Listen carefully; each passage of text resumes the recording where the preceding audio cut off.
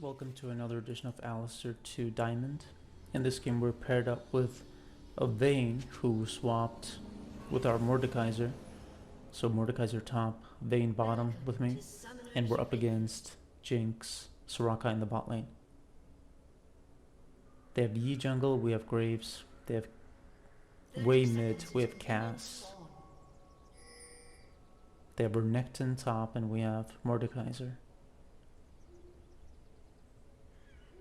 Just standing in the brush to defend against a potential invade. No one is defending here, the cast came late. No one defending this entrance is definitely incorrect. I guess the Graves saw the Renekton.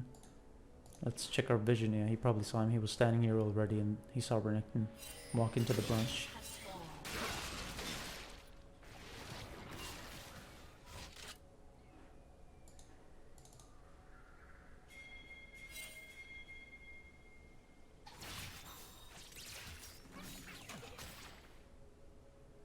I should not have done that.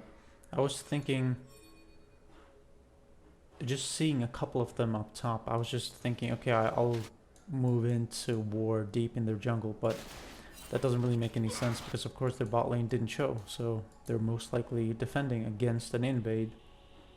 And they were there, they were ready for me, so that was a mistake by me to just kind of mindlessly walk up there just because of what was happening here. I was just kind of automatically thinking, okay, I will go into their jungle and just get a deep ward. So that was incorrect of me. Let's see what happens in the laning phase. Always want to get level 2.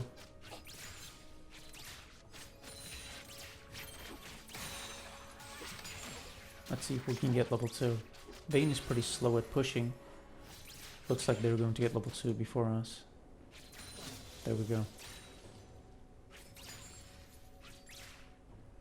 Some players go through the motions when they're playing and they don't really seem to maybe think about kind of deeply about what's happening and how they should be playing to win. I don't want to be one of those players, so I always try to push for advantages when I can, whether that's getting level 2 early or something else. He flashed. Almost a kill.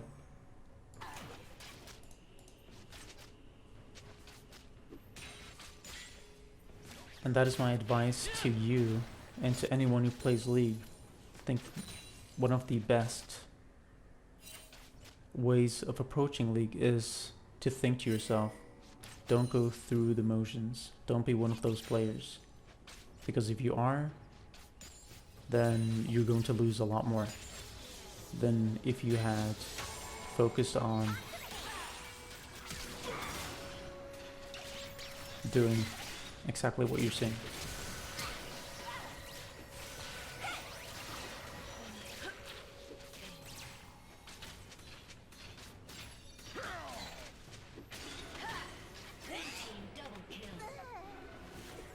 Nice. Really nice. Well played by the Vayne. Really like how she followed up. Really good, really nice. Love seeing that way of playing. Just that. It's not a play style, it's just playing well. I really love seeing, just having teammates who play well, of course, but really like just how she was moving, how she reacted, everything, really good. And just trying to push it. I took 2 turret shots there, that's not good, but we're just trying to push the wave in quickly so we can recall and spend our gold. I'm going to get boots of mobility, of course, but don't have enough gold, so boots and then pink.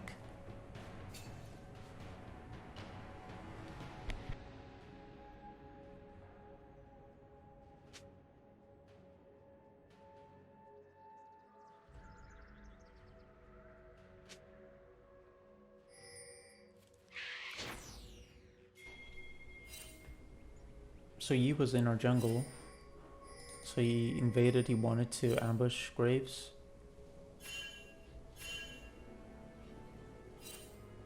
Interesting. I guess he cleared his top side and then he was just thinking, okay.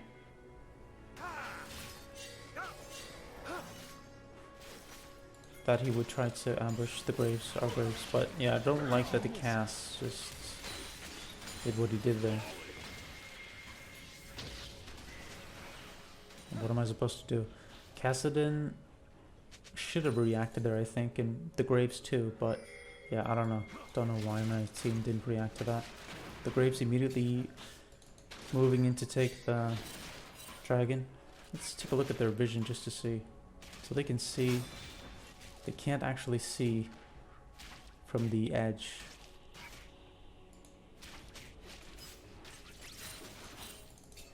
Of the pit. I'm just trying to help them. I don't care if they can see me. It's very obvious that we're on it, of course, but yeah, here's the thing. Graves didn't want me to walk here because I showed on the map, which makes sense, but the thing is, the whole reason why I moved here in the first place was because I wanted to gank them, but then Graves just wanted to take the dragon. That's fine, I guess, but he should have recognized that, okay, I'm committing, I want to clearly gank the bot lane, so he should just move up with me. And I'm sure we would have, I'm very, very certain we would have gotten a kill at least.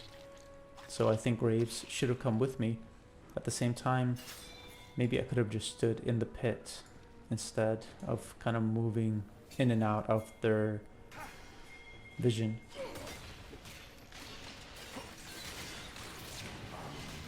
Ignited before he started healing to reduce his heal.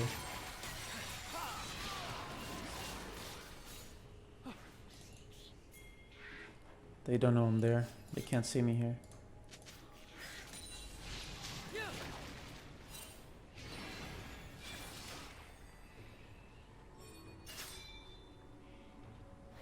I'm paying to get the Void Grubs. I would like to get the Void Grubs instead of taking or making a risky play here, taking an unnecessary risk. So just standing here waiting for an opportunity.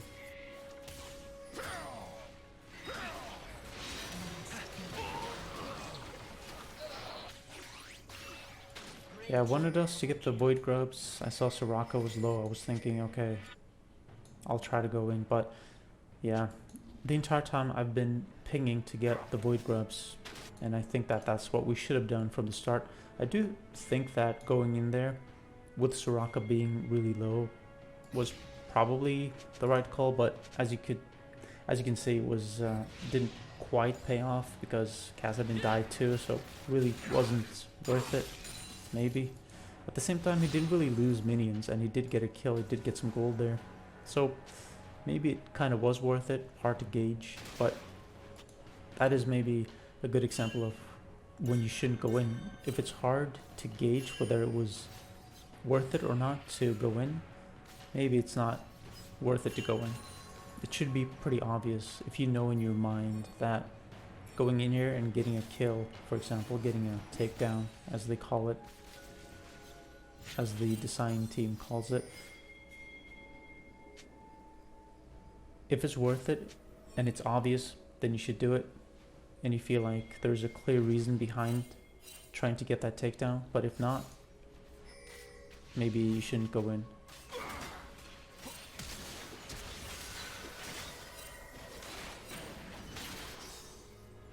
I guess the Graves couldn't follow up. He didn't have flash.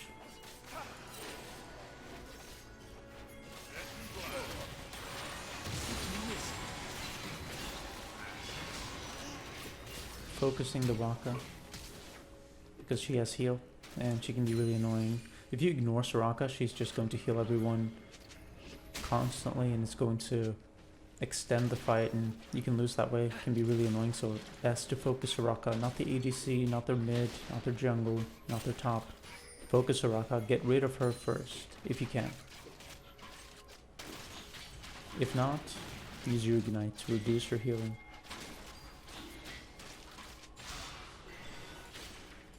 Let's see if they do have any vision. So we don't know for a fact if they do or if they don't have vision here. Vayne showing, I think, is a mistake, but it can work.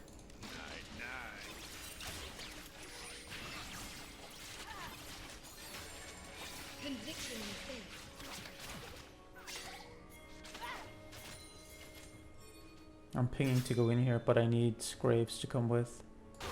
Yi top, so we know that it's safe to gank. Instead I'm moving here into position to gank the way.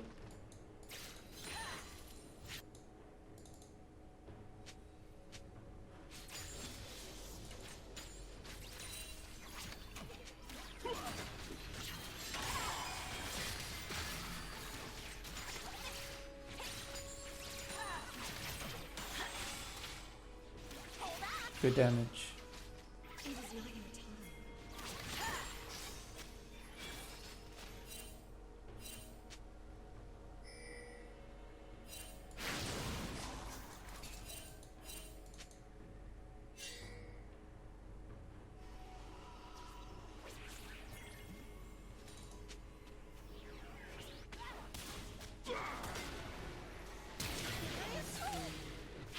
I used my ignite there too, just in case. Didn't want to take any chance that the Vayne, just didn't want to take any chances. Just in case Vayne didn't follow up, used my ignite.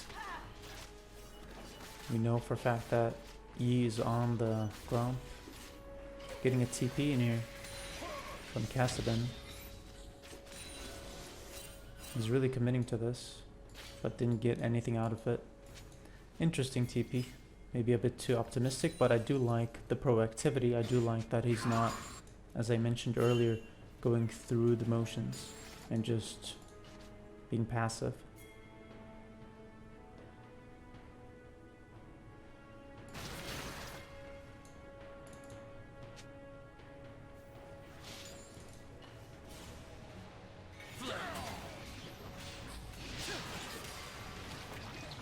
Didn't quite get my E off there, but still good to put pressure on, and besides I want to get to the Void Grubs ASAP.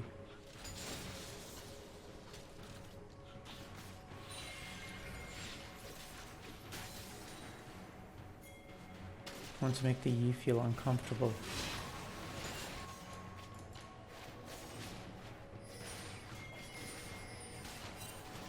I know that Graves is on the Void Grubs, which is good, but I'm just standing here in position, waiting for Kassadin to come up.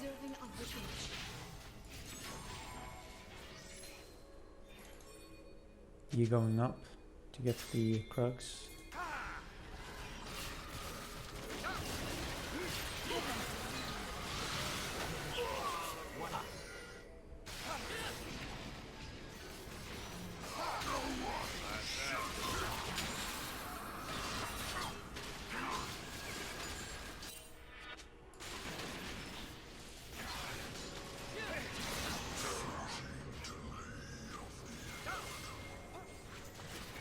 Very messy. Not sure what the Mordekaiser was doing the entire time this was happening. Killing spree. With me standing here and the Kassadin coming, that is.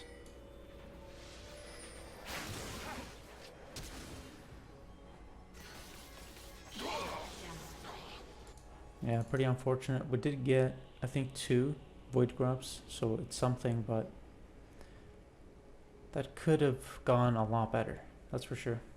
The Vayne is doing really well, 1v2, so that's cool. Yeah, their bot lane is playing very, very poorly too. That's great. Lets me roam and not get punished, and lets me get these really deep wards without really being punished. Using my Vayne as bait to see if they'll come up, push up. Herald is up. They got it.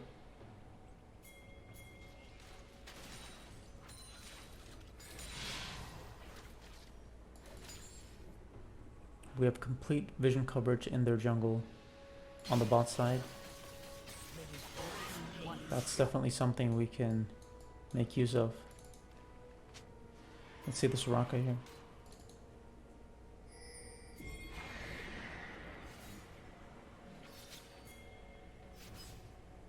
Biding my time, waiting for the right time to go in.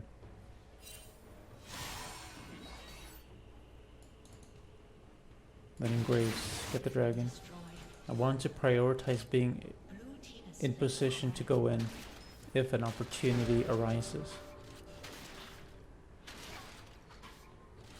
Also ganking bot could be good. There we go.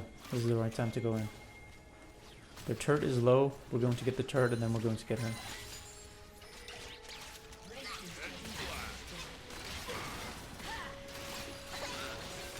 Didn't want to get the kill there. I should not have autoed at the end.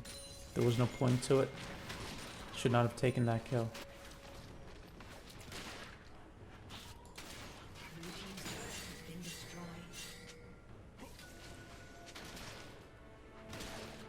Getting really, really deep vision here. I want us to get the Soraka.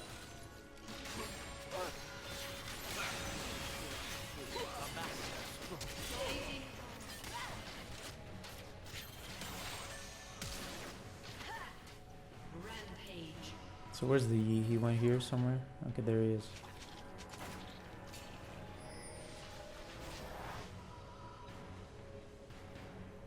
I'm liking how the Vayne is playing.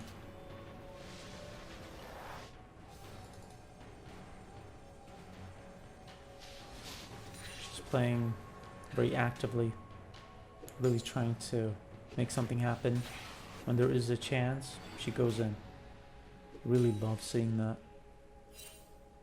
I really hate passivity when I'm playing and seeing passivity in my teammates. You don't win by being passive. Sometimes it is true that you should kind of do nothing and just wait. But then you're still doing something in a way. Like if you're doing it the right way, the smart way, there is a reason behind waiting, you know? But when you're just kind of going through the motions, that's when it's an issue. And you're just kind of mindlessly doing things and you're not really even sure maybe why you're doing things or not doing things, why you're just waiting.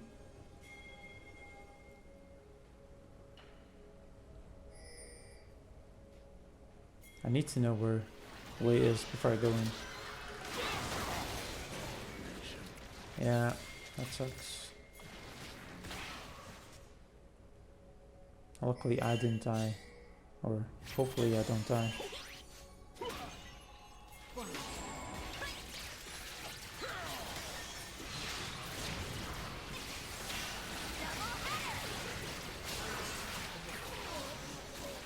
Killing spree.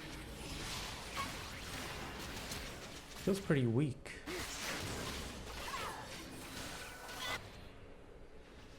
Shut down. Aced.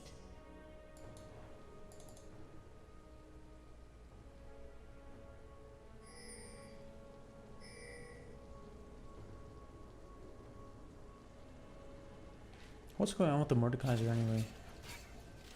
So he's 0-4. Yeah, he's doing poorly, that's why I'm pinging him. Because we're losing a lot of pressure topside and then in effect everywhere. Because he's losing very badly, he just keeps dying to the Zernectin over and over and over again.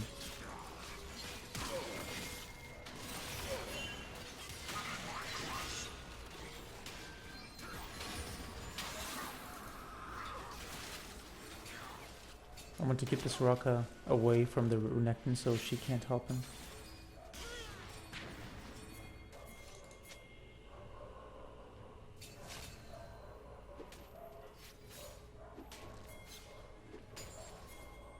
Banish despair.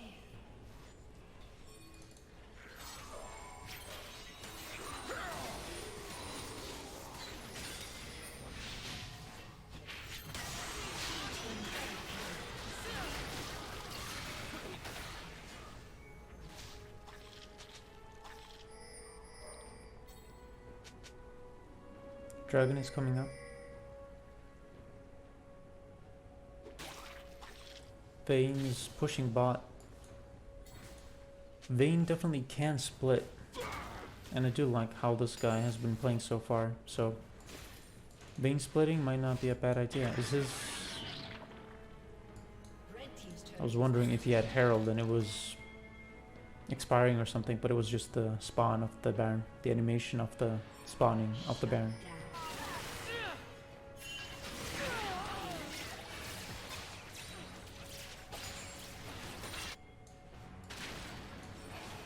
So I mean, Vayne just died, and Graves immediately goes to take Dragon without securing or clearing vision. Doesn't really make sense, does it? That's just poor decision making.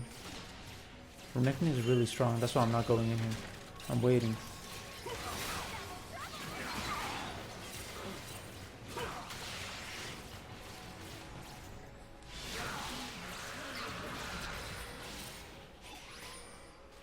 Killing spree.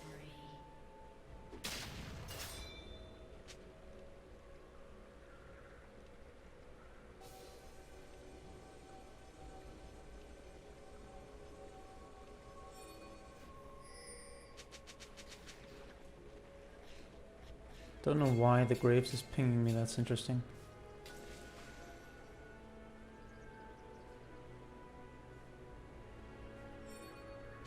No one is showing on the map, so could mean that they're on Baron, it's possible.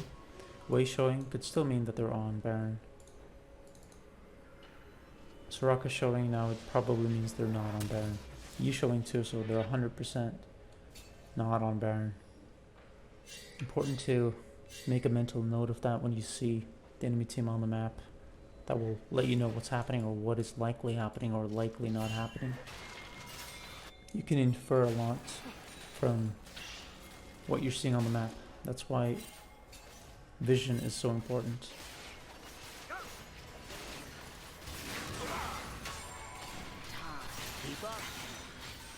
Banish your fear.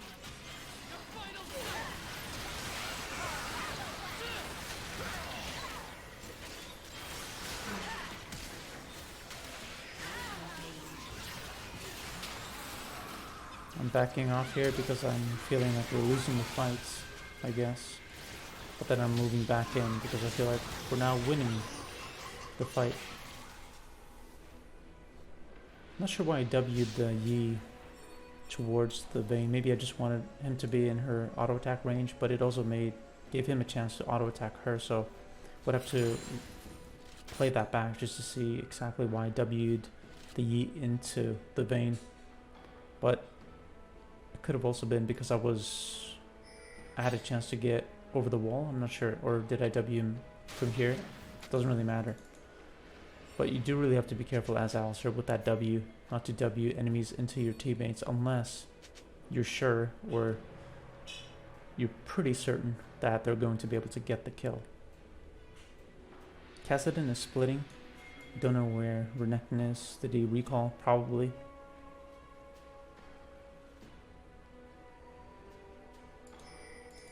Soraka showing bot there with Wei.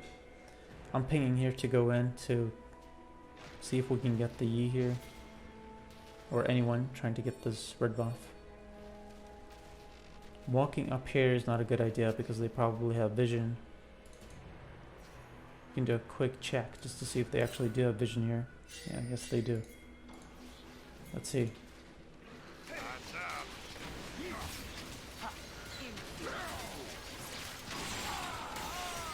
Nice. Maybe put a pink here. If I have a pink. I'm just trying to move up to defend the Vayne. That's all I'm doing. Not trying to do anything else.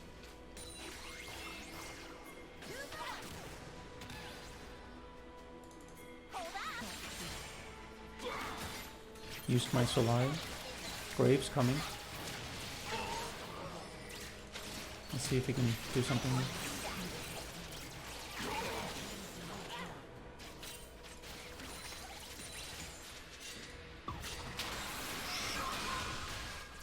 Good damage.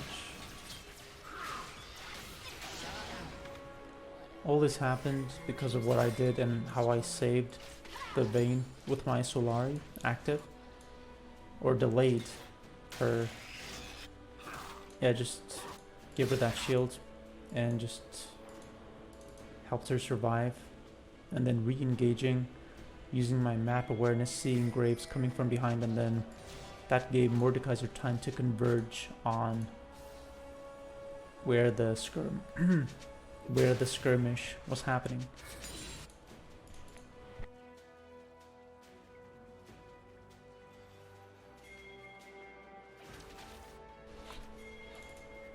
Perfect time to go in and get the way.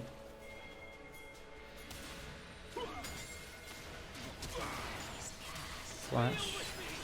He missed his eye. Perfect. And now I'm pinged to get the Baron.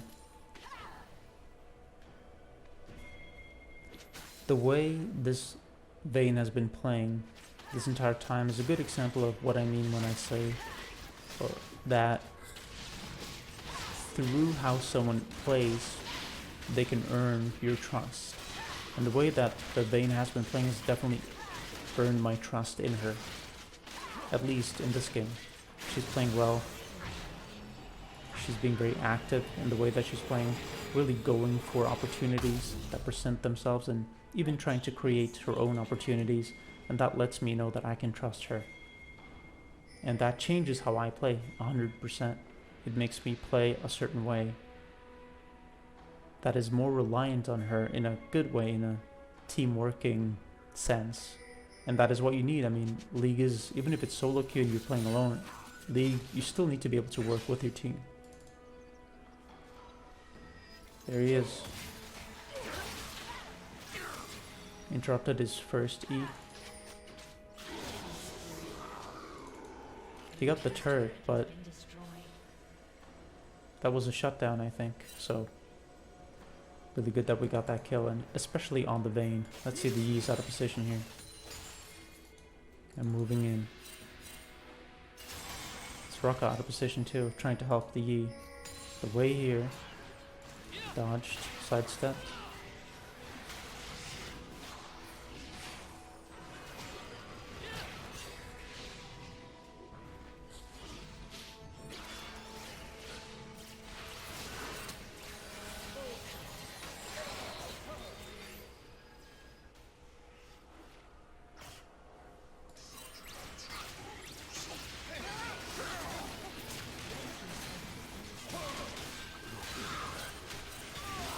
Get the Baron.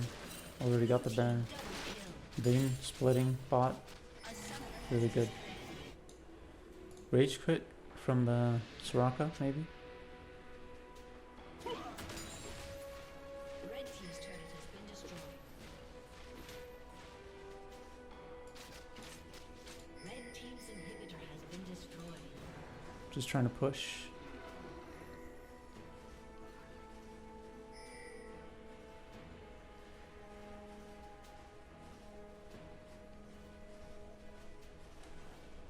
Just standing in the bush so they can't see who is actually pushing the wave here. But they might have actually seen me at the end there.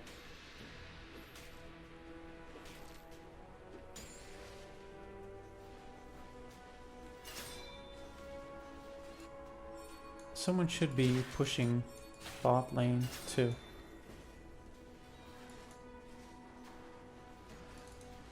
Big wave built up here.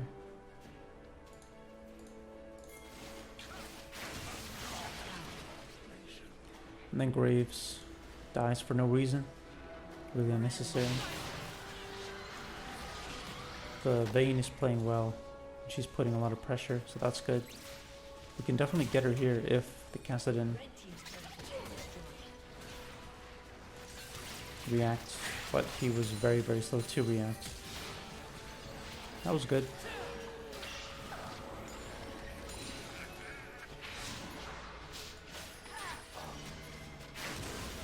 I don't know about, yeah, the Vayne. That was poorly played by the Vayne, but luckily she had enough health and she's gotten strong enough. She has enough items to be able to survive that and even get the kill, but that was poorly played by the Vayne. But it's okay, it worked out in the end. We're getting close to finishing off the game here.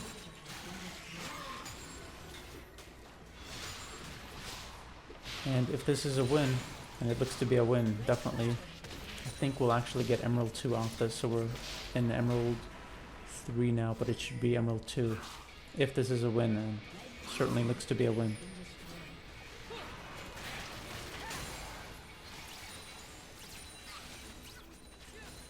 A summoner has reconnected. resetting to buy, but trying to just play with the Vayne.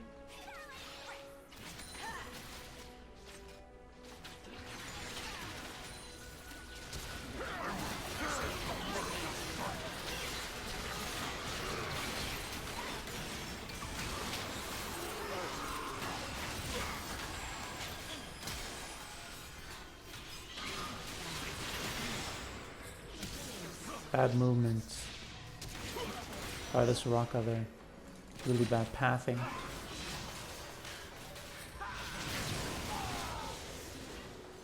Well played to my team. And this should be Emerald 2, like I said, I think.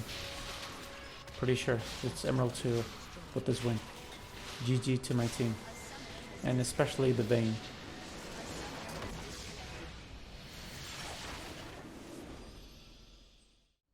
Welcome back to another edition of Alistar 2 Diamond.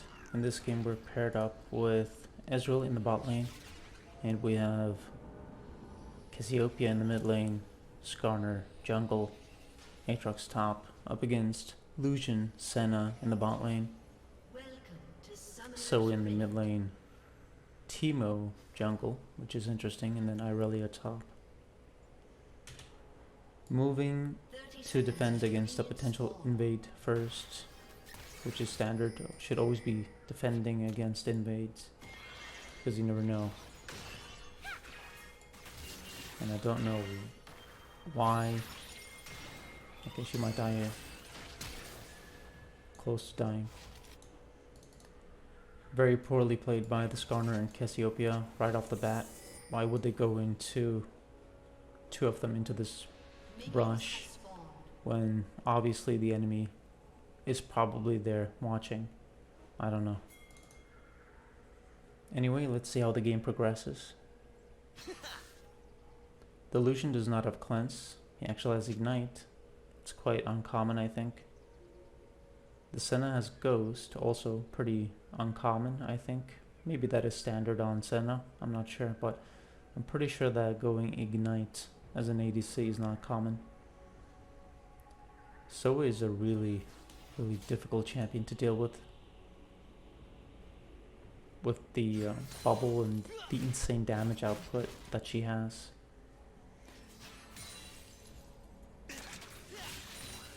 I want them to use a ward. Okay, so they already have a ward, possibly, or was it just his auto going off there and then auto hitting me in the brush, even though they didn't have vision? Let's look at that quickly, if they have vision or not there. Yeah, they don't have vision, so that was just part of his ability. So his second shot will go off even if... I guess that was kind of okay. Yeah, they don't have vision. So his Lucian's second auto goes off.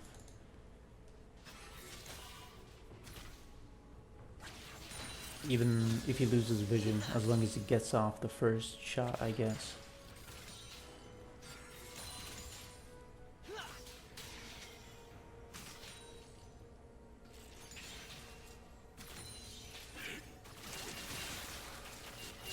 Mistake by me to walk up here and use my relic stack on the cannon, because I took a ton of damage. As you can see, not worth it at all.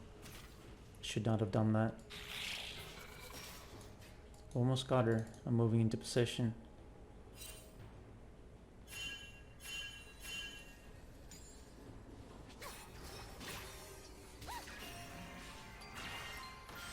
Yeah, that's the thing with Zoe, you need to be so careful. If you just take a chance to walk in a straight line towards her, she could just sleep you and then get a ton of damage off on you. Don't know what this Ezreal is doing, so he should be able to survive here. So far, everything seems fine. That was a mistake by me though, to walk in a straight line. It's very obvious that she's going to bubble me. And I definitely don't have the movement speed to dodge it anyway. I need my bosom ability to be able to do that. Let's see what's happening here. Teemo got caught out, it seems. Flash. Back at 9. Okay, that's good. And I'm roaming too. I misplayed. Ezreal misplayed there. Almost did 2v1 them, or 1v2 them. But yeah, he messed up just at the end there. I mean, it happens. He shouldn't have tried to fight them 1v2 in the first place, to be honest, but it is what it is. You ain't going nowhere.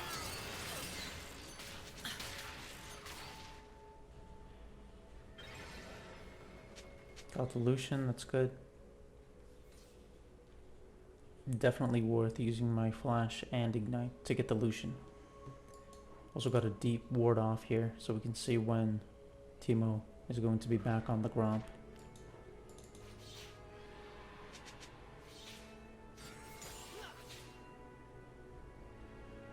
I should probably use my stacks here. I'm not sure why I'm not using my stacks. Yeah, definitely should be using my stacks. Oh yeah, now I remember, I was just thinking, I was just kind of hoping that they would push up before Ezreal would push the wave in, so I wanted to use Ezreal as bait to maybe get something going. But it was too far up the wave, it was too far up, so it wasn't possible. And I'm thinking of potentially ganking, but Cassiopeia is low. I'm 60% HP, so he's full HP plus. To be quite honest, I think that Zoe is a pretty BS champ with a ton of damage and yeah, just a ton of damage really, and that sleep, that bubble that she has can completely change things around. So you need to be really careful about engaging on a Zoe. A summoner has disconnected. And I'm pinging here to get vision because I'm sure that Teemo is on this. Let's see if we can see any particles here. Not seeing any particles, so maybe Teemo is not on it. Yeah, he's not on it actually. He's... Okay, so I guess we saw him take the Gromp here. But anyway, I'm pinging the Void Grumps because I don't want them to get that for free.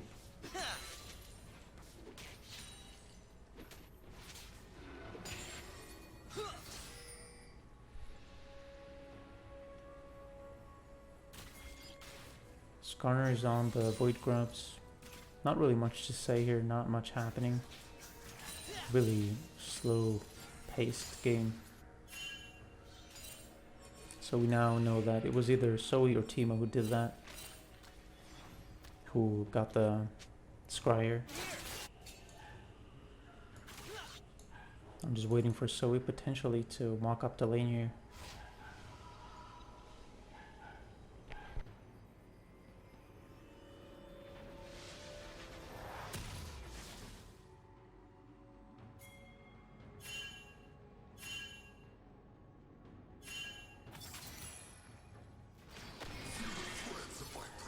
Need to go bot, need to... I got my Boots of Mobility, so that's good. But I need to defend bot, and I need to maybe put a pink on the dragon. I'm assuming that's what I'm doing here. Yeah, just so we have that vision, just in case they do start it. If they try to start dragon, we need to contest. And I'm just trying to get something going here, because I feel like... Okay, opportunity.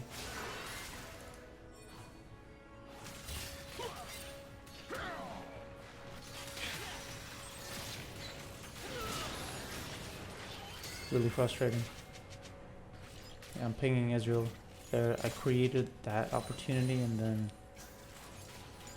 he squandered it completely. Trying to freeze the wave here. Try to get something back from that loss.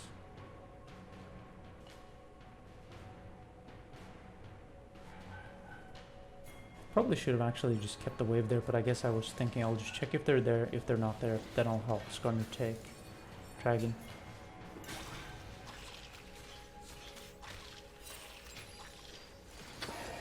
I'm really low here. And they have mid priority. Yeah, so I'm just thinking like this is not going to work. This is no good. Ezreal is... It doesn't matter that the wave is here. Ezreal should be coming to help us. See, that's why I'm pinging Ezreal too. Because Ezreal is not coming, we're losing all control. In addition, our mid just died.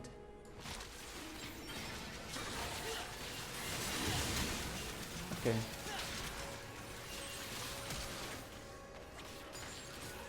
So we did get something out of it, but pretty frustrating that the Israel was so late to react.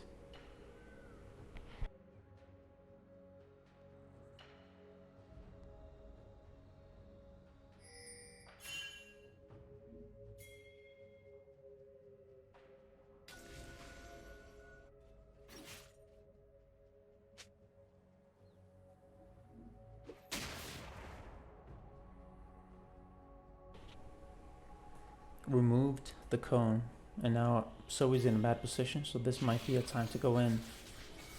But Cassiopeia is not reacting at all. I'm seeing Irelia here, so I'm thinking I want to contest my ward. I don't want to just give that away for free. Don't like that Aatrox is so focused on the wave and getting the minions. But I'm thinking maybe I can gank top.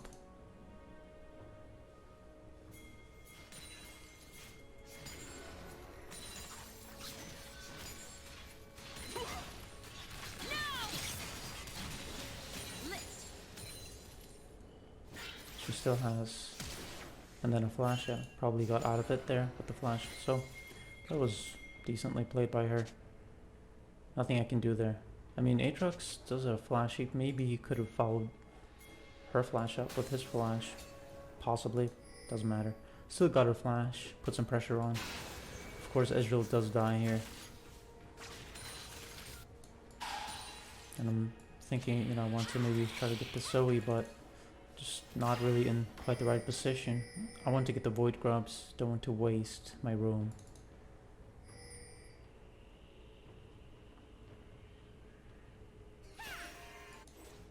Killing spree. So our Cassiopeia is feeding the Zoe. So he has 3 kills now. And I know this is bad news. She's getting plates. She's getting kills. My Cassiopeia seems to be really useless. In addition, my Ezreal is 0-3. Can't really blame him. I have been roaming a lot. So, I mean, he did do like a 1v2 where he died. I wanted to go in here, but yeah, the Cassiopeia is not reacting at all. Plus, Zoe does have the bubble. Honestly, I probably shouldn't have even went in there, because with, as long as Zoe has her bubble up, it's really dangerous to go in on her. So maybe that's something I need to pay attention to in the future, in future games. When I'm up against a Zoe, don't go in if she has her bubble. Or if she does have her bubble, or I know that she has her bubble, I need to be ready to probably flash the second she does an animation, whatever that animation is. I won't know if it is the bubble or not. Probably I'll just have to do a reactionary flash to any auto attack. Anyway, trying to go bot here to stop them from just getting the... I don't understand why Ezreal doesn't walk way farther back though to just poke and just get the minions with his Q. Yeah, okay. I mean, what is there to say here? I'm trying to defend the chart here, so he's there. Let's see if I'm going to die. I dodged.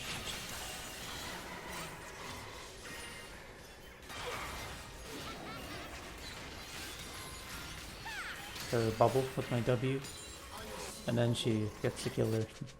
Super frustrating. And yeah, I'm pinging the Cassiopeia because she really is the reason that the Zoe is strong enough to be able to do what she's doing. I mean, if she wasn't as strong as she is, she wouldn't have gotten the killer. I didn't have to go up here though, WQ her outside of the turret range, because I did take unnecessary damage. I did have my ultimate. I wanted to try to make something happen. I wanted to try to make a play, maybe, you know, get that kill, get the takedown. But so that was kind of a desperation play by me. What I did to Zoe, I know that it wasn't a good thing, and I knew it at the time, but I did it anyway just because I feel like the game is slipping. My team is doing very little. We're losing bot, we're losing mid. Guess top is even. There's no urgency from my team at all. No sense of urgency. I feel zero sense of urgency from my team to try to win this game. At least the Aatrox is trying to take this Herald. very slowly. The Cassiopeia should be trying to help him instead of focusing on getting a bit of damage off on the turret, because she won't be able to get the turret. And now she's getting caught out.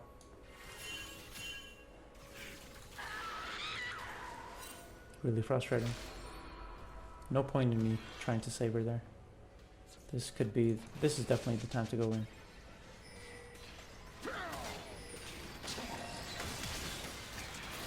Should be a kill.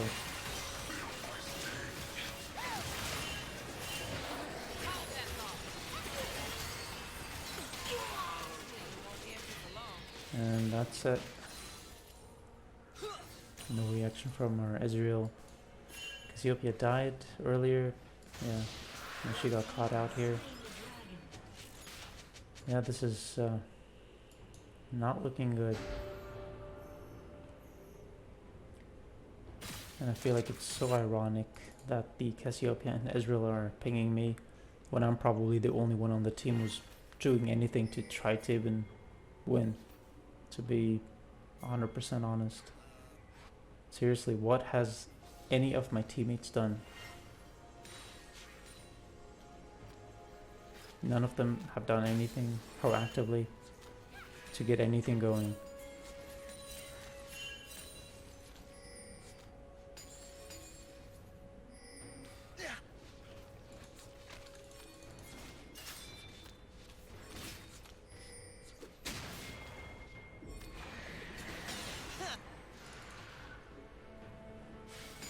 So we got, I don't know about using the Herald like this. I don't think it's very efficient. Should probably use it on the second turret instead. Anyway, Aatrox is mid, so I'm just going top to defend. That's all I'm doing.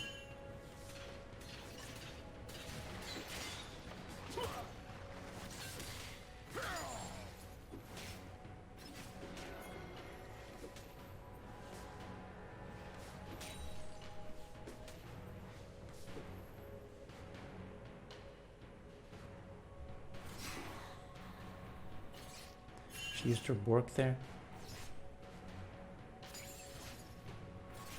Very slow moving game.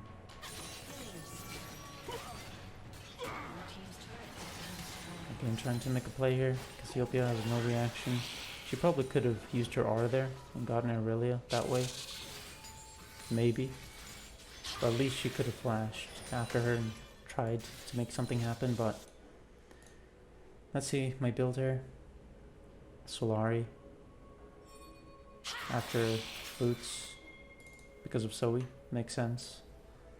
And Teemo's Shrooms too, but mainly because Zoe got so far ahead, so I just knew, and I know that when Zoe gets far ahead you need to build MR or you're going to get one shot.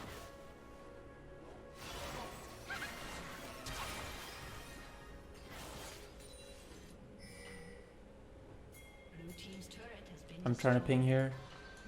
Ezreal is completely passive.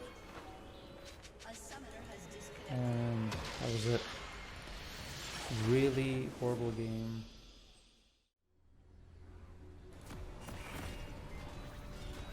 Welcome back to another edition of Alistar 2 Diamond. In this game we're paired up with a Lucian and we're up against Ezreal, Janna in the bot lane. They have Syndra mid, Rengar in the jungle, Tom top. We have Zed mid, Nidalee in the jungle, and Rumble top. Very different team composition. Nidalee is all about the pokes, and Rengar is all about going all in. Rumble has an amazing team fighting ultimate, really good for team fighting. Tom Kench has good peeling potential. Ezreal is a poker. Syndra also pokes. Janna works really well with Ezreal for efficient poking. Yeah, we're kind of more of an all-in comp. Like Zed goes in, I go in, and then Rumble goes in with his ultimate. And then Nidalee is kind of a hybrid. She is mainly, she pokes and then she goes in. And the enemy team is more about poking and maybe peeling a bit with the Tom, and then also with Syndra. But then they have Rengar, who doesn't really match or fit with the synergy of the team comp, but that doesn't really matter. It's Solo queuing people are going to play what they want to play, and honestly, that is what they should be doing. And specifically, they should play what they're good at. Notice that I interrupted the red buff's Q, or the red buff's auto attack with my Q when it was mid animation, just to reduce its damage and make the leash more efficient. Ezreal has exhaust, important to make a note of, and then Janna has heal. Not sure about exhaust, so they already have a ward here. I've confirmed that. It took a ton of damage because they put a ward in the brush. So I need to just back off here. They're going to get level 2, it's okay. Using a pot. Yeah, I need to just back off here. Take it slow.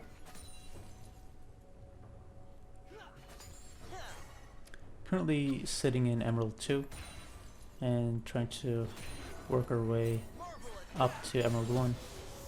Hopefully this will be a win, so we can finally get Diamond. Let's see what Nidalee's doing here. That was a good stun by Syndra.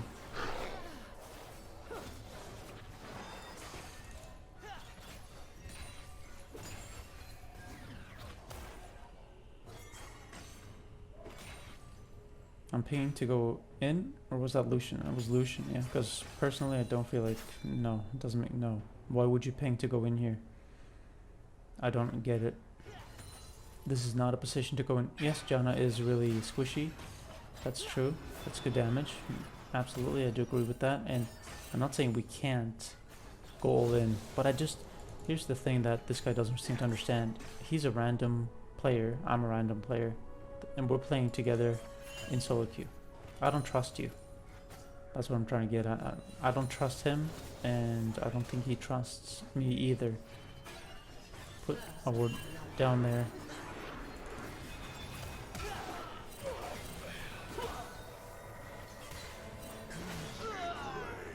Yeah, the solution is just being way too impatient, and I don't know. Like, he doesn't really seem to understand that when you're playing with random people in solo queue, you don't expect them to just blindly trust you. You have to earn their trust.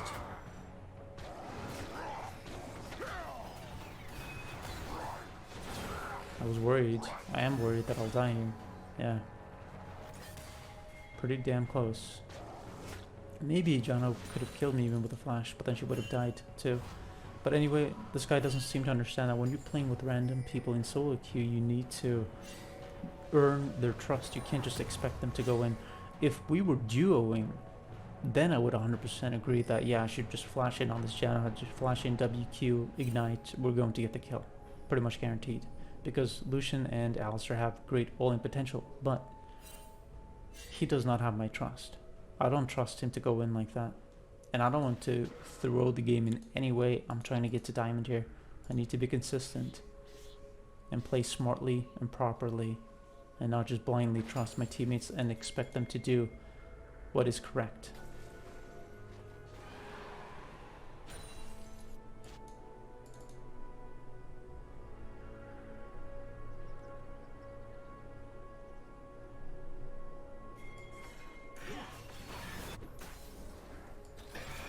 So I've waited to use the scryers just to see if they have any vision. They have no vision. So we know for a fact that, well, except here. So we know that it's definitely possible to gank here. I'm just waiting for Nidalee. I could just move. Okay, I'm moving to lane to just kind of show them that I'm here, and then maybe so they'll back. So they'll just relax a bit. But Nidalee, the way she's playing this is very, very bad. She's making it impossible for me to go in because she's just slowly walking up here. She needs to wait for me to go in. She doesn't really seem to understand that. Like, that was a horrible gank. She needs to wait for me to go in before she goes in. She should have been standing here and waiting patiently in the brush. Mistake by Janna to move up here. Do they have their jungle? Possibly.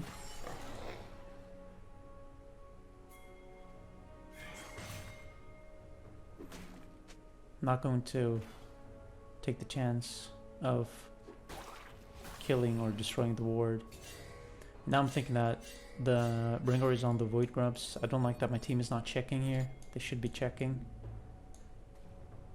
He should not be getting this for free if he's on it. Yeah, and he was on it. He got one for free, I think. So I'm just walking straight through the lane because I just don't care about them seeing me. And then the solution is playing a... It's actually good that he got the kill there. And also very poorly played by the enemy bot lane. How the hell did they lose in a 2v1 situation? I'm just freezing the wave for my mid laner here, for my set, and then also now converging on the void grabs. Maybe thinking of ganking this Tom. The wave is obviously pushing really hard. The mid wave is also pushing, so potential opportunity to gank either mid or top. And now especially with middly up top, it makes a lot of sense to gank top.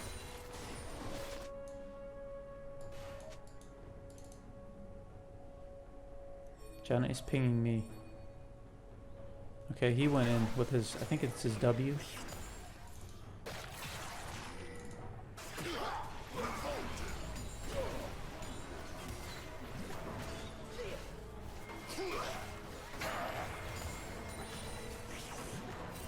I'm not autoing because I don't want to take the kill. And then pushing here. Fiery spirit of the Ural Inferno.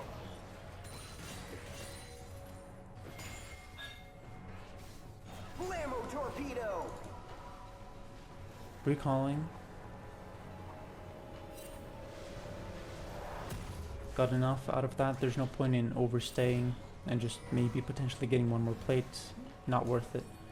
Better to prepare for the dragon here. Buying and resetting, preparing for the dragon. Got 2 pinks, that's good. We need to defend the dragon and hopefully get it. I don't like that the Nidalee's on the top side when dragon is up. She should be bot side. We can see now from the particles in the replay. I think in game you can't see this, but in the replay you can see that they've started. So we should be reacting here. Rumble is with us, that's good. I'm moving in to get the Zezreal. Okay, he did E-flash. If he didn't do that, it would have been a sure kill. And I'm not sure what happened with the dragon. I guess they made him back off. That's really good.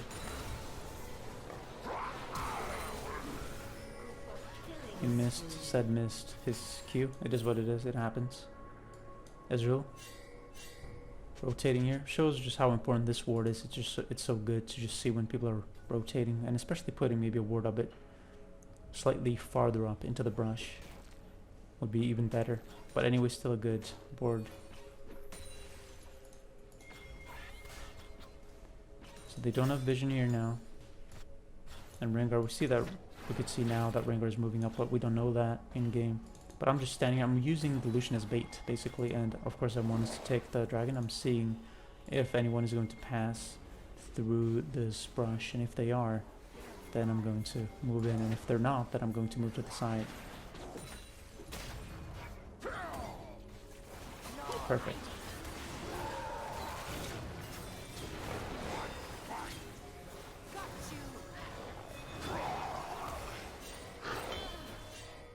So we need Sed to come with us here. What is Sed doing?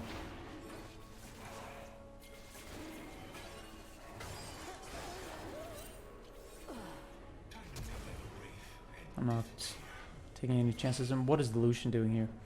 Very poorly played by the Lucian and the Sed. I don't even know what the Sed did there. Wasn't he full HP? I'm not sure. But the Lucian is not reacting at all. Very bad. Very poorly played by the Sed and Lucian. And Syndra is in a bad position now, so this is perfect to go in. Maybe she sees me. Maybe they have a ward here, seems like it. But now she's in this position again.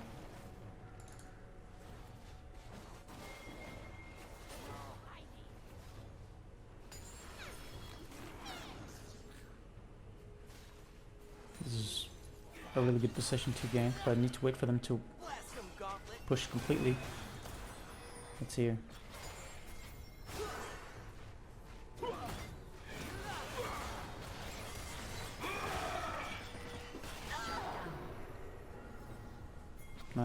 Rengar used his ultimate, okay.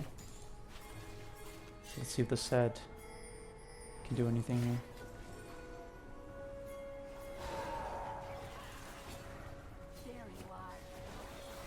I can just stand here and zone them off the dragon so we can get it safely.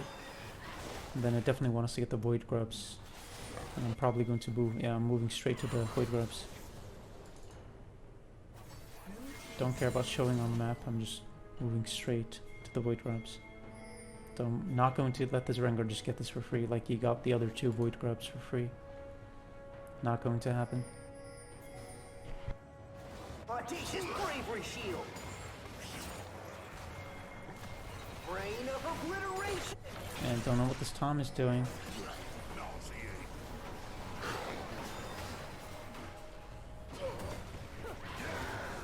Nice. And then get the Void Grubs.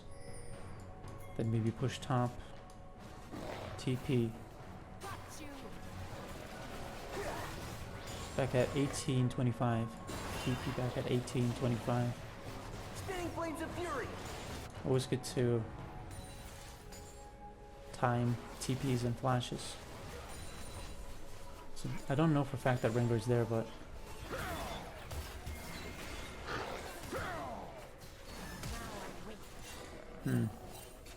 got her flash, that's something. Lucian got the kill bot, that's good. So I know for a fact now that Janna is trying to, let's see here.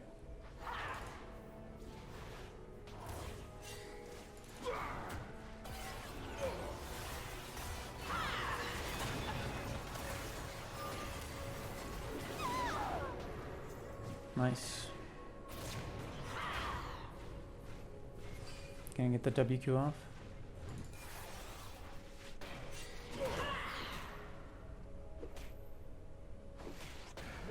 I might die here. Yeah. Yeah, that was... The Zed should not have backed off there. But... At least we got the kill in the end. Let's take a look at my items here. Frozen Heart and Kindle Gem. So that is Seeks, I'm pretty sure.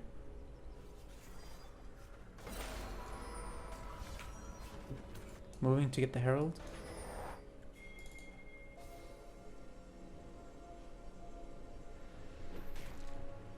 Always good to check here if there is a ward. Very common spot to ward. And then deep wards in the jungle. Always really good. So Janna is top side. I guess the Janna feels pressured to roam. That's why, because of me roaming.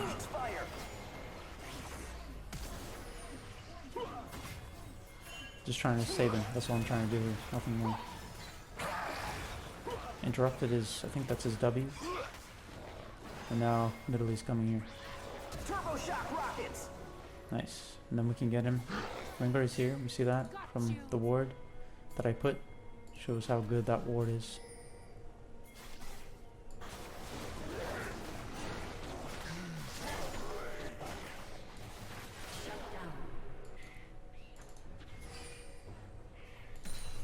Good time.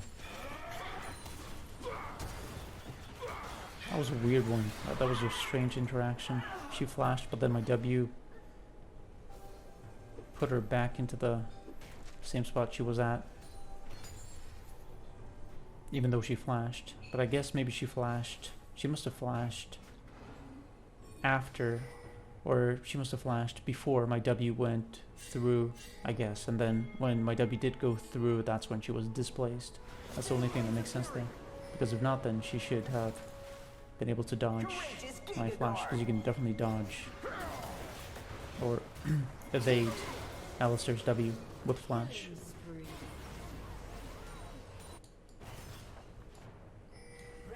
And now we can just get the Herald without it being contested. Just get it for free. I feel like the enemy team is very passive, while my team is trying to actively get kills and make things happen.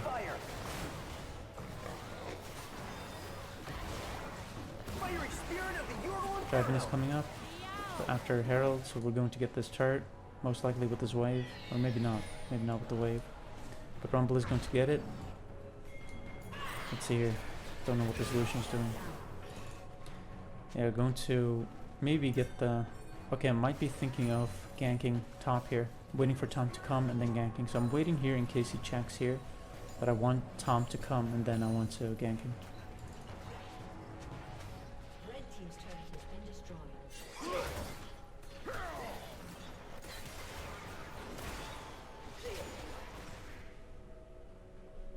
Rising your old Phoenix fire.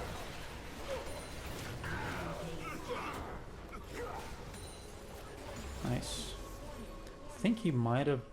He could have escaped there if he didn't use his W on me. Pretty sure. Didn't expect Syndra to be there, but she's there. Blade spitter. But she might have messed up here. Spinning flames of fury. Yeah, she messed up. Yeah, I don't know what she's thinking. Very poorly played. Very... Yeah, this is very low level stuff.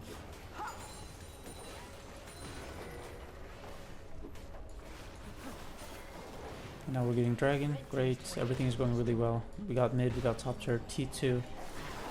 And just have the T3 remaining. We're getting dragon now. My team is working together. Now this is a big point here, is that my team is working together, the enemy team is not. Everyone on the enemy team seems to be just playing very individualistically. Well, my team, they're all playing together except maybe the Lucian. Kind of, but he's kind of playing with the team. But anyway, let's see if we can get a kill, a pick or two here. Okay, so he flashed.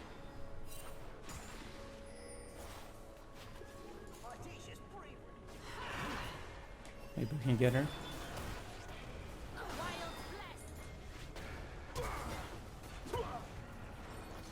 Yeah, that was risky.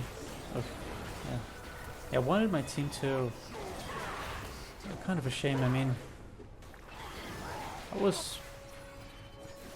My team, they were moving away, and in my mind I was like, we can make something happen here. So I guess that was on me, just not being aware enough. Not looking at the map enough to check what my team was doing, because... I mean, if anyone, if the Nidalee was just standing a bit farther down here, when I flashed in on the Syndra, that would have been a kill. 100%. And maybe even a double kill with the Rengar being quite low, but I don't know. That was probably on me, just being a bit too overeager, just trying to secure another advantage, just trying to get another pick, instead of just backing off. Oftentimes in League, that is kind of the issue, that is kind of the balance that you need to maintain, is you need to kind of be greedy in the sense that you always have to push for advantages. At the same time, you need to understand and know when to give up those advantages. I wanted to W her away, that was intentional. But yeah, you need to know when to be greedy and when not to be greedy, basically. Because when you're over greedy, when you're too greedy, just like I was here in the brush, that's when you maybe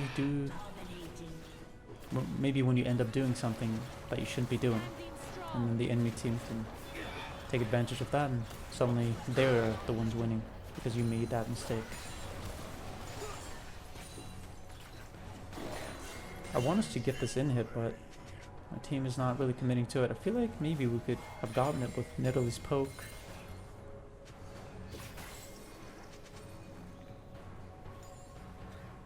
And Lucian's autos, but whatever. And now I'm just thinking, okay, maybe set up a trap. Wait to see if they try to go on this blast cone. Yeah, I removed it, which is even better. Just removing the blast cone. Putting very aggressive wards here to make them feel uncomfortable, and of course to give us vision to show what's happening, so we can see what's happening. Our set is splitting bot. That means, I mean, we could be taking Baron right now. Okay, he made a mistake here. I used my rift because it was expiring. I'm now moving down to see if Tom is here. Blammo torpedo.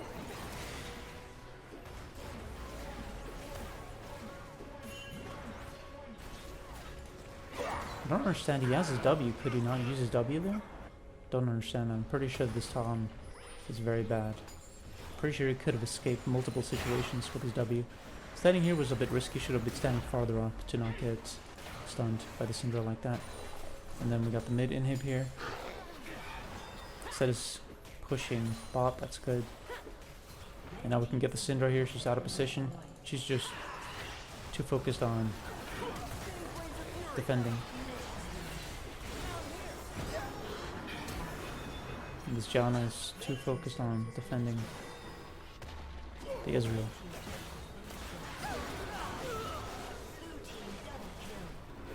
Well played to my team, and at the same time, that was a bad flash. The enemy team has not played well at all. They've made so many mistakes, not played well mechanically at all. No proactivity. Don't understand how they think that they can win by playing like that.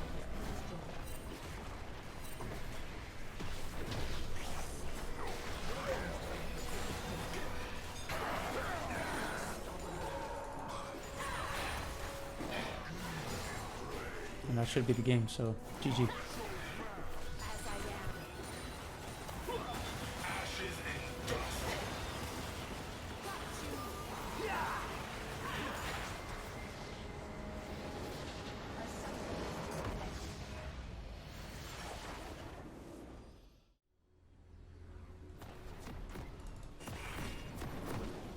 Welcome back to another edition of Alistar 2 Diamond. In this game we're paired up with the Jhin and we're up against Janna, Jinx in the bot lane. Alistar and Jhin have very good synergy with Jin's W follow-up, I think. Jinx and Janna have pretty good synergy too, in that they have good poke with Jinx's range when she switches guns, and with Janna's E. So they put a ward there. We get the, yeah, we actually got the ward. But yeah, they have pretty good synergy, like I said, with Jinx's range and then Janna's shield to empower her attacks, and also just to give her a shield to increase her survivability and ability to take poke and just stay in lane. Janna is of course in theory a hard counter to Alistar because of her R, because she could just push you away just by pressing R. But in my experience, Janna doesn't really have that effect on Alistar, in that she has to be where you are for that to happen. So when you're having skirmishes and so on, for example, if she's not there, what does it matter? And even in a fight, if you have your teammates putting enough pressure on the enemy team and whittling their HP down slowly but surely, then she will be forced to use her R, and that will create a window of opportunity for you as Alistar to go in and just interrupt her R. So in some ways you could say that Alistar is a counter to Janna, to be honest. And for her to time her tornado with your WQ, for example, that's really, really hard. I don't think I've actually seen a single Janna do that against me or to me. Timing their tornado with my WQ, that is, and like intentionally doing it. Anyway, they're going to get level 2 first, so we're just backing off here. They have Veigar mid, who is immobile, easy for Alistar to gank. They have Skarner in the jungle. And there, it happened, but I'm not sure if she actually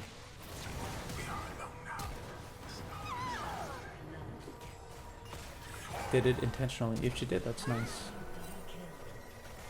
Good for us. Really, really close fight. But they overextended. They were too overzealous.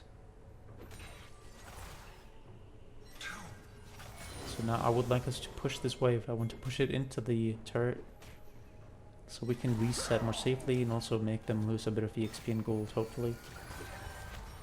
Gives us more time to reset is what I mean when I say reset more safely. And also it pushes the wave towards them, meaning that it's harder for them to move up to us to deal some damage. So I'm going to get boots of mobility, I'm assuming. Yeah, got 2 kills there. Not ideal that I got the kills, of course, but getting boots of mobility this early is really, feels very, very nice. Makes it so much easier to roam and just move around the map. So I really like getting boots of mobility that early in the game. I'm immediately pinging because Scuttle was up and our Vi was there. They got his flash, I think. Both Ari and I are moving up. Ari's backing off now.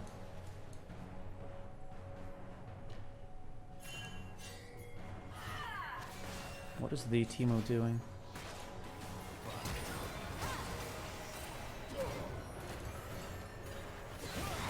There we go. Really good for us. I'm going to go back now to help Jhin defend. So you see that is around the time that it took me to roam and do all that. This is when the wave will have pushed back to our turret, meaning that is how you time roams. You want to time your roams in a way where you're not losing out on too much EXP, too much gold, and you're letting your ADC, you're giving your ADC a chance to fight off the wave coming by the time you get back. So you roam, the wave pushes in, your ADC has a chance to whittle it down, whittle the wave down slowly, and then when it does crash, then by the time it crashes, you're basically there. I wanted to go in there very badly, but it wasn't the right time. But yeah, like I said, you want to roam and you want to time it in a way where by the time the wave crashes, you're there, and if you're not there, at least your ADC will have the opportunity to whittle the wave down. That was pretty close. I almost got her there. I could almost get her and maybe even get a kill there. But yeah, and what I mean by the last part of giving your, or just making sure that your ADC has the opportunity to whittle the wave down, even if you're not there, is composition. Bot lane composition. Depending on the champions played in the bot lane, it's more or less safe for you to roam. For example, if I'm Alistar and I'm playing against a Rel, for example, and the Rel is level 6, for example, and has gotten a kill or something, so it's kind of strong, kind of tanky. That means that if I'm roaming too much, and let's just say the Rel is with a Jinx, and I'm roaming and they're level 6 against a Rel who's tanky, that's going to be risky to roam. It's going to be risky to roam because they can dive easily, but with the Janna Jinx early in the game, it's pretty safe to roam. I'm going immediately to the grubs. I don't understand why my team isn't reacting. He's going to come here.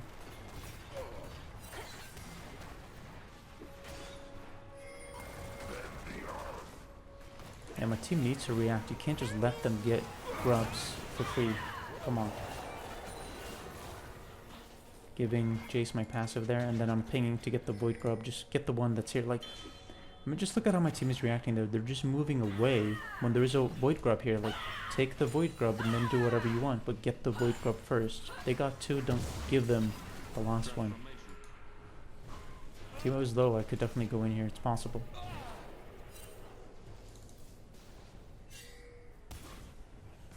I took a chance. Yeah, that was my bad. That was my bad. I was too focused on getting him, and I was annoyed with Jace not getting him. But I wasn't paying attention to the fact that Teemo actually walked up to the wave, so that was really 100% my bad. I should have paid attention to Teemo walking up to the wave, and then I should have, of course, backed off. But instead, I mean, I will say that if he didn't go up to the wave, or if he was in the fog of war, even if he was standing up here, maybe I would have taken the chance, just in case, like if he was standing here closer to the turret and I could get the kill, and maybe it would be worth it to just try, considering I was in position. I don't know what Janna is doing. Putting a ward down, a deep ward.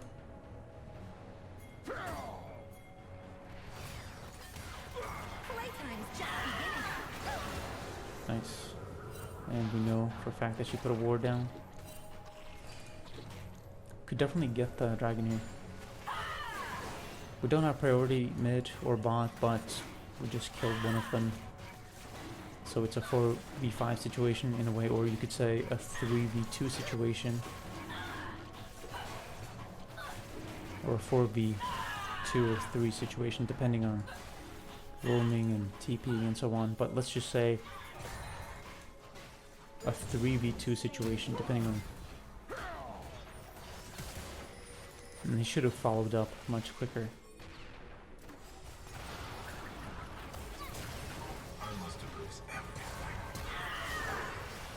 That was a good flash.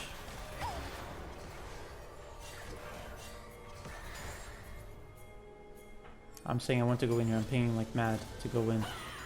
And Jinx understands that I'm... okay. Yeah, this is good. I didn't want to get the kill there, but it is what it is. Still really, really good for us. Yeah, the game is... everything is going our way so far this game.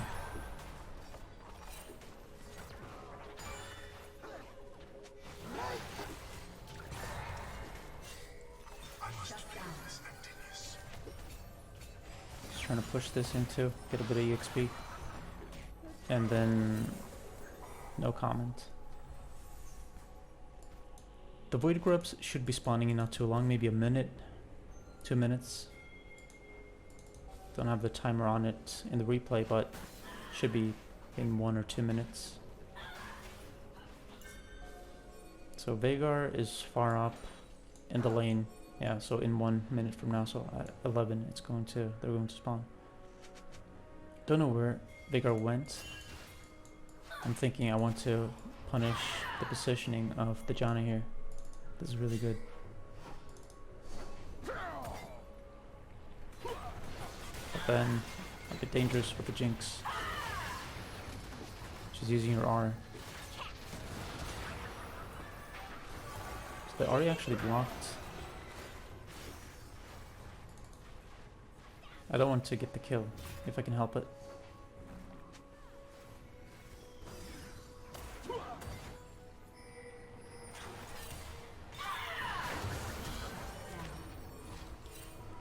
Yeah, frustrating. That's why you just get the kill. She actually survived that. Yeah, I should have just taken the kill, I guess. Just trying to be too much of a team player. Oh well. Still things have gone pretty well. Void Grubs are up, so we should definitely go there. And we're pushed up in the bot lane too, so this is a really good time to roam.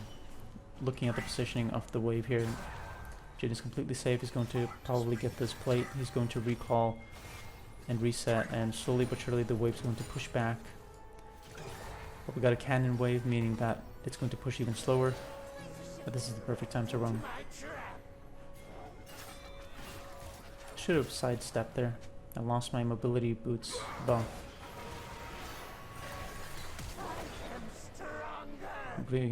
Moving away so he can't auto attack me. I still got the kill.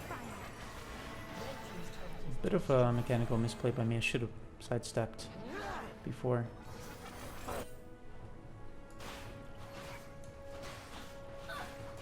So let's take a look at my build. Zeeks and then 2 pinks. Upgraded ward item.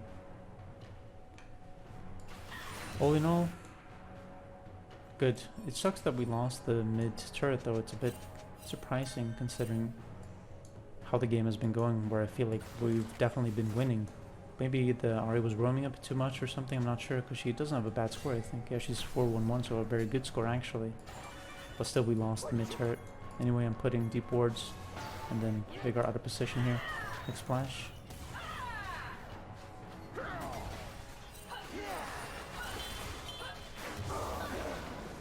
She almost died there with Veigar's R. And then Jinx R, need to be careful.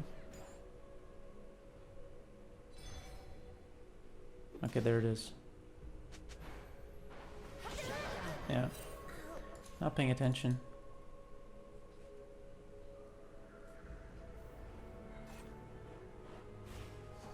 I don't have flash, so maybe... Okay, that was actually good. I forced her... Yeah, she would have died there if she didn't use her R, so it was good of her to use her R, but... Yeah, good that we got her R. But then the Jhin makes a big mistake here and just Dies very unnecessarily. Yeah, he's even pinging his own heal, so he could have healed, I'm not sure.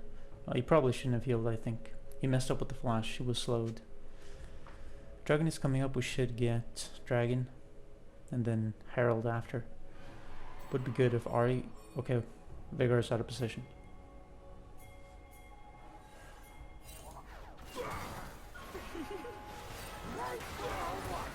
My favorite part. Vine misses. Got my E off. Let's see here.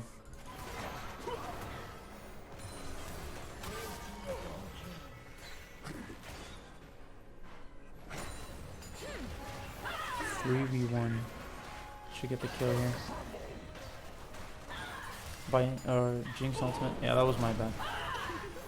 That was me kind of not paying attention. I did use the R at the very end, but I wasn't even able to complete the animation. But when you're in a 3v1 situation, you have to make the most of it and get the kill. Look at my vision coverage. We can clearly see exactly what's happening, and then that allows Ari to do what she's doing, and the Vine to do what she's doing. But then they mess it up really badly. Yeah, really, really, really badly. At least they put a pink there.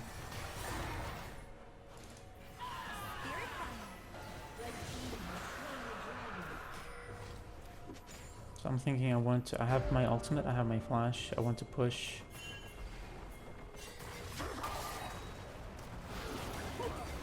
I wanted to W Janna over the wall, but yeah, that was on me, I guess. I was being overzealous there.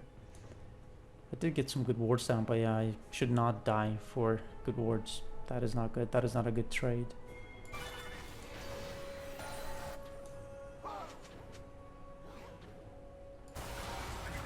Moving bot to defend the turret. Don't want them to get it. I would like us to get the Herald, but at this point I feel like I have to go bot. Yeah, Jin should have used his R to clear the wave.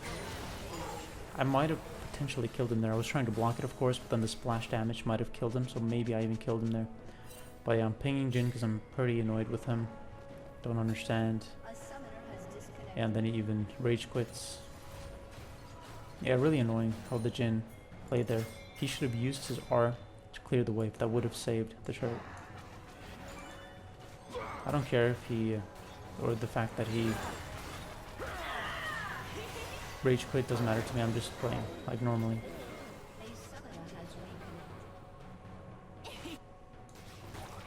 We should get Herald.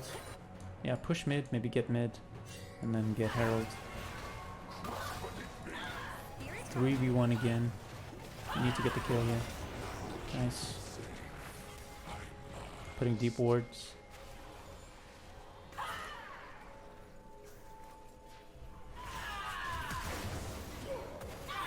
Did not hesitate with my flash there, just went in. Yeah, because of the slow I can't really... Yeah, I just got slowed too much because of the mushrooms. I couldn't walk up to use my Q, but all in all, really good. And then Jinx again. But we should be getting this. I don't know why Vi went back. We need to get this Herald. Their bot is missing. Veigar out of position again. Makes it really easy for us to get some free kills. But we'll see. Blue team's turret has been destroyed. Hello, little spirits. Run with me. Ari still has one dash. Let's see here.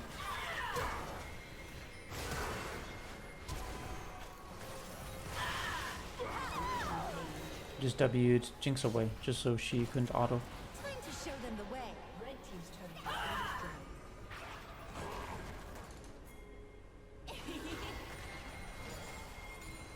been Jay's TPing here. That was a good TP. Also shows how good this ward is that I put down here. This lane ward. Really, really great TP to ward to depending on where the enemy is. So putting that ward down, invaluable. And now, can we get the Herald before Baron spawns? It looks like it. And then maybe get Teemo too. Maybe just go straight up to Teemo.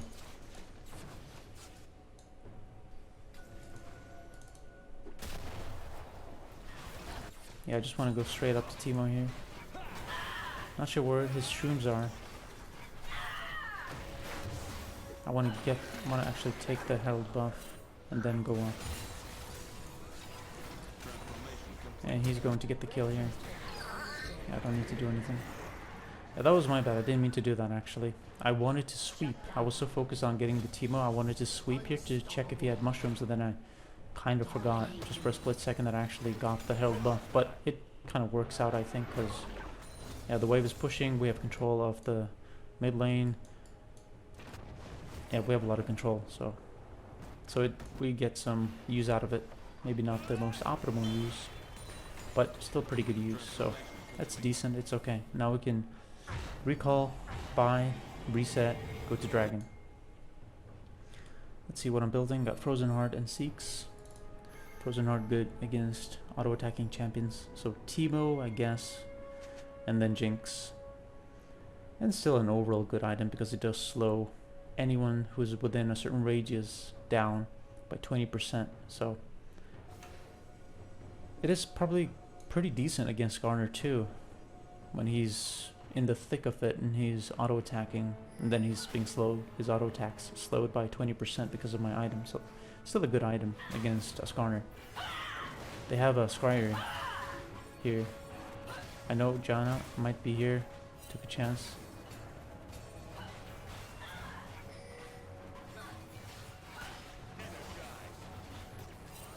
She's too fast. Veigar on the side here. I'm moving around to get him. Want my team to react here. It looks like Jace is going in, so let them get the Janna instead. Yeah, the Janna was not paying attention, or she was just so focused on getting to the Veigar to save him that we just got her instead.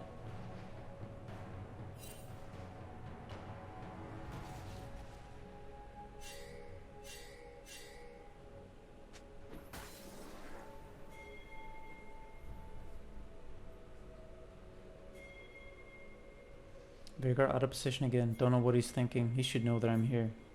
But I'm going to take advantage, of course. Yeah, that was a horrible charm, but oh well. Nice. At this point, we could maybe think about getting Baron, I think. We have so much control. Yeah, I'm paying the Baron here. I'm thinking let's get the Baron.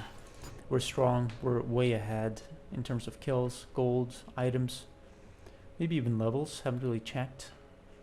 Yeah, it looks like even when it comes to levels, we have an advantage. So at this point, I definitely feel like we could take Baron or bait Baron. Like either or. The safest would definitely be to bait Baron. Just set up vision, control vision, and then wait for the enemy to react and then get something going. The Vi is really committing to getting the Janna.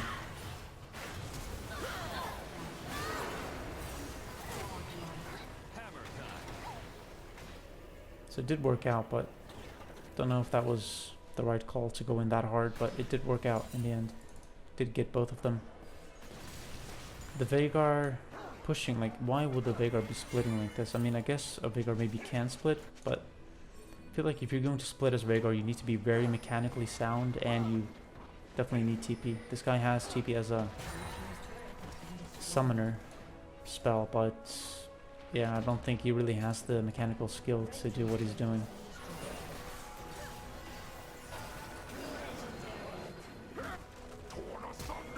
And why is the Jhin splitting? Because he rage quit, he got mad at himself for playing horribly? I don't know. But yeah, just a waste of time. But I'm pinging to get Baron here. I'm just thinking, okay, he's kind of wasting their time, so let's just start it. Even if they killed him, and it's already been like 5 to 7 seconds since they killed him, I'm thinking, let's just start it. Let's just get it. And I don't trust the Jhin anyway. He's not playing well. And he also rage quit, so that tells me that he is in a bad state of mind. They don't have any vision here. Very good. Yeah, we got the Baron for free here. No resistance. The enemy team is being very passive, I think. There's no proactivity. I feel like this corner doesn't even exist, basically. The Teemo was not doing anything, barely any shrooms. Like, the Teemo should be putting a lot of shrooms in their jungle, and especially around Baron, when Baron is up, or before Baron comes up, so it's prepped. Now I'm just thinking, let's push mid, let's push bot. And then the Jhin, of course, is just going to split because he's mad or something, I don't know. Jonah R'd me away. I think I was maybe barely out of range to WQ there. Ahri died. Just staying calm here in the cage. Dodging skill shots. Just letting... Yeah, so Jhin actually died, but I was just about to say, just letting Jhin be a nuisance.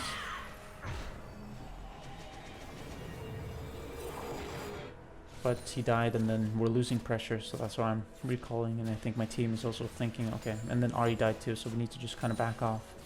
Reset, slow the game down, which is not really good because we got Baron. We want to speed things up, we don't want to slow things down, but you have to adapt, and if your teammate dies, or one of your, or several of your teammates die, then you have to adapt.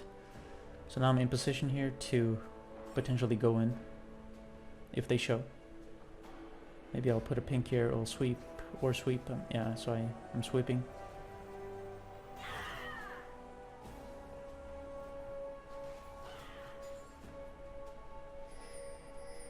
Moving into position. I mean, why is the Jinx top? Why is the Veigar top? They should be ready for Dragon. Huge mistake by the enemy team.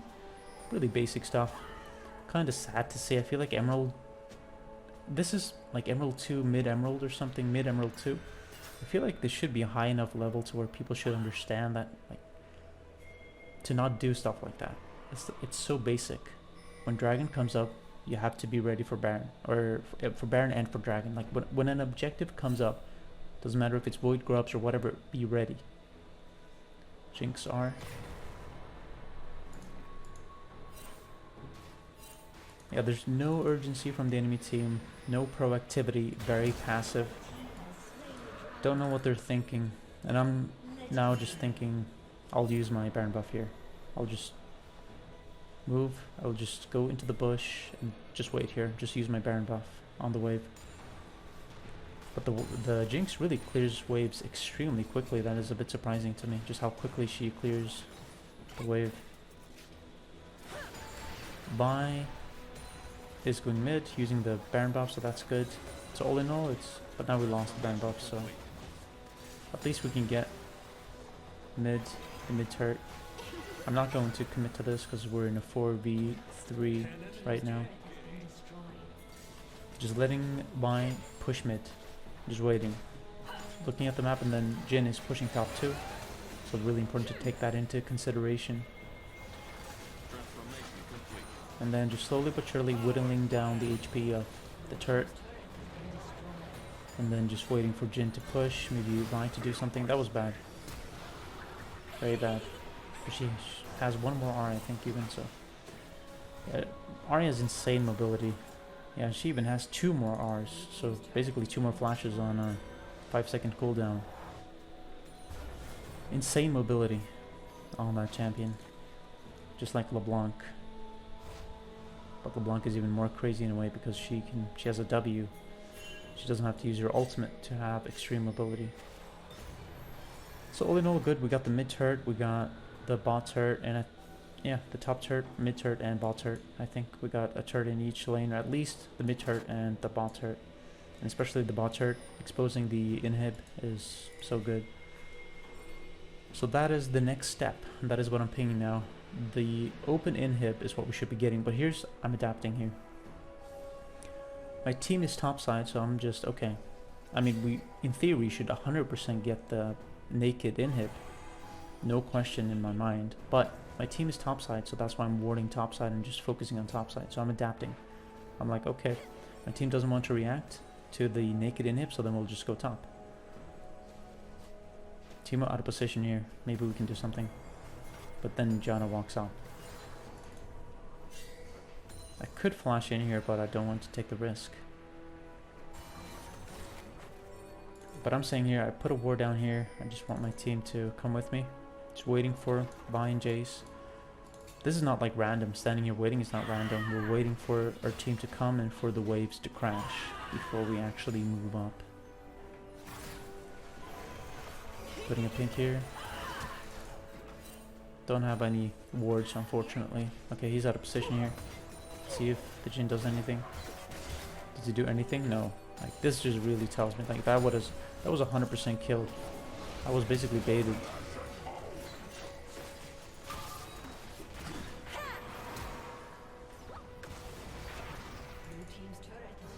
The fact that I survived that is just because we have been so far ahead. But it was because of the Jhin. The Jhin basically baited me there. He doesn't really deserve to win the game, if this is a win. Anyway, I'm 4-4-18. Really good score, a lot of gold. Not that the score matters, but I'm just saying, like, it just shows the dominance this game. I'm pinging Baron, I'm saying, you know, let's stop this. Let's just get Baron. Play it safe, play it smart. Got Solari, got Seeks, got Frozen Heart. I mean, I'm full build. Only thing I'm missing is an elixir. The elixir of iron, or iron elixir.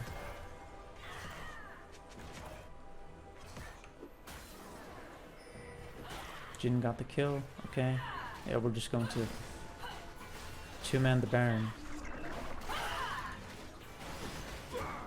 No urgency from the team. Yeah, this, what Ahri's doing here is just nonsense. Don't know what she's doing. And the Jhin is not even coming with us to take Baron for free. The Jace, I don't know what he's doing. Yeah, it just really feels low level. If I were to place this game, if I were to look at this game, I would probably think it would be like low platinum or something. I kind of feel like the players on my team, except the Jhin, are playing well. They're moving around the map well, generally speaking. But the enemy team, they're like platinum, like in terms of just what's happening and what everything looks like. It looks like the enemy team is pretty much platinum. Except maybe the Jinx, she's the only one who's kind of trying to do something with her ultimate. But yeah, it feels very low level, this game. Dragon is coming up, but at this point I'm not sure if I feel like there's any point to that. I guess we could just take it and maybe get a pick. Yeah, maybe it is a better call to just do it. Just secure the dragon and then push mid, push top, win the game. But first, get dragon. Just put some wards down. Yeah, I'm even recalling here just to reset and replenish my wards. Don't want to take any chances. There I got the elixir of iron. Just for more tankiness, health and tenacity, as it says. Also actually helps just speeds up my allies. Actually, maybe even potentially the minion. I'm not sure if it actually speeds up the minion or not. I'll actually take a look here. 480 movement speed. Yeah, it actually does speed up. I think it speeds up the minion even. Potentially, I'm not 100% sure. Not sure if it says. It says rallies allies toward them, so maybe it does. Maybe it does speed up the minions, but anyway, there's.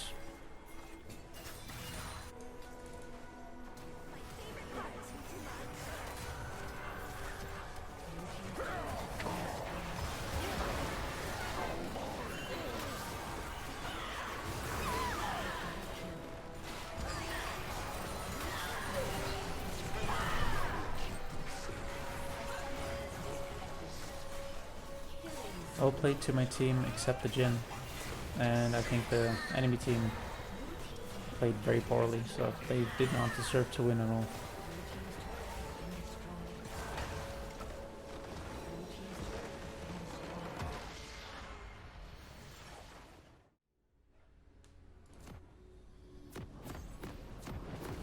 Welcome back to another edition of Alistar 2 Diamond. In this game, we're paired up with a Samira and we're up against Pantheon, Kai'Sa in the bot lane. They have Wei mid, Kha'Zix jungle, and Akshan top, I think is the name of the champion, Akshan. We have Corki mid, Zed jungle, interesting, and Akali top. Akali, she has a lot of mobility, but she's also very squishy. So unless you're very mechanically sound with her, let's see what happens.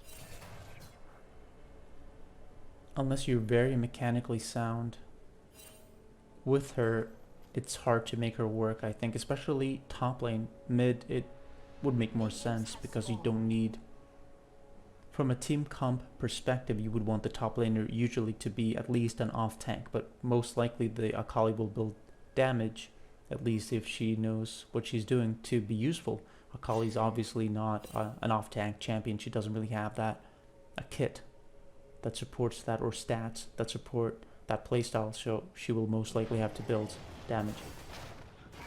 And that can be an issue, a big issue from a team comp perspective, because I'm really the only tank, is really what I'm trying to get at. So if you look at our team comp, I am the only tank. I know from the start of this game that I'm the one who is going to be initiating.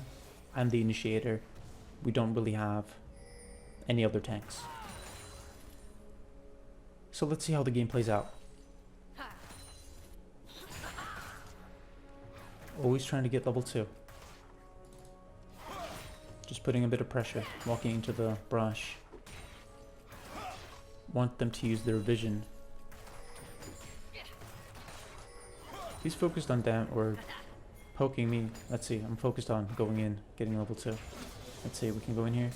He's not paying attention, so let's go. Use my aftershock to get just a bit more damage on him.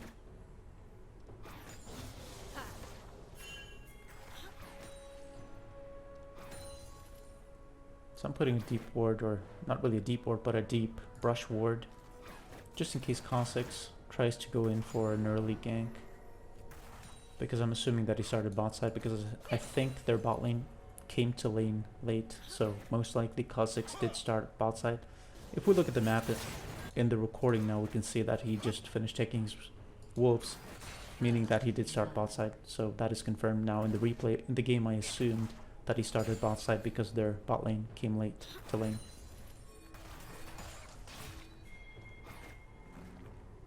Being a bit careless, standing a bit too far up in the brush, letting Pantheon get some free poke on me, so I'm just moving back a bit,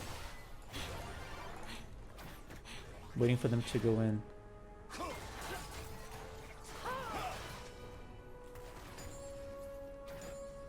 If they did go in on the Samira, I would go in on the Pantheon and we would get a kill, most likely. That's why I was kind of standing on the side, just a bit behind them. I wanted Pantheon to commit to Samira, so I could make a play.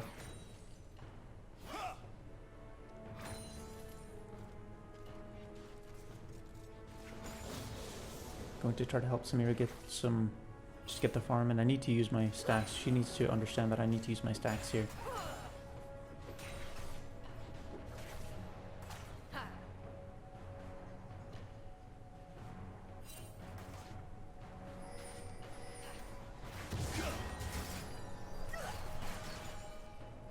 I'm not going in, I'm not committing, because I think Kha'Zix, I saw Kha'Zix there.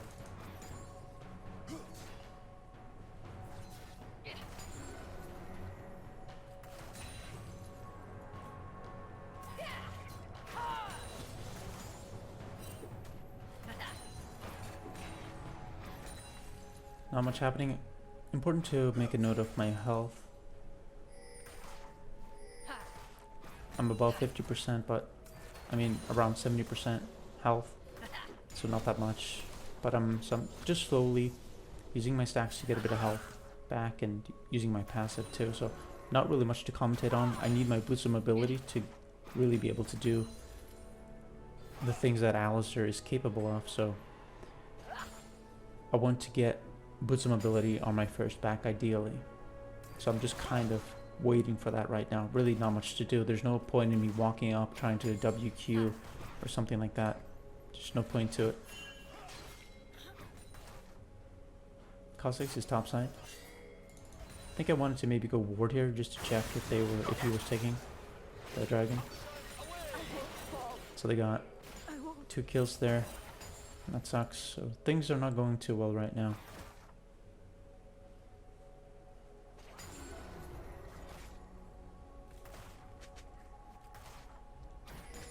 I'm pinging that the Drake is alive because I want us to maybe push this wave in, get priority bot lane, get priority mid 2 preferably, and then get the dragon. But I feel like the set is just not, like, he doesn't really seem to care much.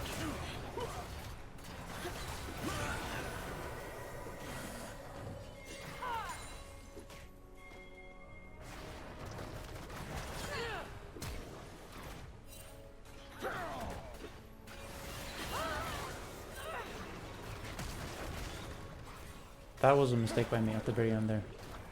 It would make sense. Let's take a look at Zed's cooldowns there. Yeah, no, he was just nowhere near. Yep. I think I played that really well, except the very end, flashing in with my E. Like, that can be good, but considering that my teammates used all of their abilities and they were on cooldown, it doesn't make sense for me to do that. So why did I do it? It was almost instinctive. It was, we just won this fight, and I have the CC, so I just want to go in and use it because I know that I can safely.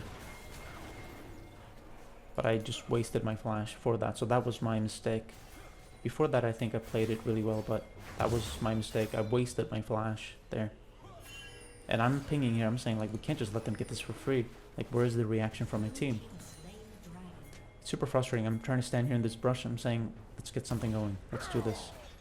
So they got one thing, I want us to get something back.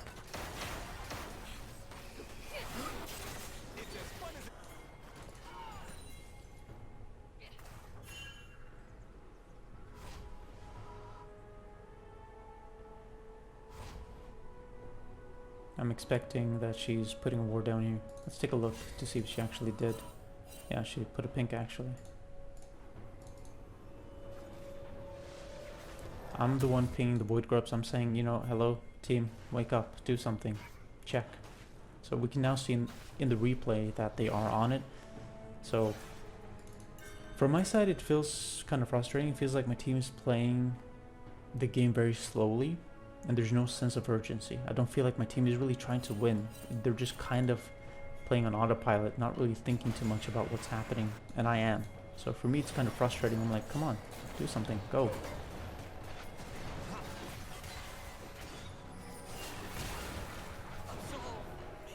Very poorly played by Akshan to flash in there. I'm pinging, I'm saying let's go in, but I can see that, okay, so Zed is reacting, so maybe we can do something.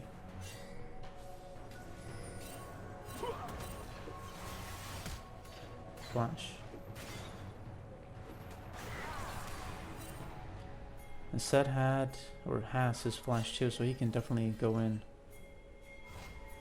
I want to go in here, I'm pinging like mad.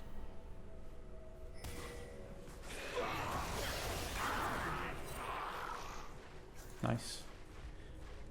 Good. I would say at this, like, right, what happened just now, that was good of my team. I like how they played that, how they understood that, okay, we can make something out of this. This is a chance. We recognize that this is a chance. We'll let the Alistar go in and get the kill. You know, they recognize that, so that was good. I'm seeing what's happening here, so I'm thinking, okay, I'll move in just to help in case something happens.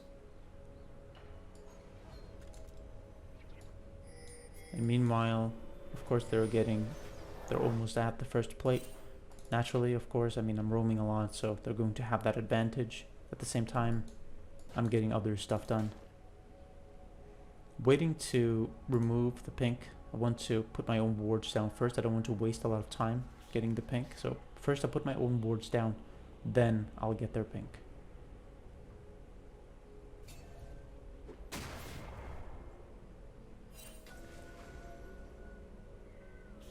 I'm thinking of ganking way here. Zed is moving up really good. Got his flash. So That's definitely good. I got his splash there.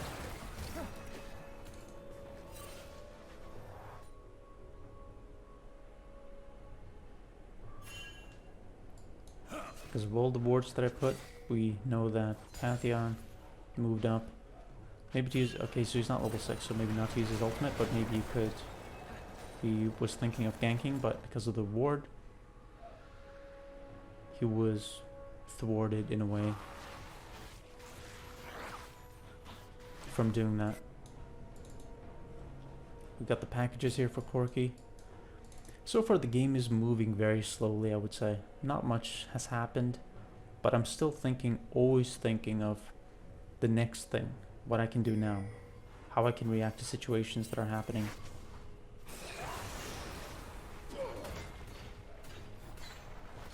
Okay, and then he has one more invisibility. That's it. So he got away, but I did force him to use his ultimate, so that was good. Pantheon behind you.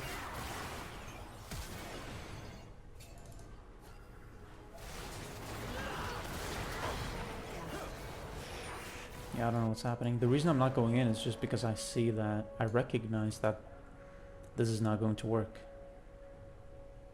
But I'm thinking now, okay, maybe I can get something on bot.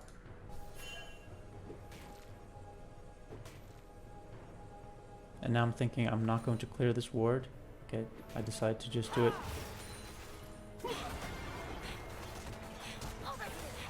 Force your flash. But then Pantheon's ultimate. Let's see if they get her. Probably will, yeah, with Kha'Zix there. Nothing I can do.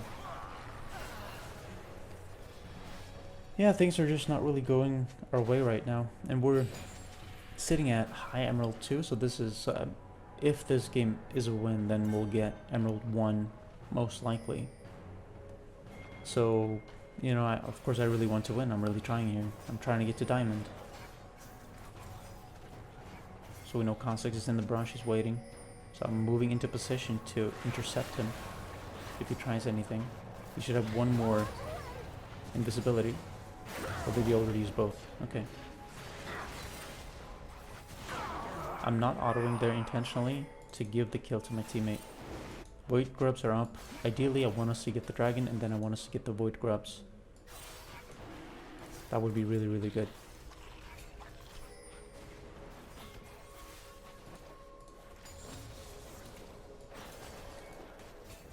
Just trying to clear wards. And now I'm pinging. And Set is pinging too. Let's do this. So I'm just walking in a straight line right to the void grubs. I don't care if they can see me. Doesn't matter to me. My priority is tempo, speed, getting there as quickly as possible. Not trying to be really fancy with my movement. That was really unfortunate actually. Said he used his ultimate and removed Kha'Zix's shield. I wanted to W him first to remove the shield, then I would Q. So that was pretty unfortunate. I did that intentionally. That is how you should play when someone has a spell shield.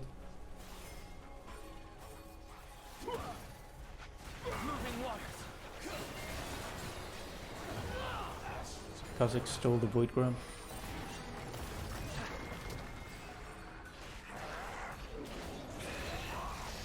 Like, what is the Akali doing here?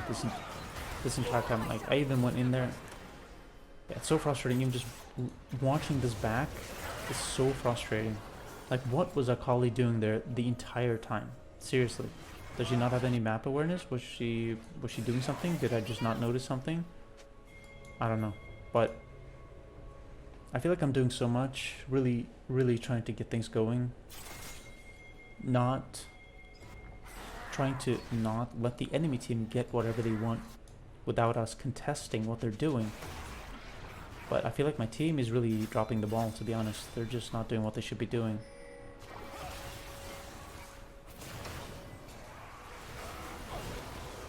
Then he even dies.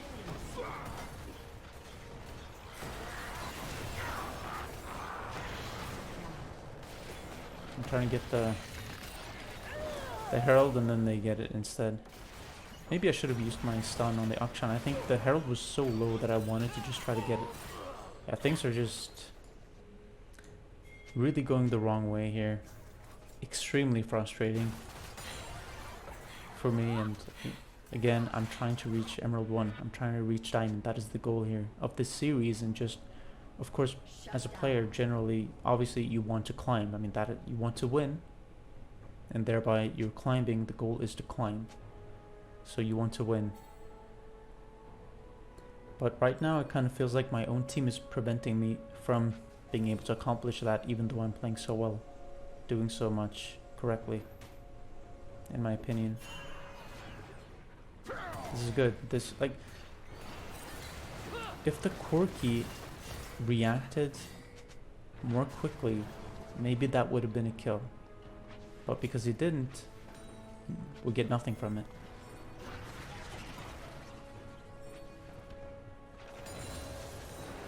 So I'm probably going to go bot lane here.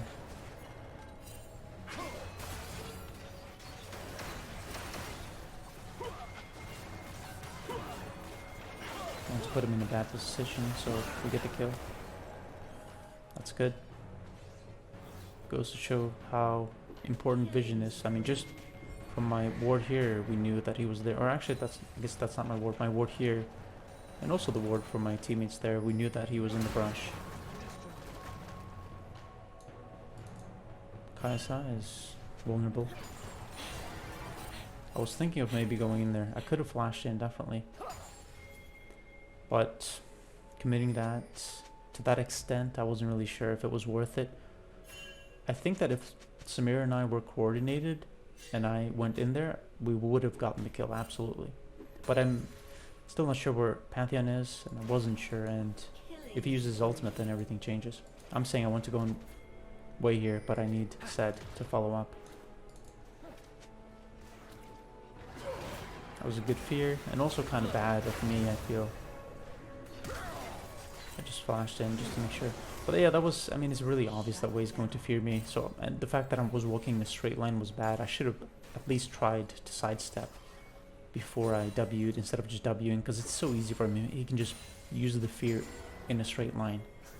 So I need to, that is something I need to improve when I'm playing Alistar against Way specifically, to be really mindful of him using his fear. Like, don't walk in a straight line, and don't just start the W animation. I'm pinging here, let's go in. Like, what is the Zed doing? Like, come on. She took the turret, we know she's out of position, let's go. But he's not reacting. And now she's, this must be a bait. The fact that she's walking back, yeah, and it is a bait.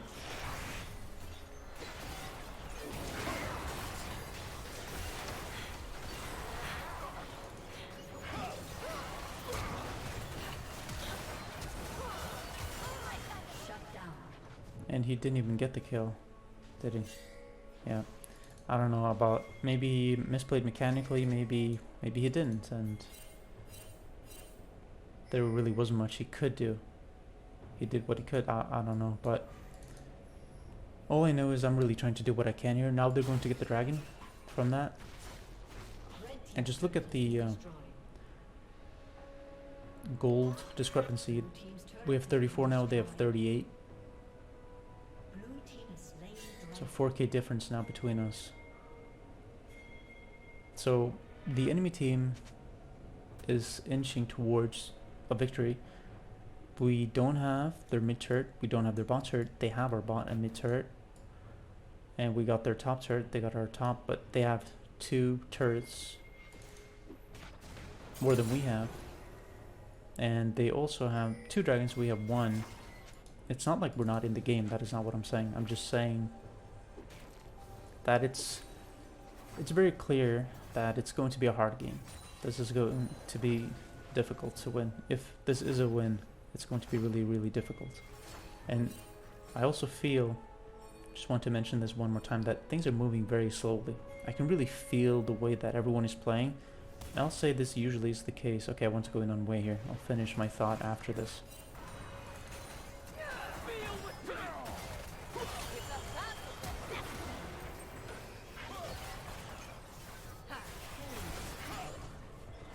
That was good. But what I was saying was that I feel like going back to the game moving slowly, Generally, I feel that the worse players are, the slower games are. Usually, not always. Sometimes, by nature of team compositions, a game might go slower than it normally would. But except those instances where the team comp might be the reason, I would say that if a game goes slowly, usually it's because the level of the game is low and people don't know what they're doing. They don't know how to secure advantages, or if they do secure advantages, they don't know how to convert those advantages into something more and eventually a win. Flash from Cossacks. Back at 25, 55. Page. Shut down. Or just 26. That was good.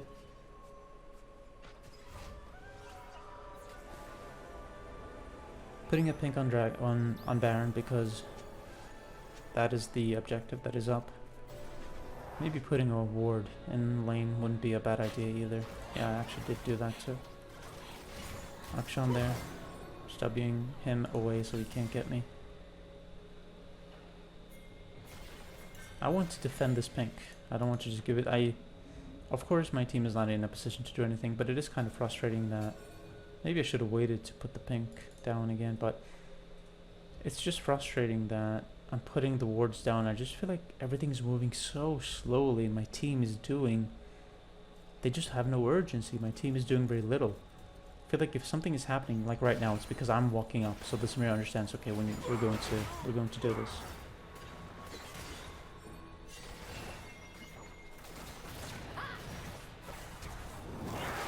Flash. Back at 27, 10. Ways splitting bot for some reason. This could honestly be a time to get the Baron. But Akali's moving towards him. And for that reason, it doesn't make sense to do Baron. But honestly, I feel like in that situation, it would actually be a good idea to do Baron.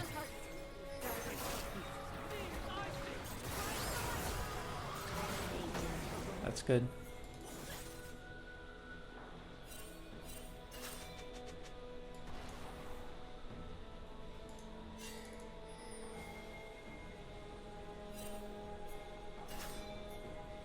I want to go in here on this Kaisa. But she used her, I think that's her E.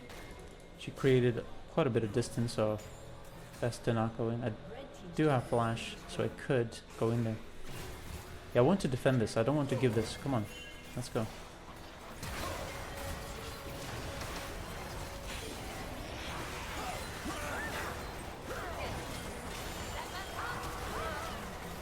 I wanted to peel for the set, I think. That's why I moved backwards.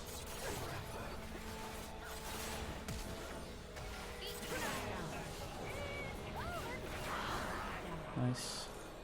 Now push mid. Get dragon. Prep for Baron. They have 3 people up. Maybe we can't. Yeah, we can't get mid. But we can get dragon. Or at least secure dragon. Yeah, we need setup, so maybe it's a bit too optimistic. Kaisa out of position here, but need to go back. Need to spend my gold. Get stronger. Let's take a look at my build. I got Solari, I got Seeks. I'm assuming I went Seeks first and then I went Solari. So we're all pinging here, we're all saying, both our team and the enemy team, we're saying, you know, this is, let's go, let's get this. So let's see how this plays out.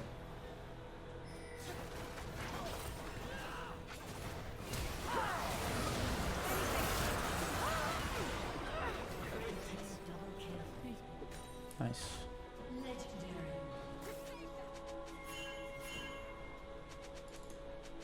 Them all clumping together like that is a dream for any Alistar. Makes it so easy to get that 3-man knock-up, for example, a 4-man, 5-man knock-up.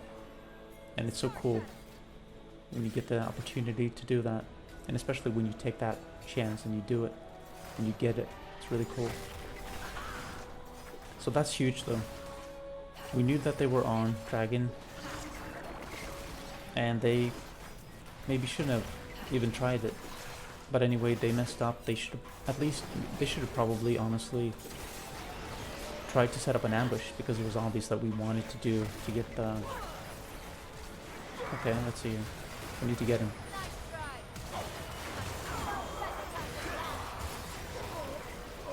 What a mess. Yeah, we need to go in here. Can't just let them get this Baron for free. Akali should have went in way, way, way sooner.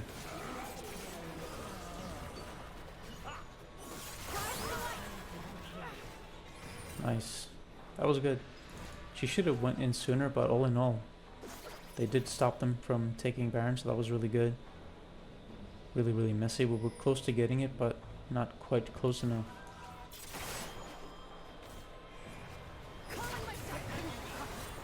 He used his ignites. So of course at this point I'm thinking Baron, Baron, Baron. The question is, can we get this way? Is he going to overextend to the point where we can actually get him? Maybe he's recalling here or here. Okay, he's actually pushing. This is a huge mistake, by the way. Don't know why he's doing that. Is he assuming that we're going to go to Baron? Is he thinking that he's going to distract us? And then why is the Zed not moving up here?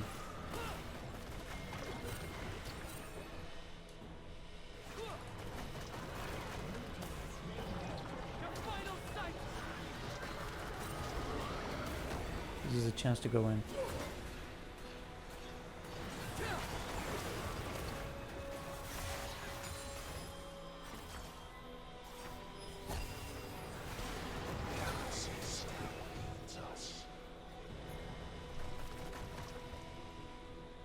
I'm pretty sure when this happened I was pretty reserved, and I thought to myself that, you know, whatever, like I don't care anymore, which is not a good mindset to have at all, but that's the honest, I think that is, I'm pretty sure just looking at the game now, that is what I'm feeling. You can see that I'm pinging Zed there.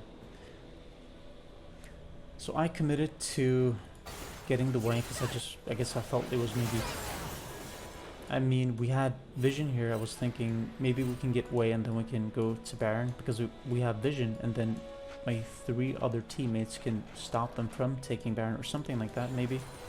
But it was definitely a judgment call and risky to go for way there, and it definitely did not pay off.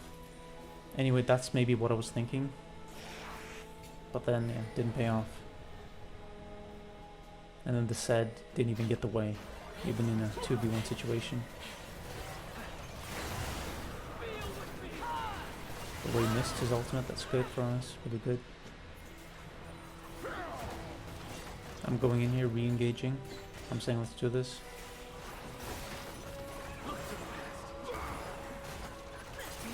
Oh, this is huge. And now Dragon is coming up. 55 seconds. I'm saying let's get this mid tower now, come on.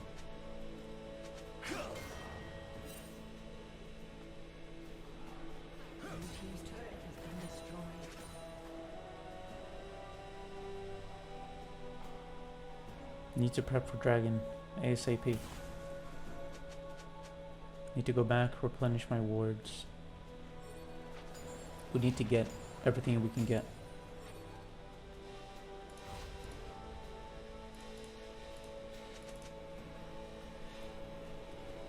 So let's see. I build a Solari Seeks, and then I'm going to get Frozen Heart, it seems. 2 pinks, always get 2 pinks. It is so important. Okay, let's see. There's definitely a chance, like he should go in here. Yeah, I didn't really get much from that. I feel like the Zed could have done a lot more, but maybe he's scared to go in because the game is running pretty long and a lot can happen. I'm trying to zone them. That's why I'm standing. I'm zoning the enemy team. It's keeping the way away from the fight. That's it. And the Akshan too. Don't know what the Corki's doing there. I'm keeping 2 of them I'm zoning 2 of them.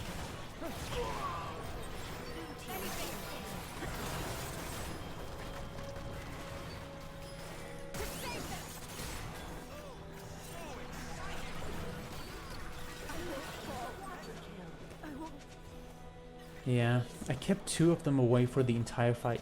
The Wei and the Akshan. Actually, the Akshan maybe he went back over the wall or something, I'm not sure. I'm pinging the Samira like mad here because I am pretty upset. Pretty angry, to be quite frank, about what just happened. I feel like I played that so well. I zoned the Wei off the entire fight. And I also zoned Akshan from the fight. At least towards the later end of the fight, and still we lost it, and Akshan got a quadra kill. Yeah, this is not looking good. And what was that? I pinged him a question mark, because not to be toxic, literally I'm asking, what the hell are you doing?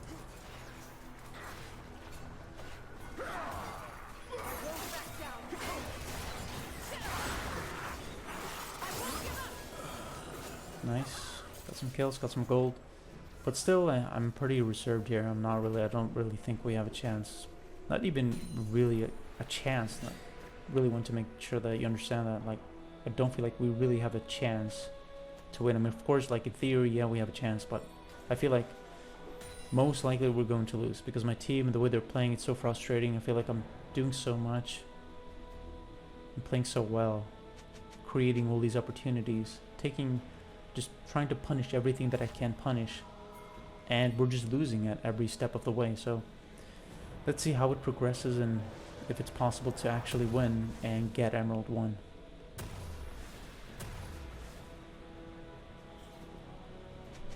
So I'm pretty much at full build here because I have to have pinks. Every single step of the way I need to have 2 pinks, minimum 1. So I'm not going to use the slot to build another full item. Doesn't make sense. Instead I'll buy an elixir depending on how much gold I have. But I always need to have 2 pinks. So we're trying to set something up here, which I like that my team is doing. I think I wanted to go in there, WQ him.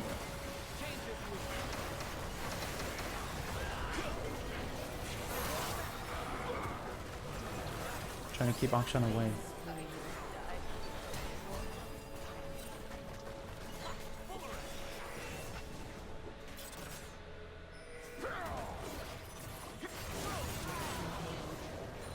This is huge.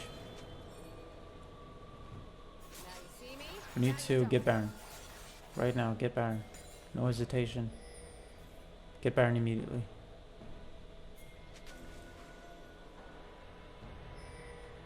Put some wards down first. Important to stick to the basics. And then I'm seeing this cone. I want to remove it. I don't want the Kha'Zix to have this cone to easily get to the other side of the wall. I don't want that. He has to use his jump if he wants to get into the pit, or he has to walk close to us. So the Kha'Zix is here probably, and I'm thinking I don't want him. I don't want to give him a chance to get this. So I'm moving around. I'm walking around just to see if I can get him.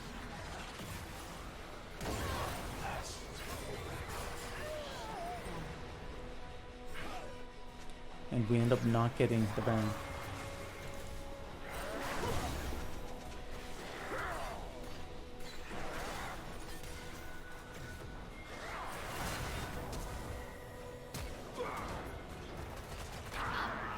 Nice. Let's see if we can stop them. Yeah, really good. One of them got executed, the Kha'Zix died, and then Pantheon got executed, I guess. Really messy. We have to push this wave as quickly as possible. We need to prep. Honestly, for Dragon, probably. Get the Dragon quickly. Honestly, in theory, I feel like it's the incorrect call to go for the Dragon here, but... What is she? I tried to use my Solari there, get into her range, or within the... Yeah, get her within the Solari range, but yeah, I'm thinking, you know, get the Baron. Luckily I'm tanky.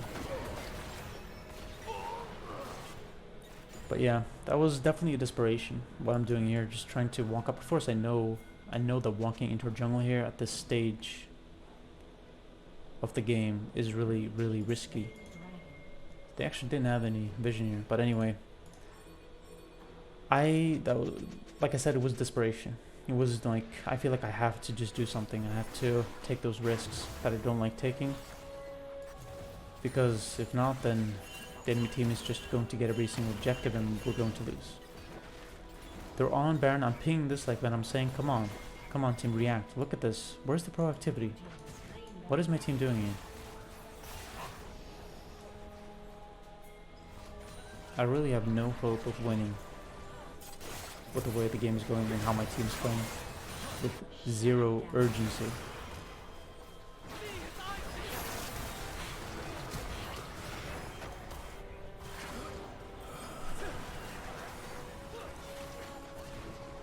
Yeah, can't really get in here and do anything.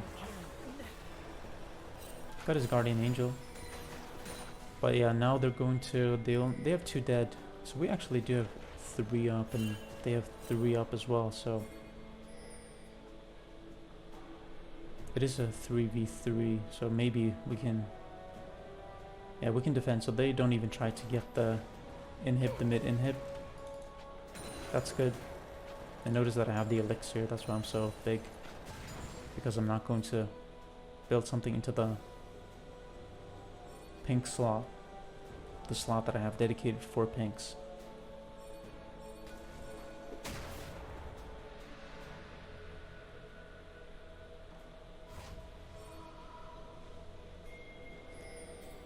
Yeah, I need to dedicate that slot to pinks because it is so important to have that vision control, like I said, at every step of the way, at every step of the game.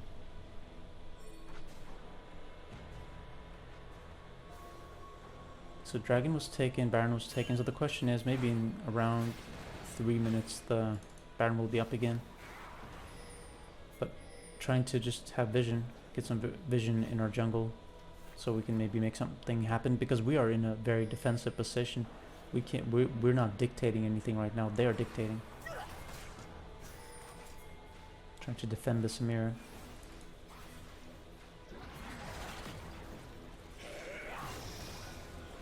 Corki's low, that's really bad. What is the set even doing here? Don't know.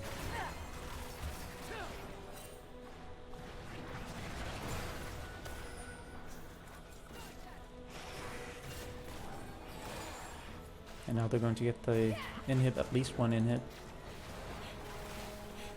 So we're again just being put further back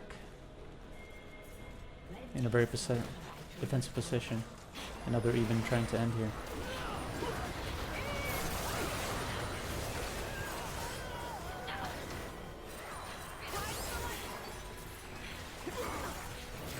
Big mistake by Akshan.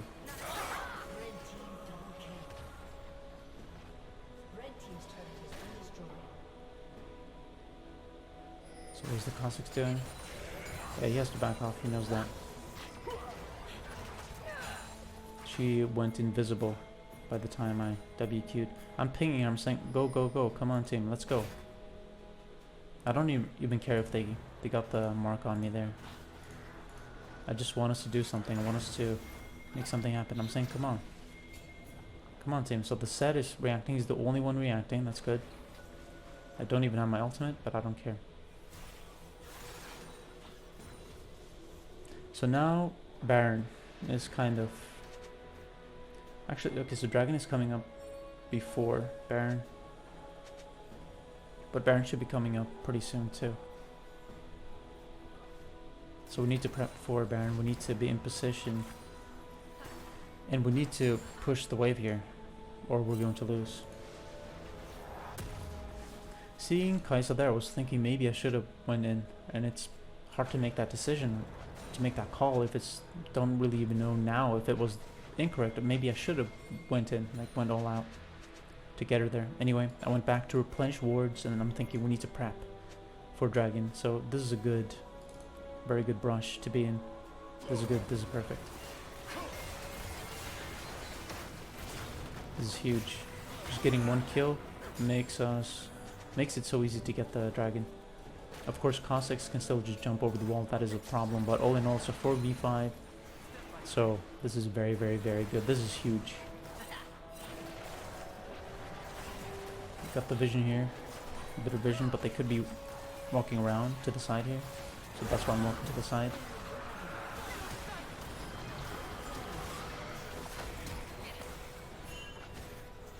So I'm seeing Kaisa pushing mid here, so I'm going back.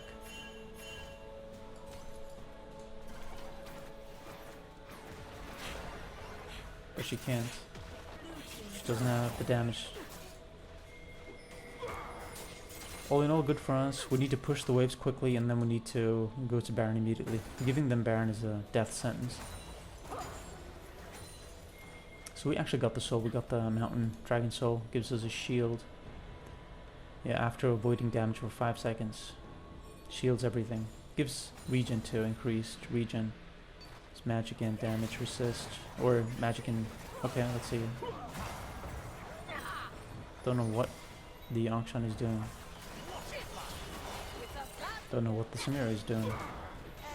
Don't care if... Yeah, I don't care about taking the kill there. Baron is coming up soon. Akshan died, that's huge. I want to push this, I don't want them to get this. I think I can use my Solari on her.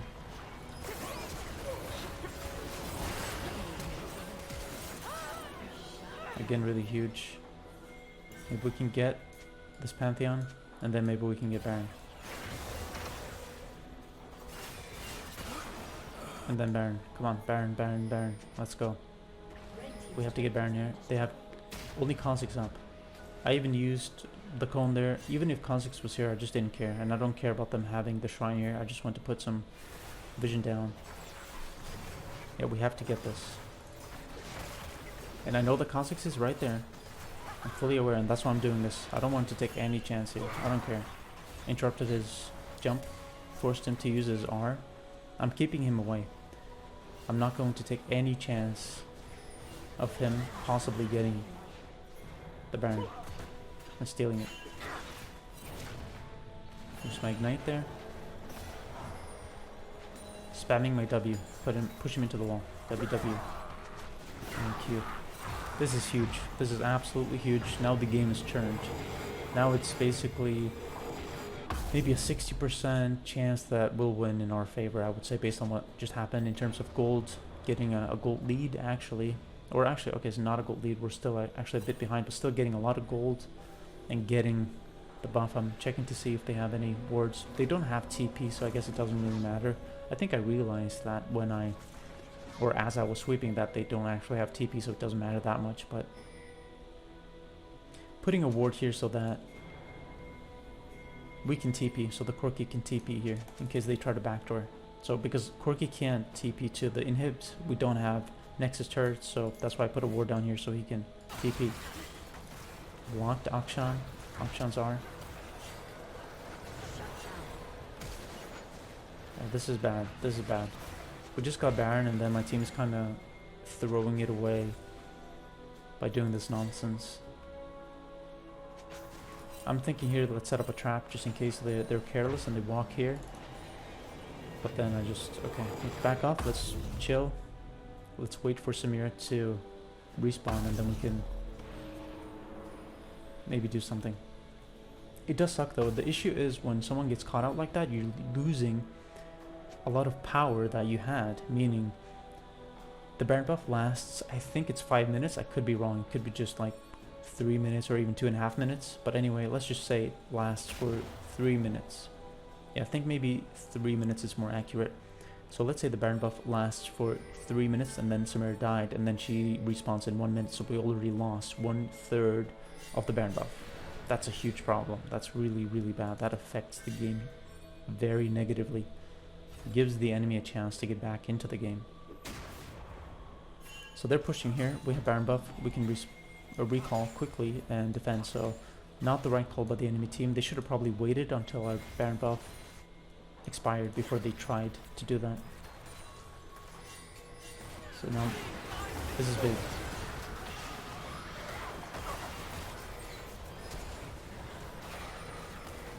Ultimate team to go in here. So Sed actually died. Yeah, Sed died, and we didn't even get anyone there. I feel like that was like the Wei should have died at least. But okay, well, we didn't get anyone. Wei does have to recall, but yeah, we need to defend here. I don't have my ultimate, but I do want to put pressure by walking really far up, right into their faces. I want them to feel uncomfortable.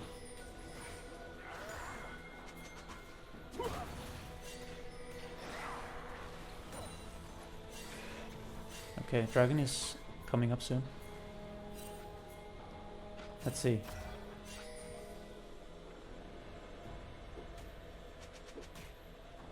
"30 seconds, dragon." Maybe I'm going to put a pink and then go back. Just to get more wards. And then maybe go back, yeah. But I'm actually thinking here. The dragon is coming up too soon. I don't really have time to recall. So I'm going to make a judgment call and stay. And just be in position. It's actually the elder dragon, makes sense. I'm going to be in position here to do something.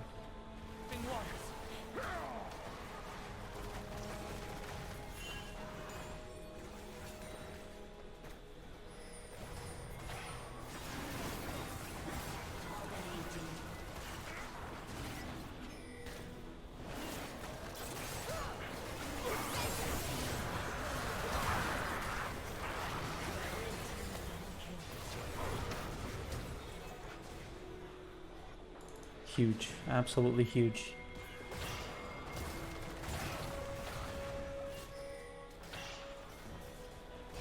So what is the Corki doing?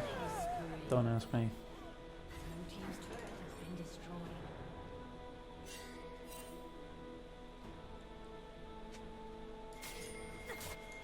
Yeah, we need to push here. We need to end this game. If we can end this, we need to end it. Look at the respawn timers of the enemy team. They only have 2 up. We need to go in here.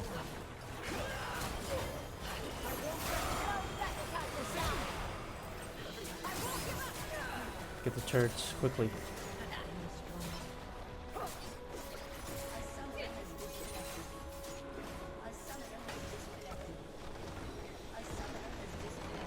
Crazy game. Really crazy game with so much happening. Approaching 50 minutes, close to a 50-minute game. So much back and forth around the Baron pit. Yeah, just so much craziness. And then at the end here, I was standing here, I was zoning them off here, and then they were forced to go around, and then a huge fight happened, and we got the kill. Kha'Zix was not able to steal the Elder. Really messy, crazy, chaotic game that was moving very slowly, but then towards the end of the game, maybe around the 35-minute mark, things were speeding up because everyone knew what was at stake, how easy both teams could lose, and just that one mistake could end the game. So everyone was being more apprehensive about making a move, but at the same time knowing that I need to make a move to win the game. I need to do something if I do want to win. So, and that led to this tension that we were seeing and all this back and forth. But in the end, we got the win. And with this, I think we should be Emerald 1. So a huge relief to win this game. Really stressful game. So much back and forth, like I said. But we got the W in the end. And that's what matters. A lot to take away from this game too. A lot to learn. But that's for another video. GG to my team. They kept their cool. And they won those fights at the end of the game. GG to the other team too, who really did try. They made some more mistakes than we did. Like the Akshan getting caught out here for no reason, I think. So much happened. It is what it is. When nerves come into play, you do things that are irrational. That's why it's so important to stay calm. Anyway, see you in the next one. Welcome back to another edition of Alistar 2 Diamond. In this game we're paired up with a Jinx, and we're up against Veigar and Kog'Maw in the bot lane. Looks like we're glitching out a bit in the replay. Don't think that actually happened in the game. Anyway, we're sitting at Emerald 1 something LP. I think low, Emerald 1. To Summoner's Rift. Maybe 20 LP, something like that. Maybe 15, 30, 30 max, I think. Maybe even below 20. 30 seconds Anyway, until minions spawn. they're invading.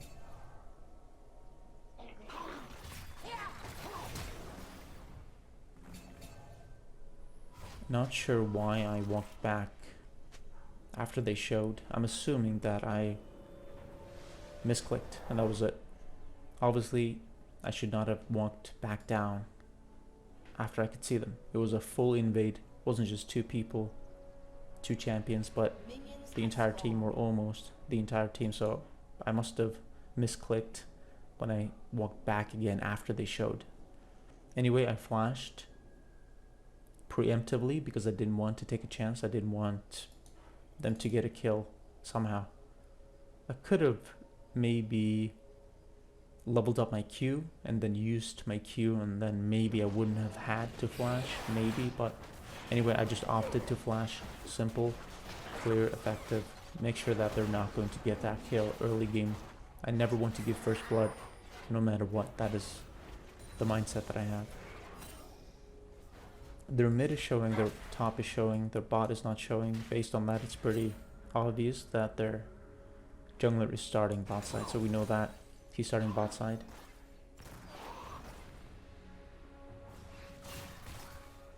We have a Nasus top, and I have to admit that I'm not a big fan of Nasus top. On my team, that is.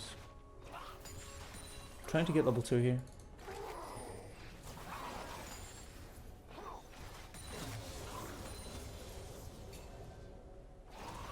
So I forced the Veigar to put his ward because I keep walking up here to the brush, being a bit annoying, going in and out of vision.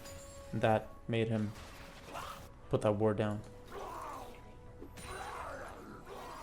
But yeah, like I said, don't really like Nasus on my team, and the reason is because he is such a passive champion. He is a scaling champion. He's so reliant on the game going to the mid game or late game. If the game doesn't progress to that point, then I feel like Nasus is just not very good. So he died already top.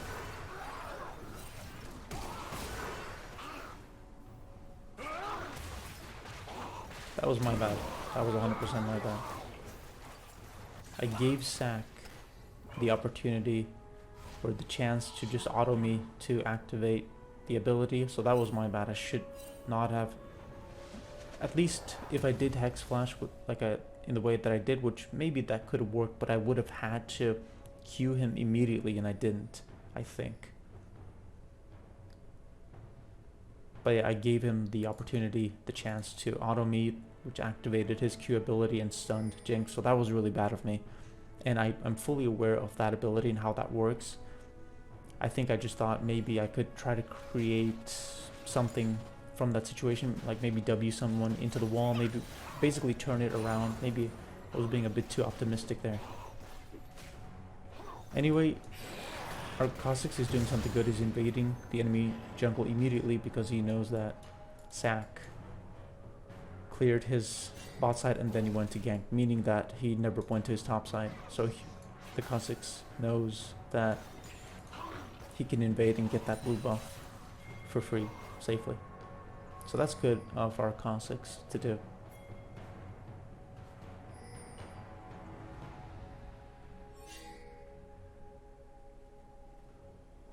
They got the shrine, so they have vision.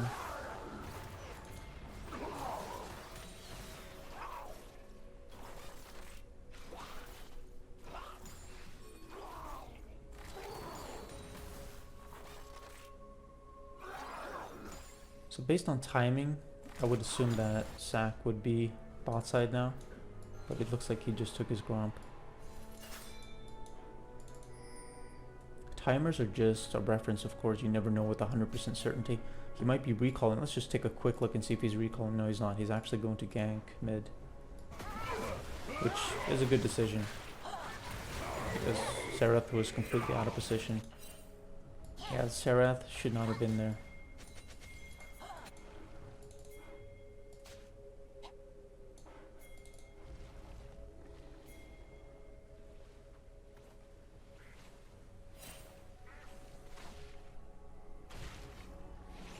Just interrupting his recall, that's all I want to do. I don't want to get the kill necessarily, I just want to stop his recall.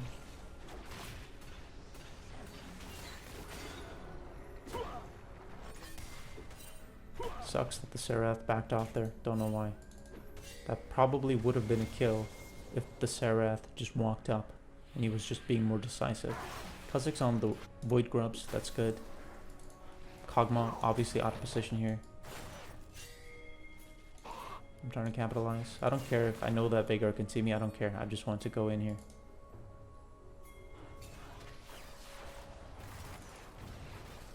Killing spree. Shut down.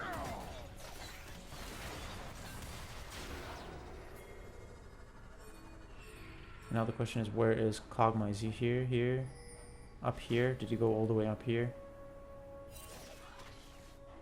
Let's take a quick look and see. So he already went back. But at least good that I like that the Jinx tried. That she was pinging there. She was saying, you know, let's check this out. Let's see what's happening. Let's see if he is there to make something happen. Dragon is up. Kazakh's got Void Grubs, really good.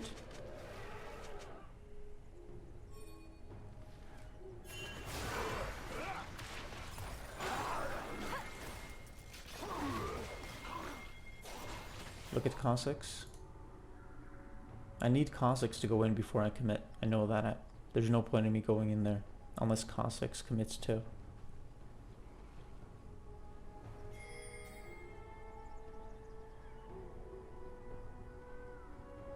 I'm just waiting, biding my time to gank bot.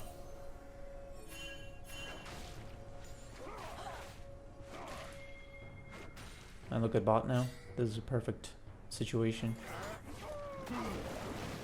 And then Sack just goes in here. This is really good for us, this position.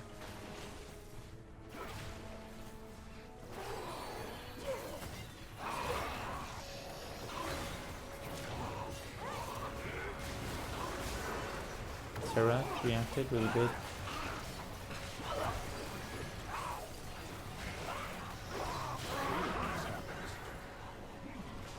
Really good reaction from Sarah.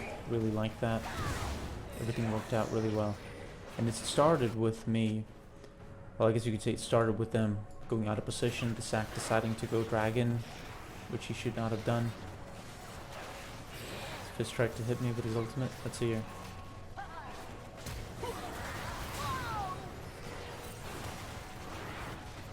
It was an easy decision for me. Yeah, I kind of messed up walking back into the Dragon, but it was an easy decision for me to go in there because he flashed over the wall, then he used his pole thing, whatever it's called, the ability, and that is his only untargetable ability, meaning if he uses that, he's vulnerable, and I know that. He doesn't have flash, he uses invulnerable ability, so that means I can just go in for free. I don't need to worry about anything. So understanding how to, or when to go in against certain champions is so important. Just knowing their abilities, like how they interact with your champion. It's so pivotal to be able to reach a high rank and just play at a high level in League. So bot is pushing in here. I'm deciding to deep ward. I'm assuming the grubs, yeah, Void Grubs are spawning soon. That's what I assumed just now, even that without seeing the timer, without knowing the timer. I just naturally assumed that the reason I went top now is because I wanted to prep for Void Grubs spawning in around 40 seconds. This is really good.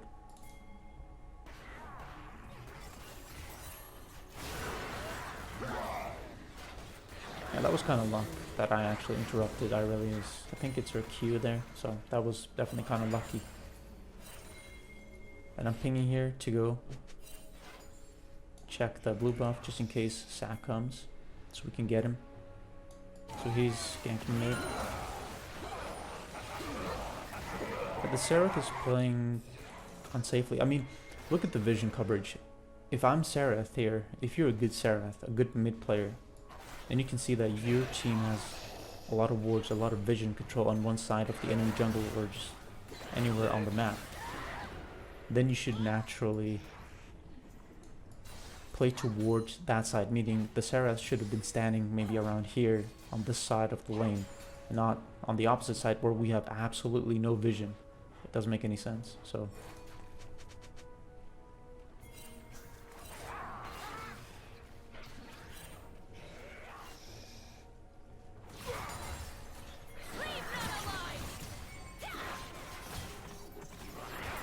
just autoing you. Frustrating. I feel like we should have gotten the kill there. I was just standing there, autoing. And Nasus also, yeah, he was not reacting at all to what was happening. No idea why. I feel like Nasus players oftentimes are very passive. I really dislike that. So that really, really sucks. So now they might be getting the Void Grubs. Yeah, you can see here from the particles, the effects that Zac is on it. So mentally, this really sucks for me. I feel like I've played really well, done a lot, moved around the map really well. And then we lose the bot turret because I'm doing this for my team to win the game. And the Kha'Zix kind of misplaced, the Nasus doesn't react, the Seraph was out of position.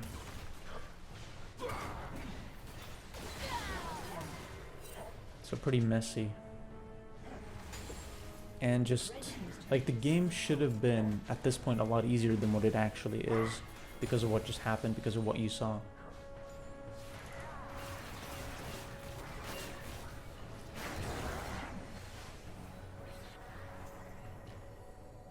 And also notice that I actually kind of forced the Vigor to use his... I want to gank bot here. I forced Vigor to use his prison, his cage, in a way where Kha'Zix could go in. Because he wasn't cordoned off. Definitely thinking of going in. I could see Fizz behind me, but I don't really care. But I decide against going in because Kha'Zix or Kog'Maw did notice what was happening. He moved back, and then in addition, Fizz was close, so I just decided, okay, I'll just Hex Flash the other way instead. It's okay. That is so important too, and like sometimes you're in those situations and you have to make that judgment call in that split second to either go in or not go in. And then it really does matter if you do decide to go in or if you don't. It's really important to always revise your action, your future action, what you're thinking of actually doing, and trying to do something else, because things change constantly in League. That is also what makes it interesting. Things are always changing. Should you go in and then there's this one change and then you don't do the action that you thought you were going to do because there was this one change. Things change so rapidly in the other way. You didn't think you were going to go in, but then kind of like here, like I really have committed, and then I'm like, okay, I'm going to go in.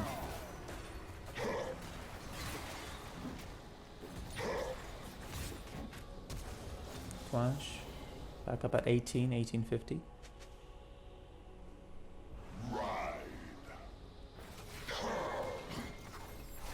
Always important to time flashes. At least, maybe it's not always important, but it is a good habit to get into because it does give you an advantage. Just knowing that, okay, Aurelia does not have flash until 1850. That is an advantage, especially if you really also kind of depends on the champion you're playing. For example, if you're... Yeah, I knew that they were going to get the dragon. I'm just trying to push this quickly so we can get the herald. But what I was saying is, depending on your champion, it might actually matter more or less. For example, as Alistar, I don't think it matters as much. But if you're Thresh, for example, it matters a lot more. Because if you want to make those Q flash predictions, you need to know if someone has flash or not. That's super important. I know they don't have any vision here.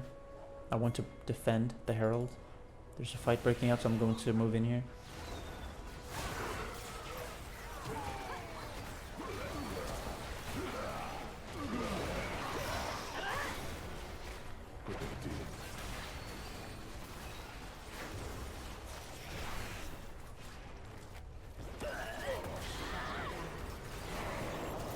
Give Jinx the reset.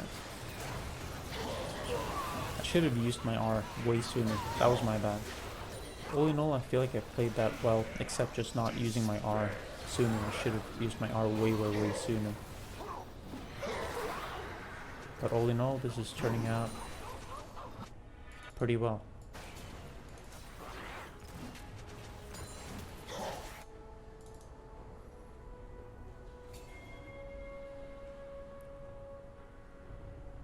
Kha'Zix pinged the Herald, and I definitely agree. We should definitely get the Herald. We have a chance to. We should get it. Important to get it before Baron spawns too, just so we don't lose it. It is an advantage to have Herald, obviously, so you want to get it if you can. I want to remove this cone. I don't want...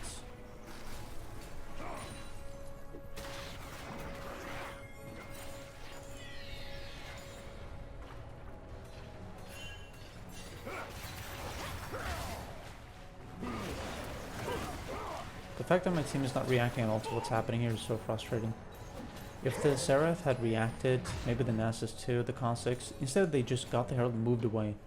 In my mind, I feel like you get Herald, you have to push, press, try to get more advantages. Be smart about it, of course, don't force it, but at least try to get them, don't just concede. And I feel like my team, they get the one Herald and then they just back off. That is, in my mind, and I feel very strongly about this, I really believe that I'm correct, is not the right way to play. It's not the right way to play to just get an advantage and just accept that as enough. Just trying to help the Nasus, but he got... Well, he was fighting, Aurelia was losing, and then he got ganked. So I'm saying I want to go in here, but I need my team to react. With my team reacting, maybe we can do something. Double knockout.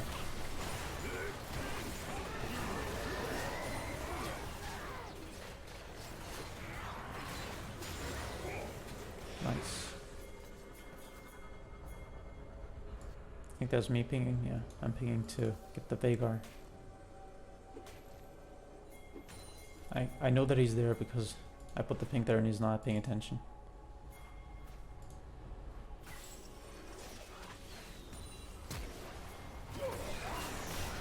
Did that intentionally. I didn't want to WQ, just wanted to W him towards Kha'Zix, so Kha'Zix could get him. Let's take a look at my build so far. Solari, and then building into a Frozen or Seeks. Solari good because they have Fizz mid and also Veigar, but particularly for Fizz, maybe Kog'Maw to an extent. I think Kog'Maw also has a bit of AP naturally with his abilities, if I'm not mistaken. But anyway, mainly for Fizz and then partly for Veigar.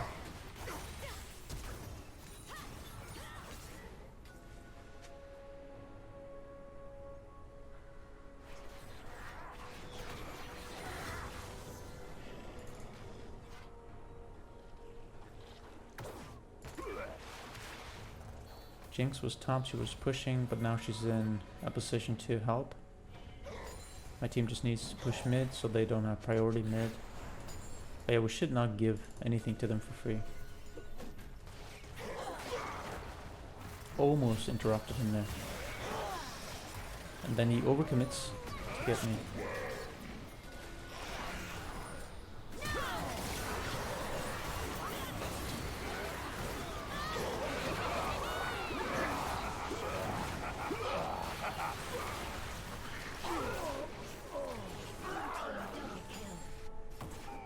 What to say? I feel like I'm playing really well. I feel like I was playing that well too, standing in the brush, waiting for the right time to use my abilities for maximum efficiency. But my entire team just died, and I don't really know why. I think they were all full health. I don't even know what the Seraph is doing here. That's why I'm pinging him. I don't understand what he's thinking.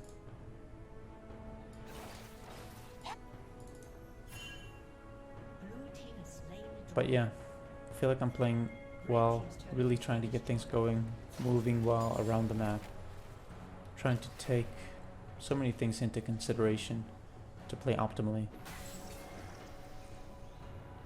But really back and forth game, no idea if we're going to win or not.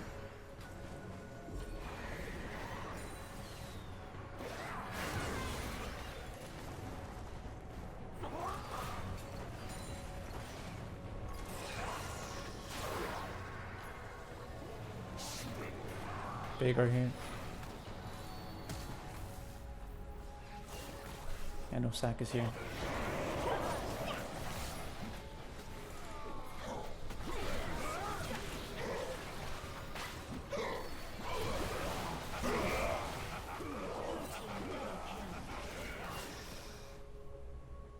What is Seraph doing here?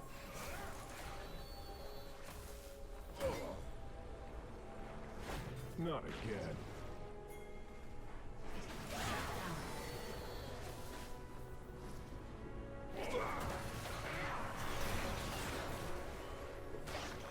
Okay, turned out okay.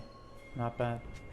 Really back and forth. It's like the enemy team gets something and then they kind of put themselves in a bad spot, or my team reacts maybe well, or my team is just in a naturally better position to deal with what's happening, and then we're winning instead. And it's just been continuing like this throughout the game. Trying to remove all the Scryer, the Orb, the Blast Cone. I don't want them to have that because it just lends itself, it lends the game Team's turret has been destroyed. to have more unpredictability, and that is not what I want. Use my R there to make sure I survive, but my team is not reacting. I think Cossacks recalled. Frustrating. I'm not sure if that really was incorrect of me to get some deep wards. I feel like my team, they were, at least Cossacks was here, but he recalled. I don't know. If maybe that was a mistake by me, maybe my team, they were in a position to help, but they didn't have the map awareness to realize what was happening. I don't know. But maybe it was a mistake by me. I would have to play it back to see. Anyway, they're not taking Baron. Our Nasus is top, so I guess that can kind of work, but splitting on the opposite side, I'm not sure. But yeah, we need to push this. We need to push the mid wave so they don't have priority. And then we need to go check on Baron and help Nasus if he's... Yeah, this is what happens. Yeah, the Jinx should definitely be going in here, not punishing him. Maybe I did need to flash there.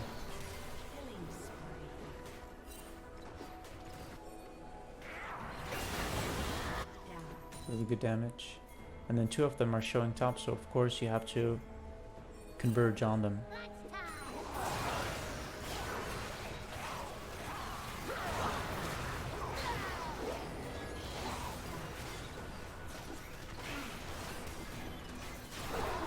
Nice.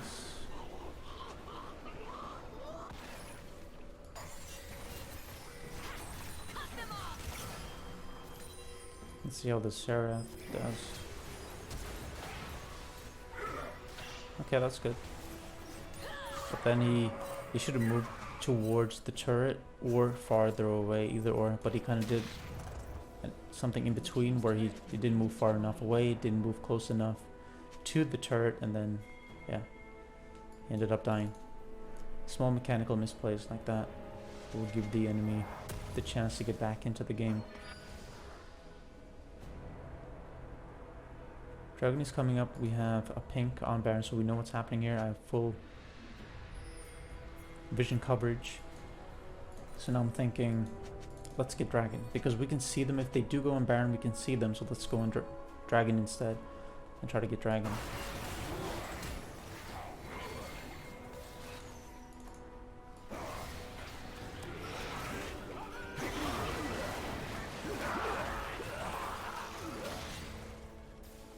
And I'm thinking just back off here.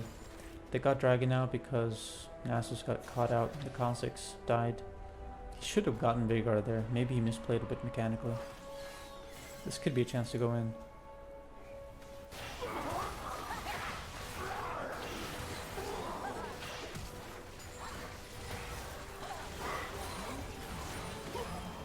Use my Solari there. I wanted to use my W, but he managed to use his pole thing before my W. I was standing right in front of him because I was spamming my W, but he still got his ability off before mine.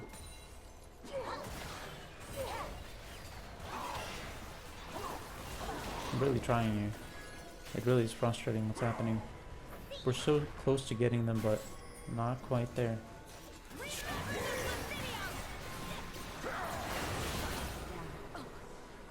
Nice. Shut down. Red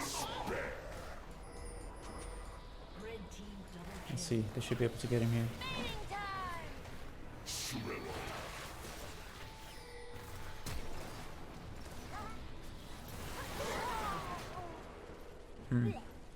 I'm not sure about that.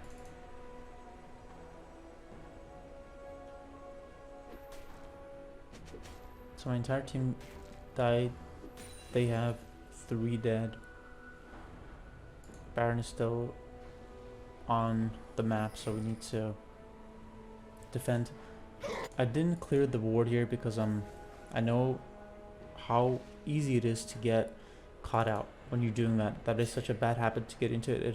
It has happened to me many times where I've done that, where I've cleared a ward and then you could lose the game off that because you get caught out and then they get Baron for free, for example. So I just realized, okay, I'm not going to clear this ward because I'm not in a safe position to clear it. We're suspecting that Saka is taking the red, and then let's see what happens.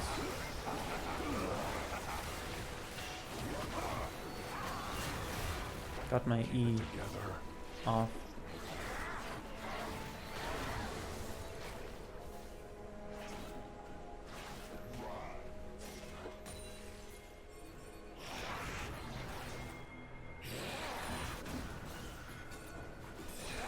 I think you can feel it too when you're watching the game that at this point, even though the score is 38-38, it feels like we're winning at this point.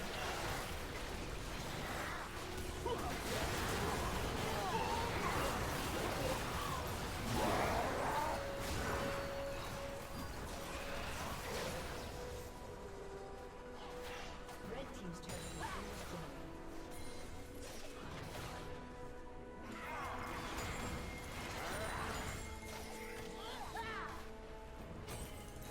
I'm paying my team to get this. Seraph is even... I can defend, but yeah, they're paying like mad to get this. It is definitely possible to end at this point. Definitely possible. But they have to fight through and win.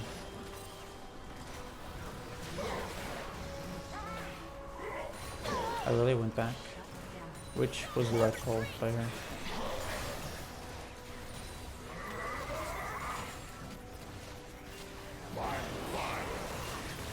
My team is really low here. Yeah, it's not going to happen. Yeah, they're too low. But all in all, still really good for us. So I'm just thinking, put a deep ward here in the lane so we can see how they're transitioning between the top and bot side, and then just prepping for dragon. So immediately that is my thought. Just prep for dragon, be ready for that, because Baron is off the map. And remove scryers, remove any unpredictable element that could cause a loss.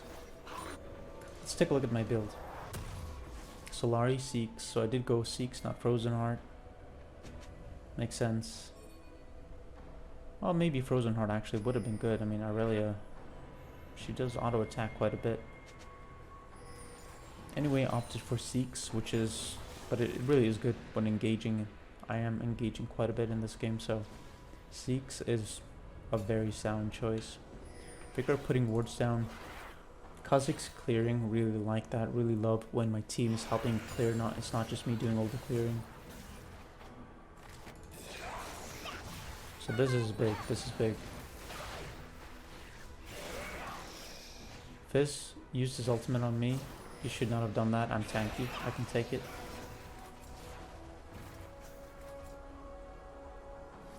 TP.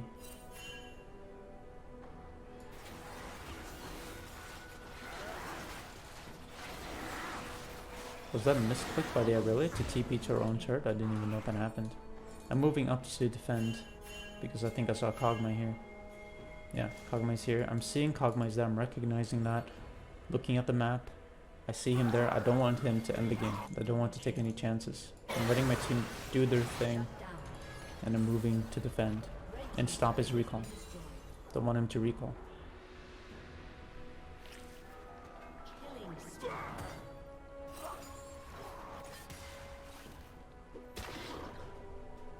Blue team's turret has been destroyed.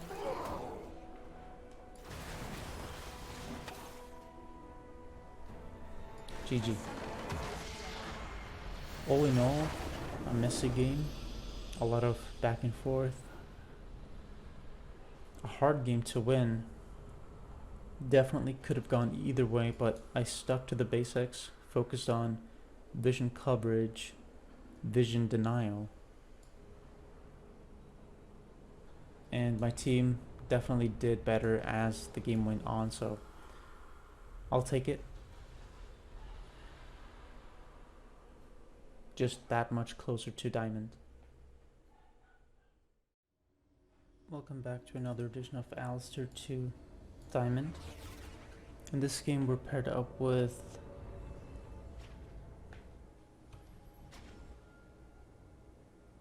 I actually don't quite remember her name. Welcome to Summer. Sari, I think, is her name.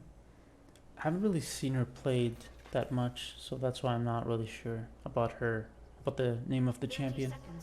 But anyway, paired up with Sari, I think her is the name of the character. And we're up against Vayne and Cillian.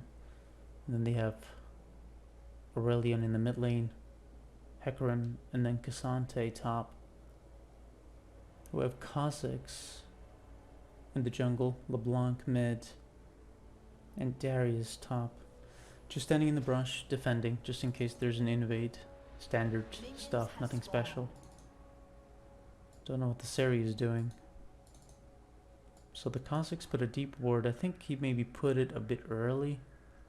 So I'm not really sure how effective this ward is. But we'll see. Anyway, let's see. So the Vayne has Ghost. Cillian has Ignite. So that makes me think that the Cillian wants to fight. And he wants to land a double bomb and then Ignite. And get a kill that way. Let's see when this ward expires. Still has some time left on it. Considering they were waiting here, it makes it possible that, yeah, so we can see from the particles here that Hecarim is in fact starting topside. Just the fact that they were in the brush means that they're not helping with leashing, meaning that Hecarim might be top, but definitely no guarantee, you can't know from that. But from this ward, we can clearly infer where Hecarim started. Got level 2 pushed, and then just got a bit of damage out from the Vayne. Doesn't really matter much in the grand scheme of things. I mean, you push them in, so it does. I'm not saying it doesn't matter, but like all in all, you know, does it really matter that much when you get level 2 first and you get a bit of damage on the enemy? A bit, slightly, but not that much.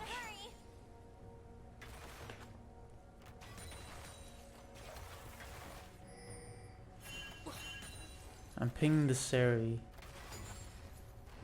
that I'm not going to take the cannon there, because if I do walk up to get the cannon, they can easily poke me, so that's why I pinged back. And I think it was really obvious, and I think that she was not really thinking when she pinged me to take the cannon there. It doesn't make any sense. Why would I take the cannon there and just let the enemy bot lane poke me for free? So that's why I didn't do that. So I pinged that I'm not going to do that, just to make it very clear to her that she needs to get that cannon. And considering, looking at the replay, we know that Hecarim started topside, so he's going to be here now. And notice that I'm pinging Sari back. Because of Kha'Zix, yeah, you can even just look at the chat, I'm pinging Hecarim here. Looking at Kha'Zix's ward early, pretty sure I was looking at that when I was playing. We knew that Hecarim did not start bot, meaning that at this time, this timer, he would be coming bot side, so I knew that we shouldn't commit.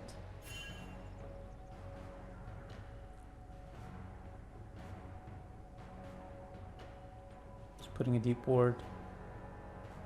Just getting something out of this roam. I just roamed in case, just to see what would happen. And if something did happen, if an opportunity arose, then I would have went in. Waiting for Cossacks before I go in here. Being patient. This is a good opportunity. Yeah, this is definitely the time to go in.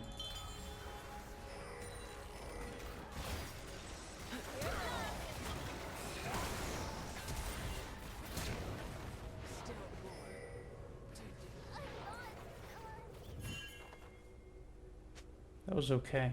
Not the best, not ideal. Maybe I could have gotten my... I mean, yeah, that was a good double bomb by Cillian. At the same time, I could have flashed it. So, kind of a misplay by me, and also kind of well played by the Zillion to land that double bomb. That really did force me to give Vayne an opportunity to escape, and also forced my team to use their flash. And even for Zeri to commit to the point where she died. Still, good for us. They lost minions, I think, to the turret, or was the wave up here? Actually, I might be wrong here. Maybe the wave was already pushing. Anyway, doesn't matter.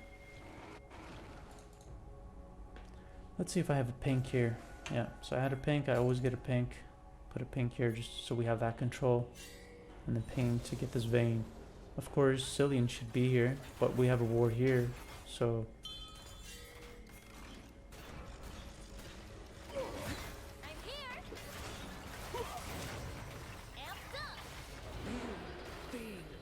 I didn't want to get the kill there, but... I'm not sure about the Cillian's reaction there. I feel like he could have slowed me. He could have done something. I think he was just... I don't really know what he was thinking. Maybe he was just too focused on just kind of seeing what was happening or what would happen before he actually did anything. I'm pinging here for vision. Really good that the Darius walks up to check the Void Grubs. I really hate passive teams and teammates who just let the enemy team get whatever they want without fighting for it. Rotating to this to fight for the Void Grubs.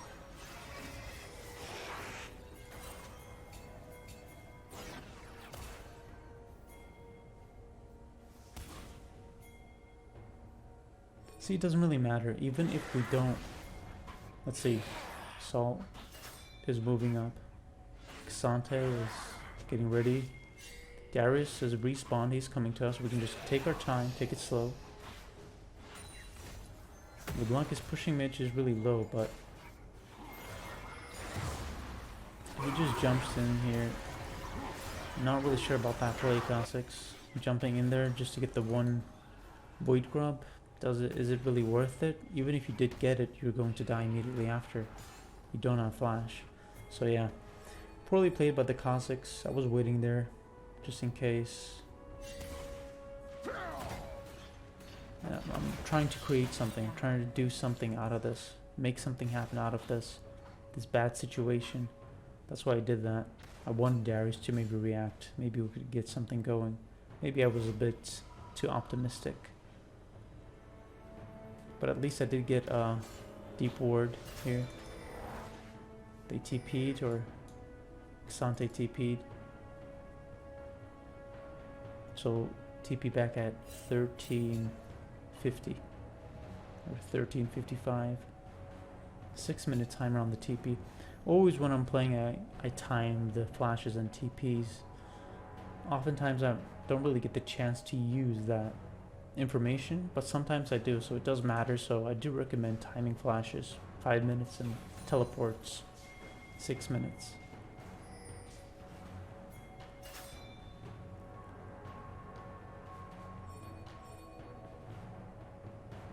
So I'm pinging. I want Cossacks to come with me here to see if we can catch Hecarim or gank bot. So he's young. Yeah, you can see the particle here. So Hecarim is on his camp. So actually, if Cossacks did come with me here, maybe we could have done something. Hex flash over the wall here. LeBlanc into position, really good.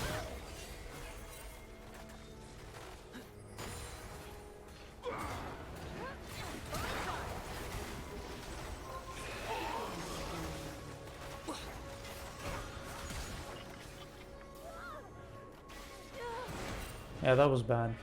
And I have to admit, I was kind of a bit too lost in the moment there, too focused on the timing, on the gank. I wasn't really considering one of the most obvious things when facing a Cillian, his ultimate, that he can just press R and then his teammate will revive, of course, if they're killed. So that was my bad, just overcommitting when they had Cillian ult. Aurelion Sol is out of position, so stopping his...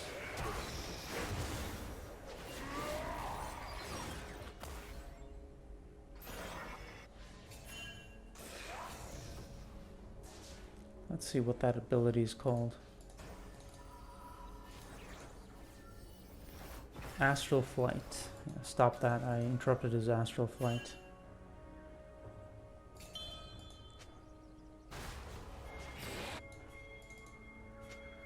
So I'm saying, I want to go in here because Vayne is low.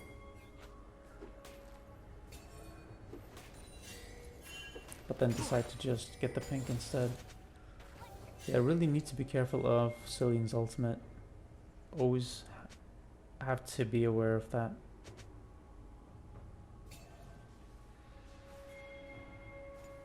Wood grubs spawning soon, so I'm thinking of moving into position. You see that their bot lane is very passive. They're doing very little, and that is exactly why I'm moving around the map so much too, because I can feel and I can see from how the enemy bot lane is playing that I can get away with doing what I'm doing. I can just roam. I can create a numbers advantage consistently for my team. Wood grub spawning very soon. 10 seconds. Possible to gank this guy. It's possible. Waiting for LeBlanc to come. Definitely better. With LeBlanc it's possible. But we decide to just play it safe.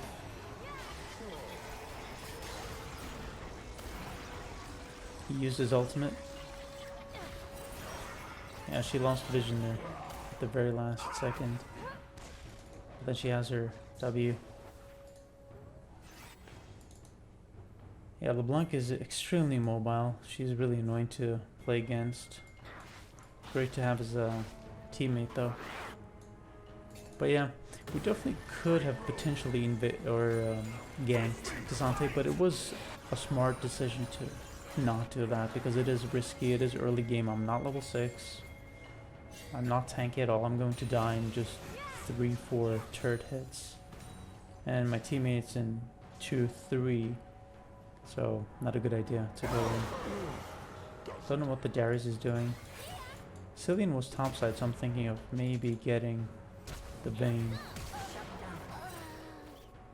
I flashed to hope. I was hoping that I could WQ Vayne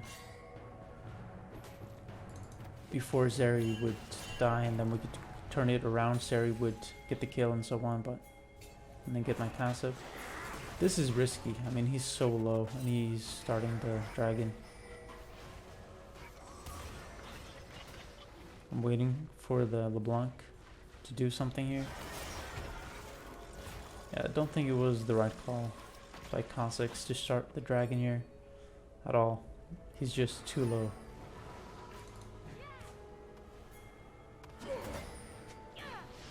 Just trying to save the LeBlanc.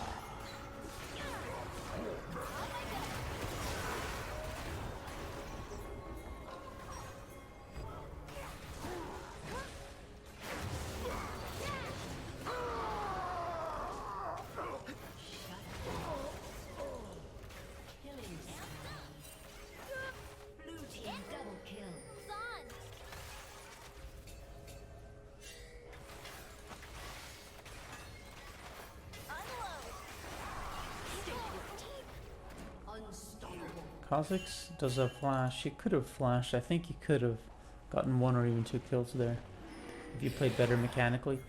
So far the game, like, it started out going really well, and then it's kind of been slipping for the past maybe 10 minutes, kind of slowly but surely. But I'm still trying to make things happen, trying to get things going. Turret is almost down. I'm thinking let's get him.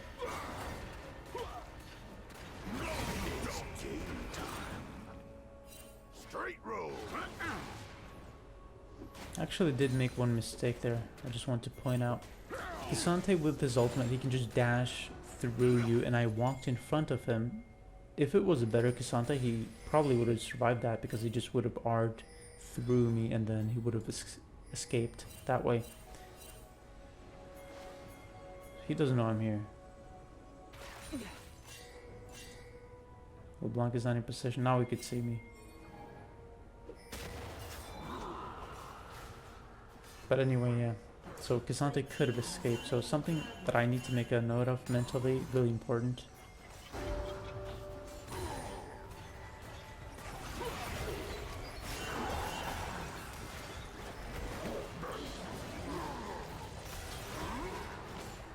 Trying to lead them away from my teammates, so maybe the Darius can survive, maybe my team can do something. That's all I'm trying to do. I'm just trying to survive as long as possible and get them away from my teammates.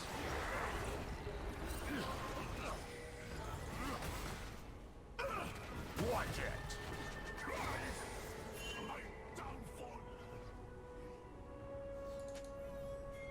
But yeah, my mindset is definitely, well, yeah, they're on the heralds. Got the ward down there. So we have good vision coverage. I feel like I'm consistently trying to do things for my team. I'm trying to make things happen. Trying to play opportunistically. Just like I am, just as you're seeing right now.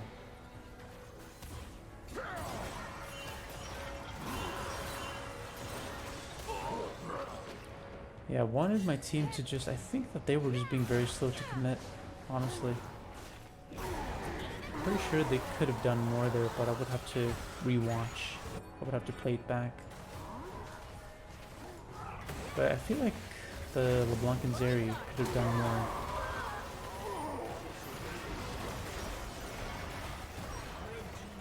And just a quick note here, like this happened because of me. Because I made this play where I went in 3v1, I think, and I delayed them.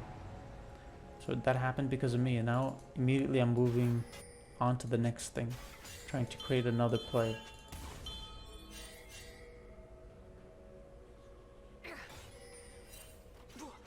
Brace yourself. Red team's turret Get has been foul.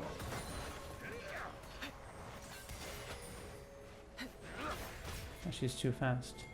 With the ghost, it lasts, I think, 10 seconds. Let's take a look, or 15 seconds actually. So yeah, it lasts a long time. She has a lot of mobility with that. spree. I feel like the Cillian is not good.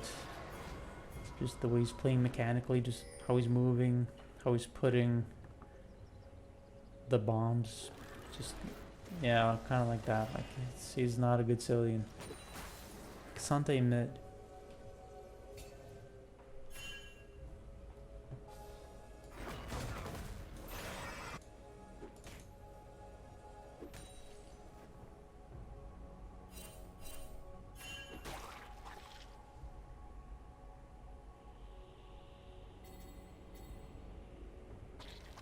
Series top. They have their bot in the bot lane. So I'm saying I want to get this. When he clears this pink, I want to go in. But the Kha'Zix maybe doesn't understand. He's not paying attention. This would have been the perfect time to go in. Using your wards as bait is really, really simple and efficient.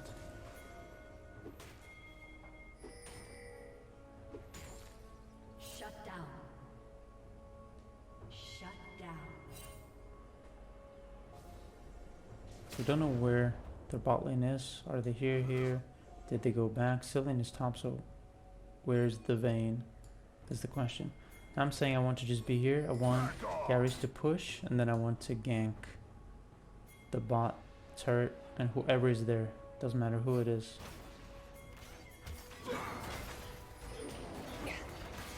Wrong move.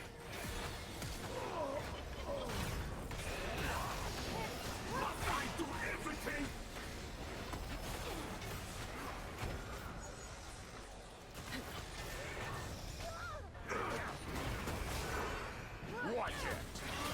Rotate. Shut down. trying to make things happen here, but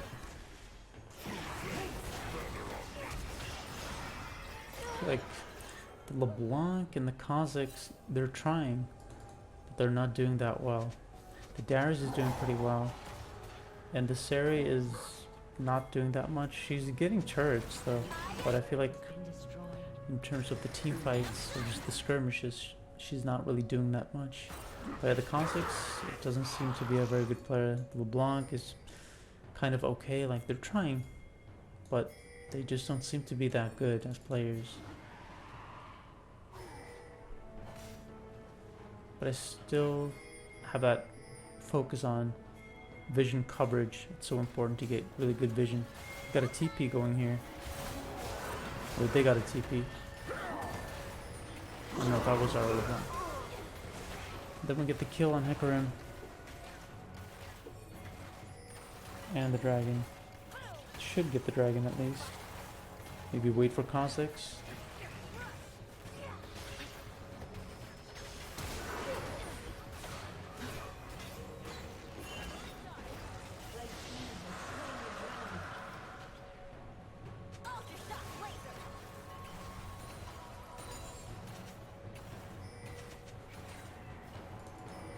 All in all, a win for us. We got the dragon, so that's good. So I go Seeks and then 2 Frozen Hearts, or sorry, 2 Cloth Armors.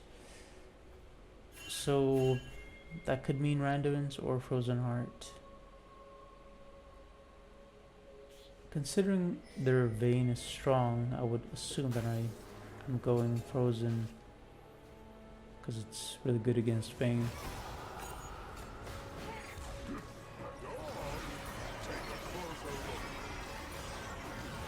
Because of the LeBlanc, I got kind of baited. That's what happened there. Not trying to make an excuse, but that's the truth. LeBlanc got caught out, and that kind of baited me.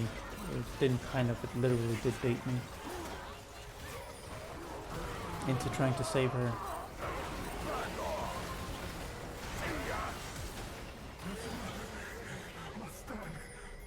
Then my team is able to do something, finally working together and doing something without me making plays constantly.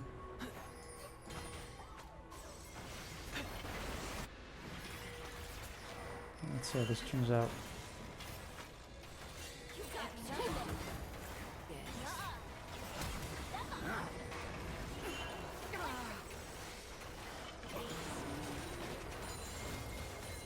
And now I'll get Baron. Definitely get Baron now. We got those picks.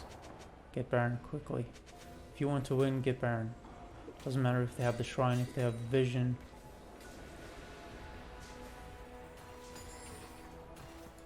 Also possible to do what we're doing here. Probably the smarter play, the safer play, to just set up a trap.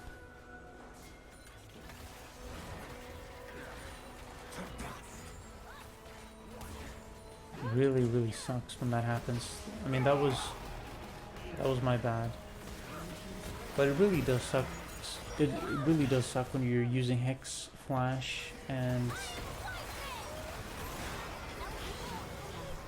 trying to wait to see if I'm in the right position to go in or not. But yeah, what I'm saying is when you have Hex Flash and you're trying to flash over the wall, you need to make sure that the Hex Flash is fully channeled. If not, you're not going to go over the wall. And in this case, I just didn't hold it for that, 0.5 seconds longer that I needed to channel it fully, something like that. They're really low in trying to take Baron. Definitely an opportunity. Need to go in here. Putting a pink so my team can see. A lot of back and forth.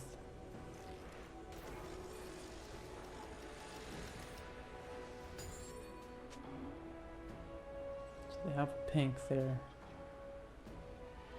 Waiting to clear, trying to be a bit careful. Yeah, I'm waiting to clear because I need my team to be closer to me before I clear it. Really important.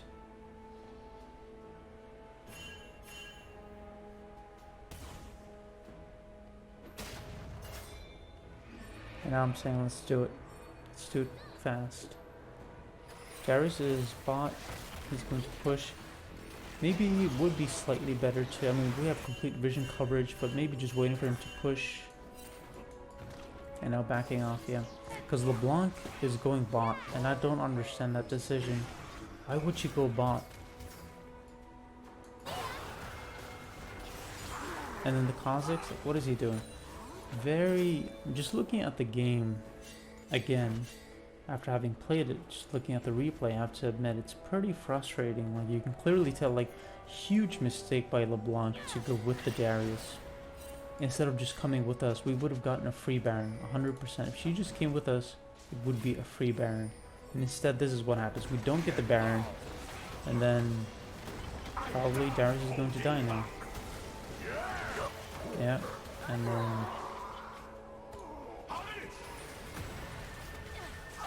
we did end up getting a few kills there, so it did turn out okay in the end, but like, I think it's pretty obvious that the LeBlanc made a huge mistake there. But it kind of turned out okay. That was a good double bomb by Zillion. But yeah, it turned out okay because Sari is really strong, but like, yeah, it was the wrong call. Like, a seriously bad call of LeBlanc to go bot when Baron is up. Don't understand that at all. So I'm pinging Baron here. I'm saying actually it's the LeBlanc pinging the Baron, and now I'm pinging, let's go there, let's do it.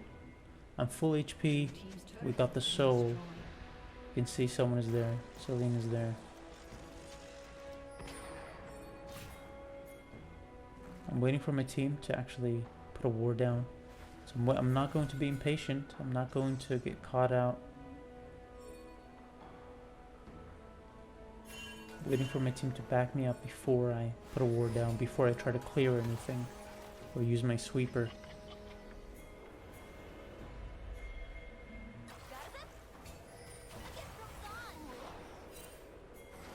That's huge. Definitely makes it really easy for us to make this call, to just get the Baron.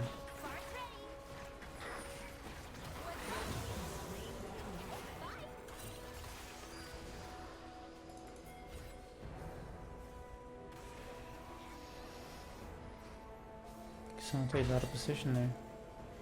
Darius is pushing top, LeBlanc is pushing bot, and we're pushing mid. This is what you need to do with Baron buff. You need to use it in every lane, on every mini. That is most efficient. And the Aurelian slow there is really crazy. I actually wonder if Aurelian might kind of work as a support just from that slow. That insane slow that he has, that zoning. Like, imagine how good that would be when you, like, in these choke points, like here especially, or here, like you'll completely block the enemy team or anyone who's standing on the opposite side of that ability.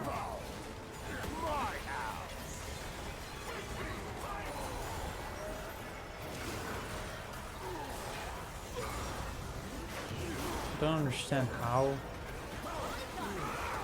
my Q didn't knock Aurelian up there.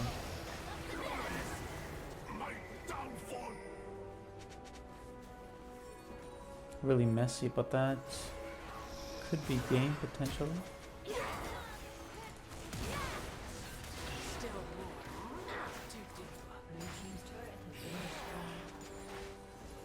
That was kind of strange, like how she flashed in, I flashed in, and then like a second and a half later at WQ, she should have E'd me. Not sure if she had her E, but I'm just focused on ending the game at this point.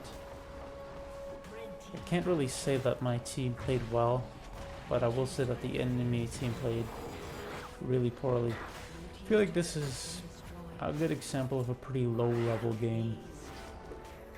Sometimes in Emerald, the players are really, really good, and you can tell just by the way that they're playing mechanically, how they're moving around the map. But this game, both my team and the enemy team were not playing at a high level, I would say.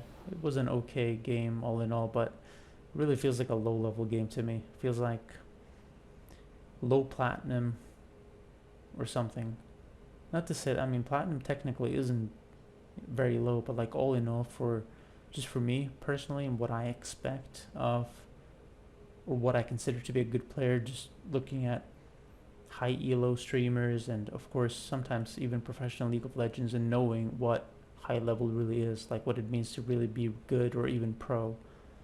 This is so far below. Like just how people, everyone on my team, everyone on the enemy team, how they played mechanically, how they moved around the map, how they poked, how they used their skills, everything combined feels really low level to me. But anyway, my team all in all played better.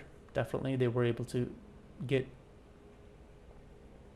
more out of the situations that came about, and the enemy team, they just did very little. Like just felt no pressure from them at any point. The Hecarim, like where was he? Where was the Cassante? Where was the Vayne, the Aurelian, yeah, the Cillian? Where was the enemy team? Didn't feel any presence from any of them throughout the game.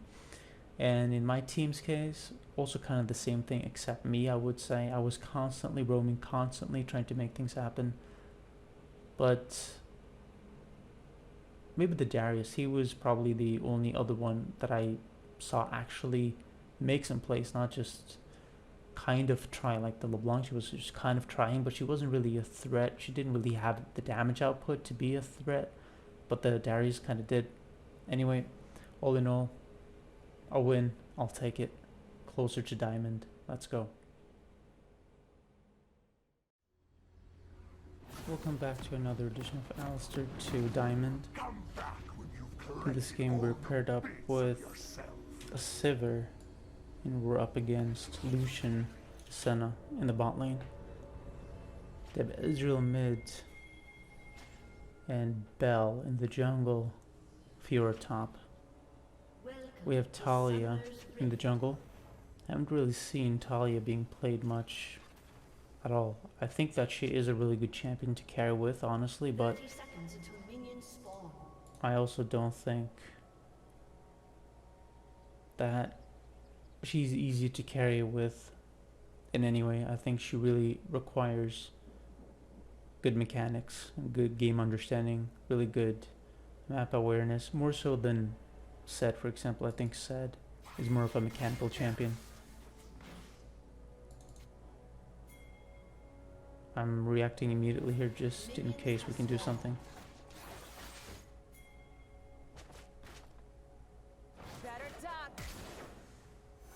I was definitely ready to flash on him there.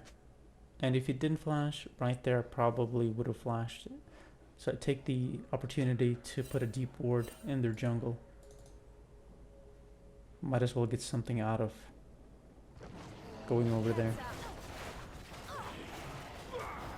Notice that I did 2 autos and then I queued to interrupt the golem's own auto, just to reduce its damage. So we have double wards in their jungle, really good just to get accurate tracking of their jungler. There's nothing more accurate than actually warding deep into the enemy jungle and getting those exact timers on the camps and just knowing exactly where the jungler is.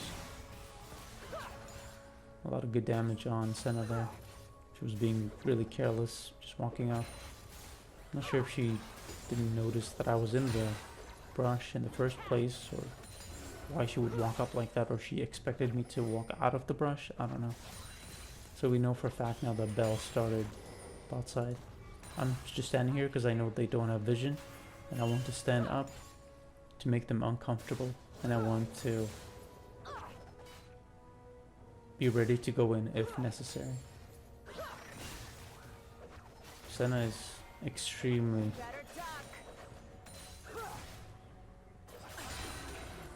squishy, so I know that. I walk back into the bush here so they can't auto me because they don't have vision, like I said.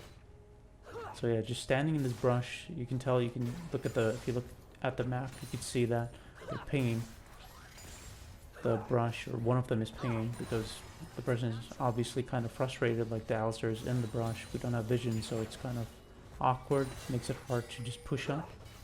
And that is exactly why I'm doing it. Careless mistake by Senna.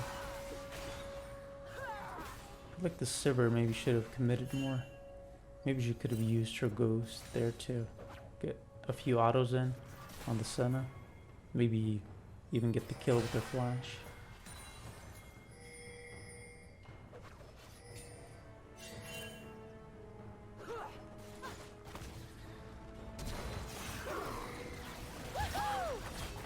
Flash by Bell. Back up at 8.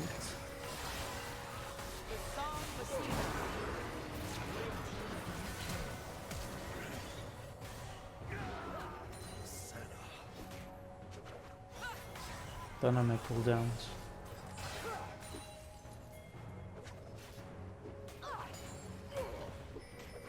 Pushing fast.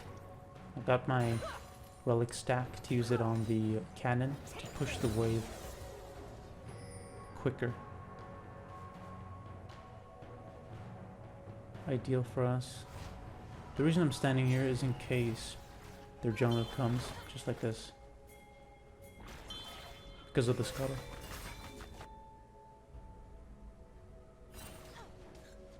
Waiting to use my spells.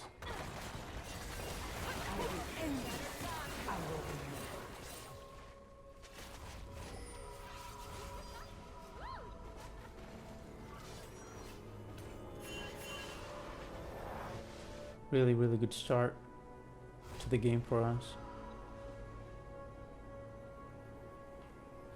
Pretty much ideal.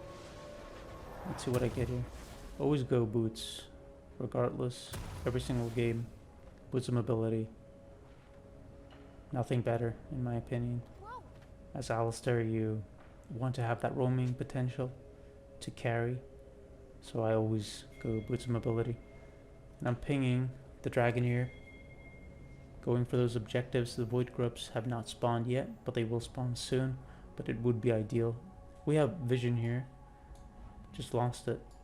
But regardless, in this situation, with them pushing up, Talia being bot side, it makes a lot of sense to go for their bot.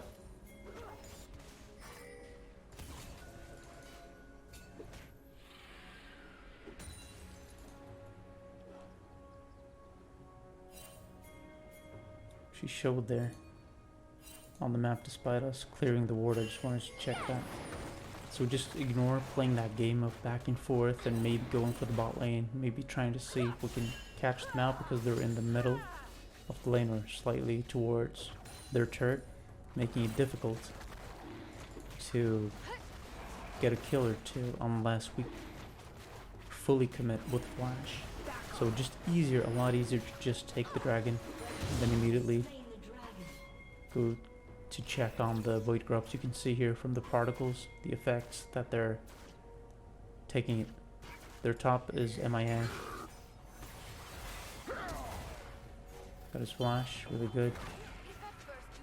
I continue to go up even though I know for a fact that she got it, because I know that she's there. And that means that if she's careless, maybe we can make something happen, or we can gank top. Either or.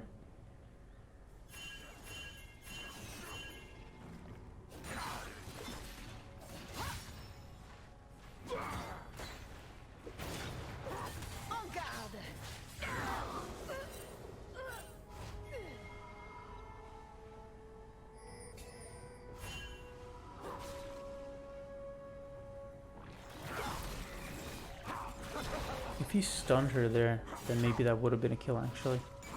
He should have stunned her there. Instead he used auto Q, I think. Anyway, not a big deal. I could have also WQ'd her when she walked up.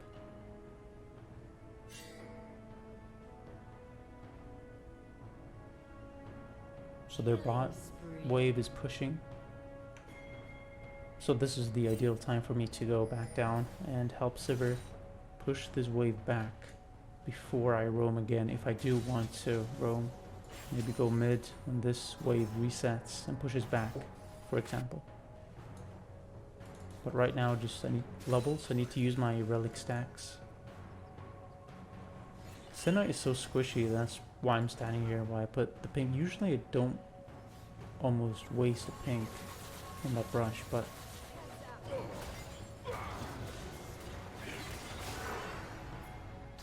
Back off.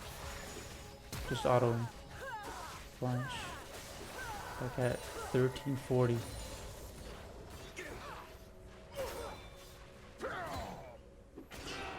And I messed up there with the Q, or he was barely out of my range. Talia has her ultimate. And then she backs off, which I don't really like, but I can understand it. The wave is pushed up really far, so it's hard to make something happen. But then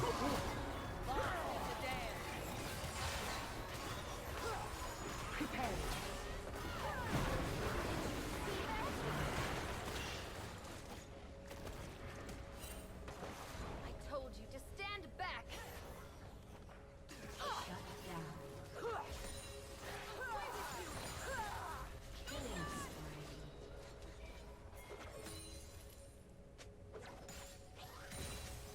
I do want to dive him here.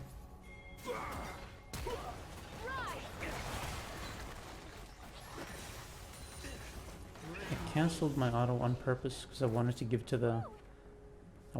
the kill to the Talia. I see the pink and I ping it, so we have it marked so we know it's there, but I don't want to spend time taking it down. First I want to get my own ward down. I'm not overextending here, so that's the thing. It's giving us, this ward gave us important information. We now know, I did two things here. First I walked through the brush here, so we know that they have a pink here.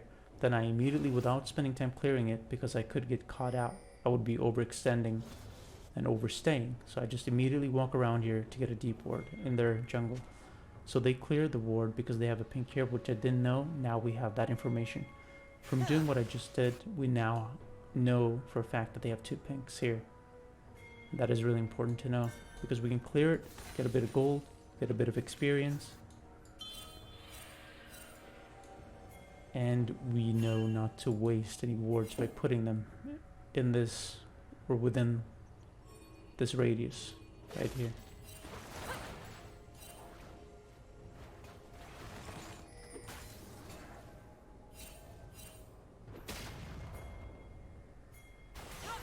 I wanted to go in there, but this Renekton is kind of going back and forth.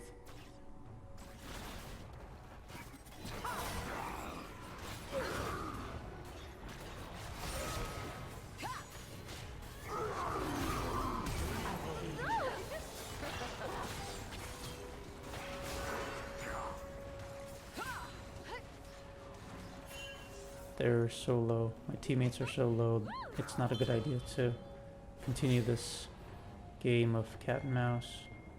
Best to just go back, and that's what I'm doing. And especially because dragon is up. Much better, much more consistent to focus on getting the dragon instead.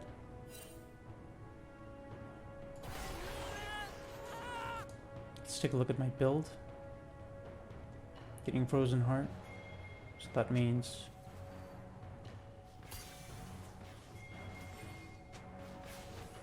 that I'm focusing on slowing down their auto attacks. Belobeth is an auto attacking champion, so I think it is a really good item against her. Frozen Heart.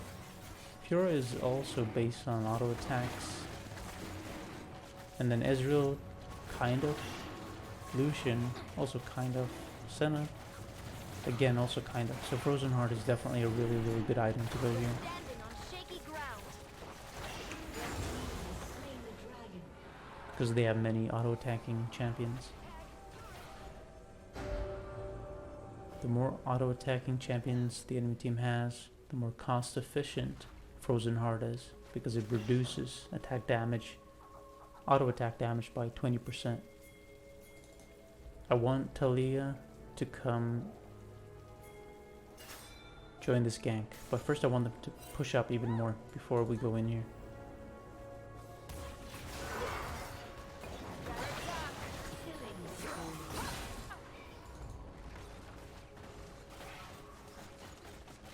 Mid is pushed up. Look at the Ezreal.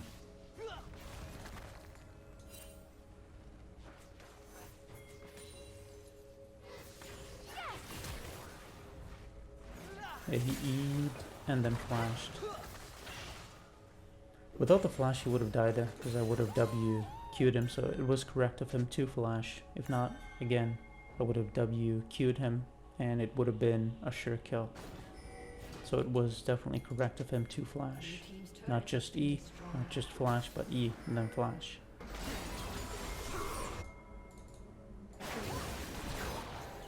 Shut down. Notice Talia is up top. She's close to the action here. And I know that they want to go for the Herald. So that's why I'm in this position. I don't want to just give them the Herald, I want to fight for it. Preferably make them pay for it. Like so, like this.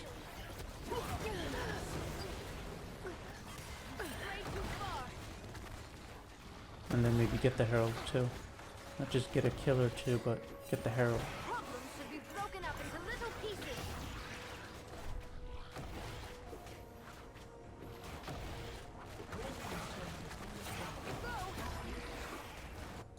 Someone on the enemy team took the Scryer. Team's turret has been destroyed. That was Ezreal.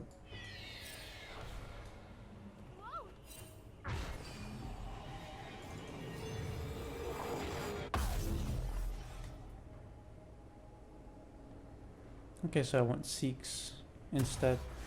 Seeks is also good. I think I definitely could have gone Frozen Heart in this game, but Seeks is definitely really good too. I'm engaging a lot, so it does make sense to go Seeks too. Maybe it makes more sense because I am, like I said, engaging a lot. It's either Frozen or Seeks in this game. I mean, Randomins could work too, but no, Frozen or Seeks would be the best item. Or the best items to go. Solution and Center are here. They're both super squishy. They're far behind. My set is defending. Let's see. So we know for a fact that they have a pink here. So this is the right time to remove it. But notice that I first put my own wards down. I don't want to spend time possibly getting caught out of position. I want to first ward, secure my wards, secure our vision, so that I'm also safer when I remove the pink. So first I put my own wards down. Don't focus on clearing the pink. The clearing of the pink comes last. It doesn't matter to me if they can see me or not, because now they can't. So I'm just waiting here to see what I can do. If they will overextend here, then it's a no-brainer. I'm going to commit. Could potentially die if I do have my R, have my flash, and ignite.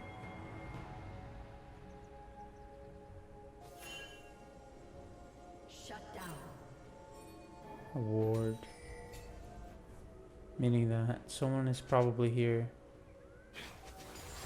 So they're both really scared, and that really tells me that right now they are really scared of me and they're scared of my team and what they know we can do, which is to just pick them off really quickly if they're caught out of position. I know for a fact now that Senna is there. That's it, and then Set is coming in here.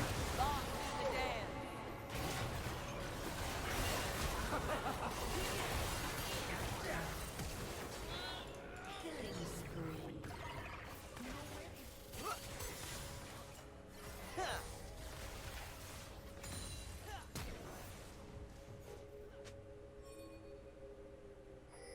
All in all, I think it worked out well, but maybe it was incorrect of me to go into the dragon pit like that. Maybe that was a bit careless. But we know for a fact that they're on the dragon right now. We should contest it. We should not give it to them. Set has to go back because he's so low. But it's good that my team is reacting. We're not just letting them get away, and then we even end up getting the dragon.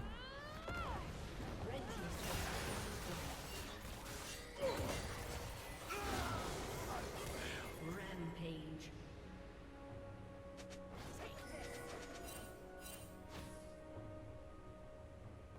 I'm not even sure who was there. I don't even think that I was looking. I didn't see anyone there, so someone else was pinging. I think it was the server that was pinging like mad that someone was there. I wasn't really paying attention when I was playing, or right now. So I'm not really sure if anyone actually went into the brush there, but anyway, went to check because she pinged it like mad. No one was there, or they already recalled. Totally okay. Depending on how a game goes, when you have teammates and they're pinging like mad to do something, then it probably means that for whatever reason, that teammate is convinced that this is the right call, so probably is a good idea to listen to that.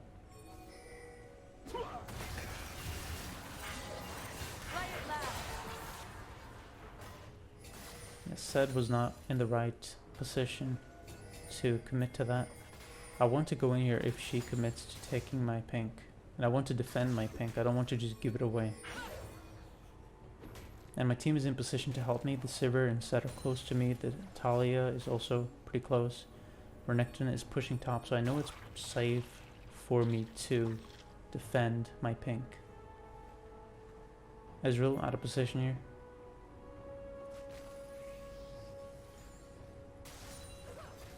Could commit to taking the Lucian, but probably safer to take Ezreal or stand in this brush.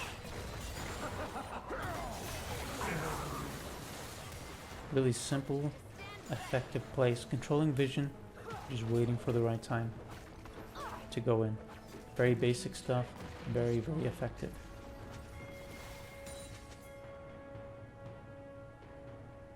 I mean, just look at the vision coverage that we have here in their jungle. The pink here controlling this, deep ward here on the side here, that's my teammate. I think this is my ward. This is also not my ward, someone else put that. I think this is my ward. Yeah, this is my ward. Anyway, look at this beautiful vision coverage that we have. Also pink here, just complete control here. I mean, the only thing we don't have is vision here, but we would see them on one of the other wards if they did come. So we get a free Baron here. They're not contesting it. I feel like if I were playing on the enemy team, it would be extremely difficult to win this game. I mean, just look at the Bell. She's 08. 8 deaths. She has no impact on the game. Actually, she has a negative impact on the game for her team. As in, her team is kind of playing a 4v6 because the Bell is giving us gold and experience. She's not having any real impact on the game for her team to win. So, and in addition, she's giving us experience and gold and demoralizing her own team by frankly being useless.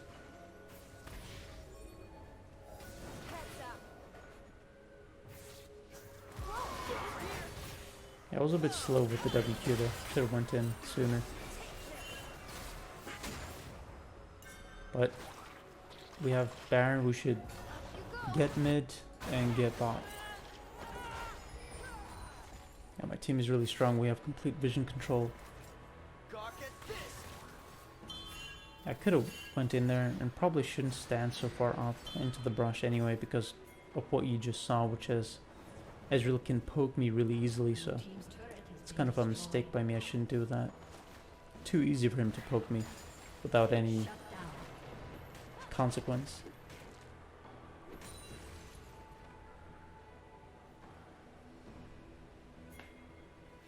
But yeah, we should be using our Baron buff.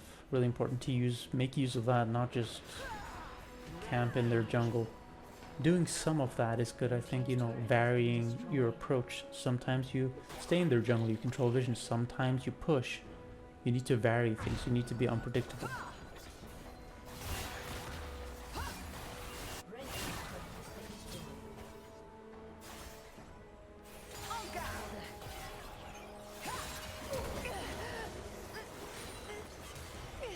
was close.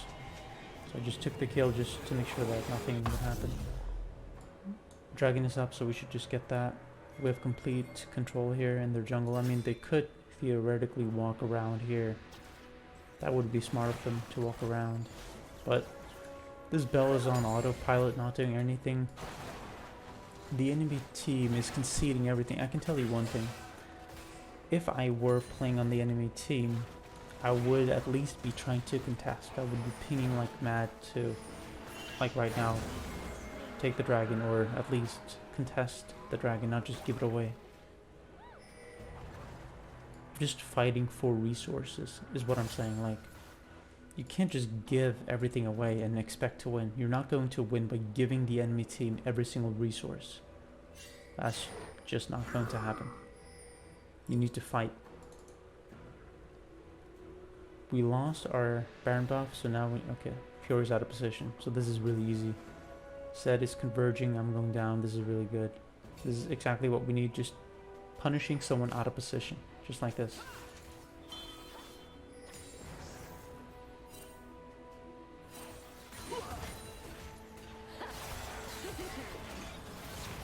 Stand ready.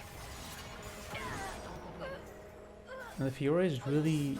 I was pretty surprised throughout this game that the Fiora never W'd.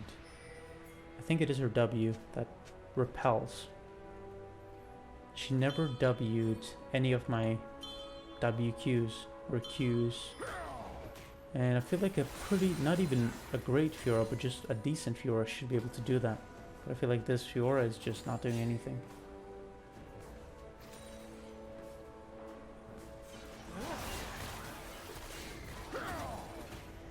And this Bell, like, what is she doing?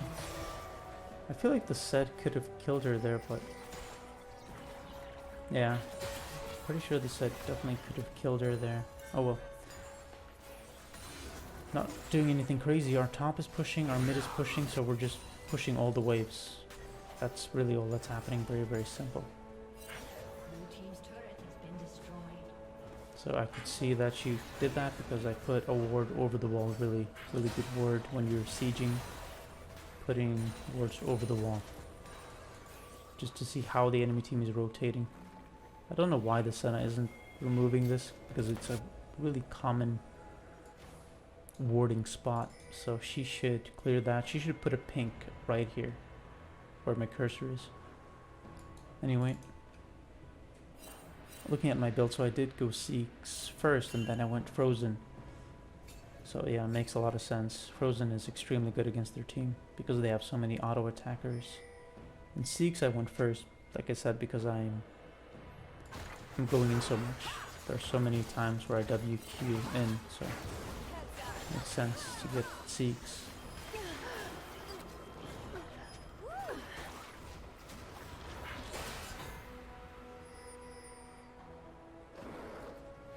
Putting deep wards, and then checking to see if they have any vision. I feel like this Senna is not doing any warding at all. Like seriously, what is... I don't know, I can't even... How long has it been since I actually cleared a ward in this game?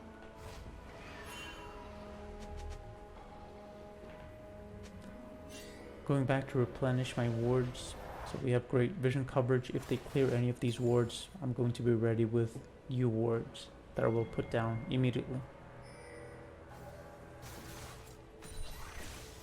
Let's see, so Renekton does not have TP, but he's strong, they're weak. The Fiora can't match him, I think. No one on the enemy team can match him, I think, so it makes sense that he would be splitting. And yeah, we're just getting this for free. So the Bell is actually pinging this. But no one on the enemy team is actually doing anything though. Like, you can't just like ping passively and just be like, oh yeah, maybe they're on Baron. That's not going to work. You're not going to win with that mindset, that playstyle, being that passive. And this knowledge, what I'm talking about, is also the reason why I can make a lot of mistakes in games. I wouldn't really call them mistakes, but basically I'm trying to force things to make things happen, because I have a team that's maybe I can tell like they're pretty bad, the enemy team is pretty good, or whatever, like at least there is a skill discrepancy or a score discrepancy, and I feel like I have to do something, so I force things. But you have to force things when you're behind and you're losing decisively.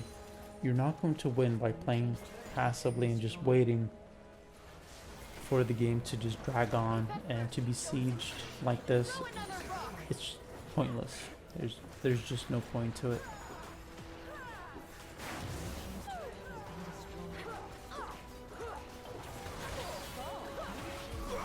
What is the killer doing there? Just walking right up to us. That close? And what is the Belle doing there? Like, what is that? She's kind of trying to flank from behind, and she's Belle, and she's really weak. She has no damage. She's super squishy. Doesn't make any sense. So we got 2 inhibs now, and then we'll get the 3rd here. Just need to push this wave. But I'm just going back to buy, replenish wards, get ready for dragon. Just sticking to the basics.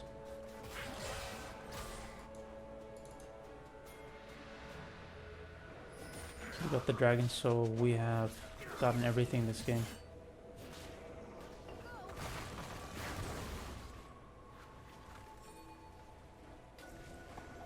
Just feel no threat from the enemy team at all.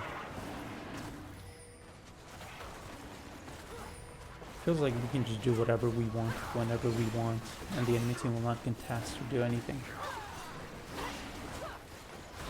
Look at Lucian's level, he's 14, my Sivir is 17.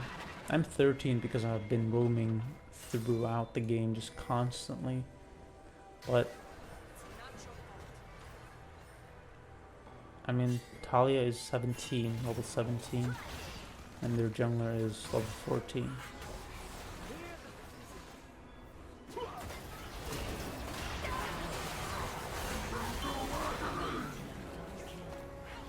That should be game. Well played to my team. They played well. They played as a team. The enemy team did not in any way play as a team. Tanking the turret. I feel like the Sivir played that really, really poorly, but doesn't matter.